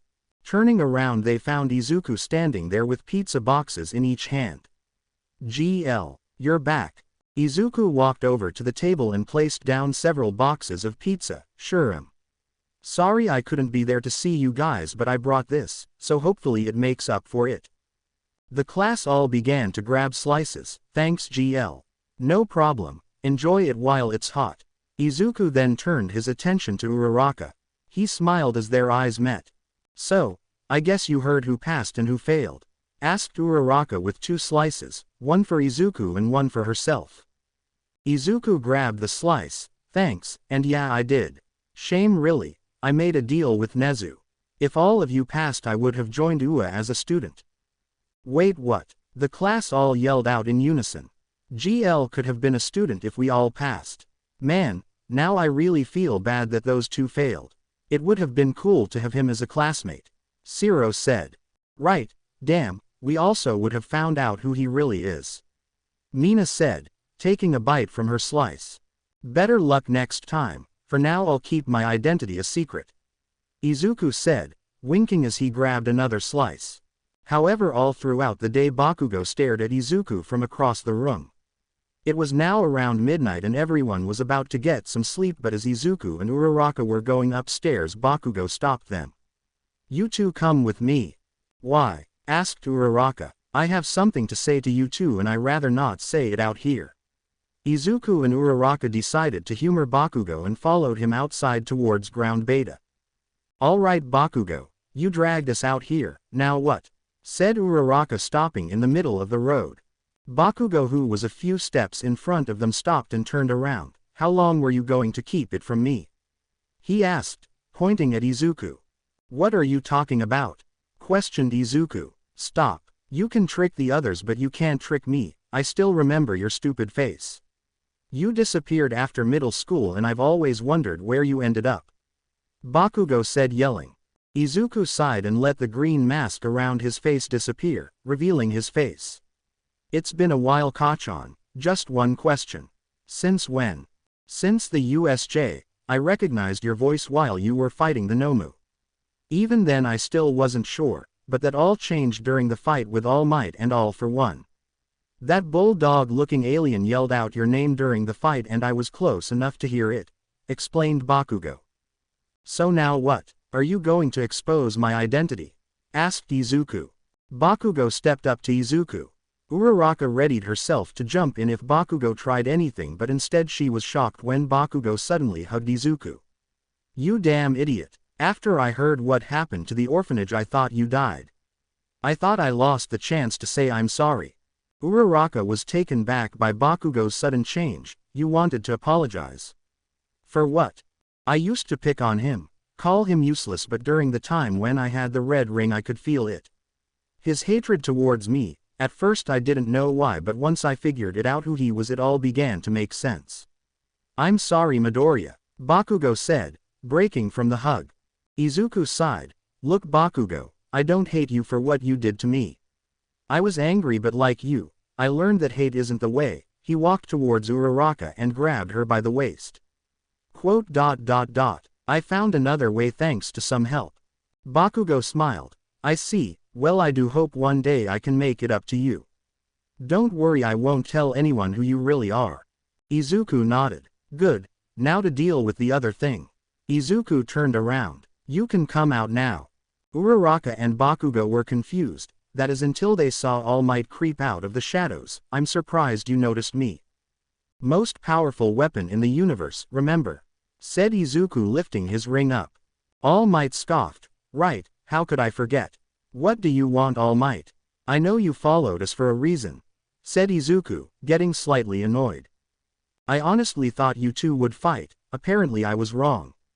All Might said, stopping in front of Izuku. Always the teacher, aren't we All Might? Well, doesn't matter, let's go back to the dorms. Izuku put on his mask and created a platform for everyone to stand on. Uraraka and Bakugo got on but All Might didn't. What's the hold up, old man? Listen Midoriya, there is another reason why I followed you. It's about the day that it happened. Izuku's eyes went wide. Izuku gritted his teeth. Don't. I know you still hate me and I honestly don't blame you, but please understand. Stop. I know you won't forgive me anytime soon or ever for that matter, but, All Might paused for a second. I don't think I ever said I'm sorry, about your family. Izuku's ring began to glow brighter, almost as he was charging up an attack, but All Might kept going. I'm sorry I stopped you at the USJ. I'm sorry you had to go through all that pain. Uraraka saw Izuku's hand tremble. She then turned to All Might. I think that's enough All Might, now is not the time for this. All Might looked down at the floor. Very well, another day. Please take care. Izuku didn't say a word as they took off into the sky, leaving All Might behind at the training ground. The group landed in front of the dorms and went inside. Izuku went straight to his room. Uraraka wanted to comfort him, but she knew he needed some time for himself. What she found odd was that he didn't even go out patrolling that night. Unknown location. In the halls of an underground base, a tall man with a plague doctor's mask walked. He then stopped in front of a door. Punching in the security code, he walked in. Inside was empty. Nothing but a bed decorated the room. On the bed sat a small child. The child wore a short plain white dress. She also had bandages covering her arms and legs. She had red-colored eyes and a small horn coming from her head. Hello Eri, it's time to have a bit of fun again, the man in the mask said. Eri shook her head, and no, please. I don't want to. But the man ignored her pleas. The man dragged her out of the bed and out of the room she was in. Eri was taken into another room filled with surgical tools. Please, someone, anyone, help me. To be continue. I hope you enjoyed this story. Also remember to subscribe and like this video. See you in the next video.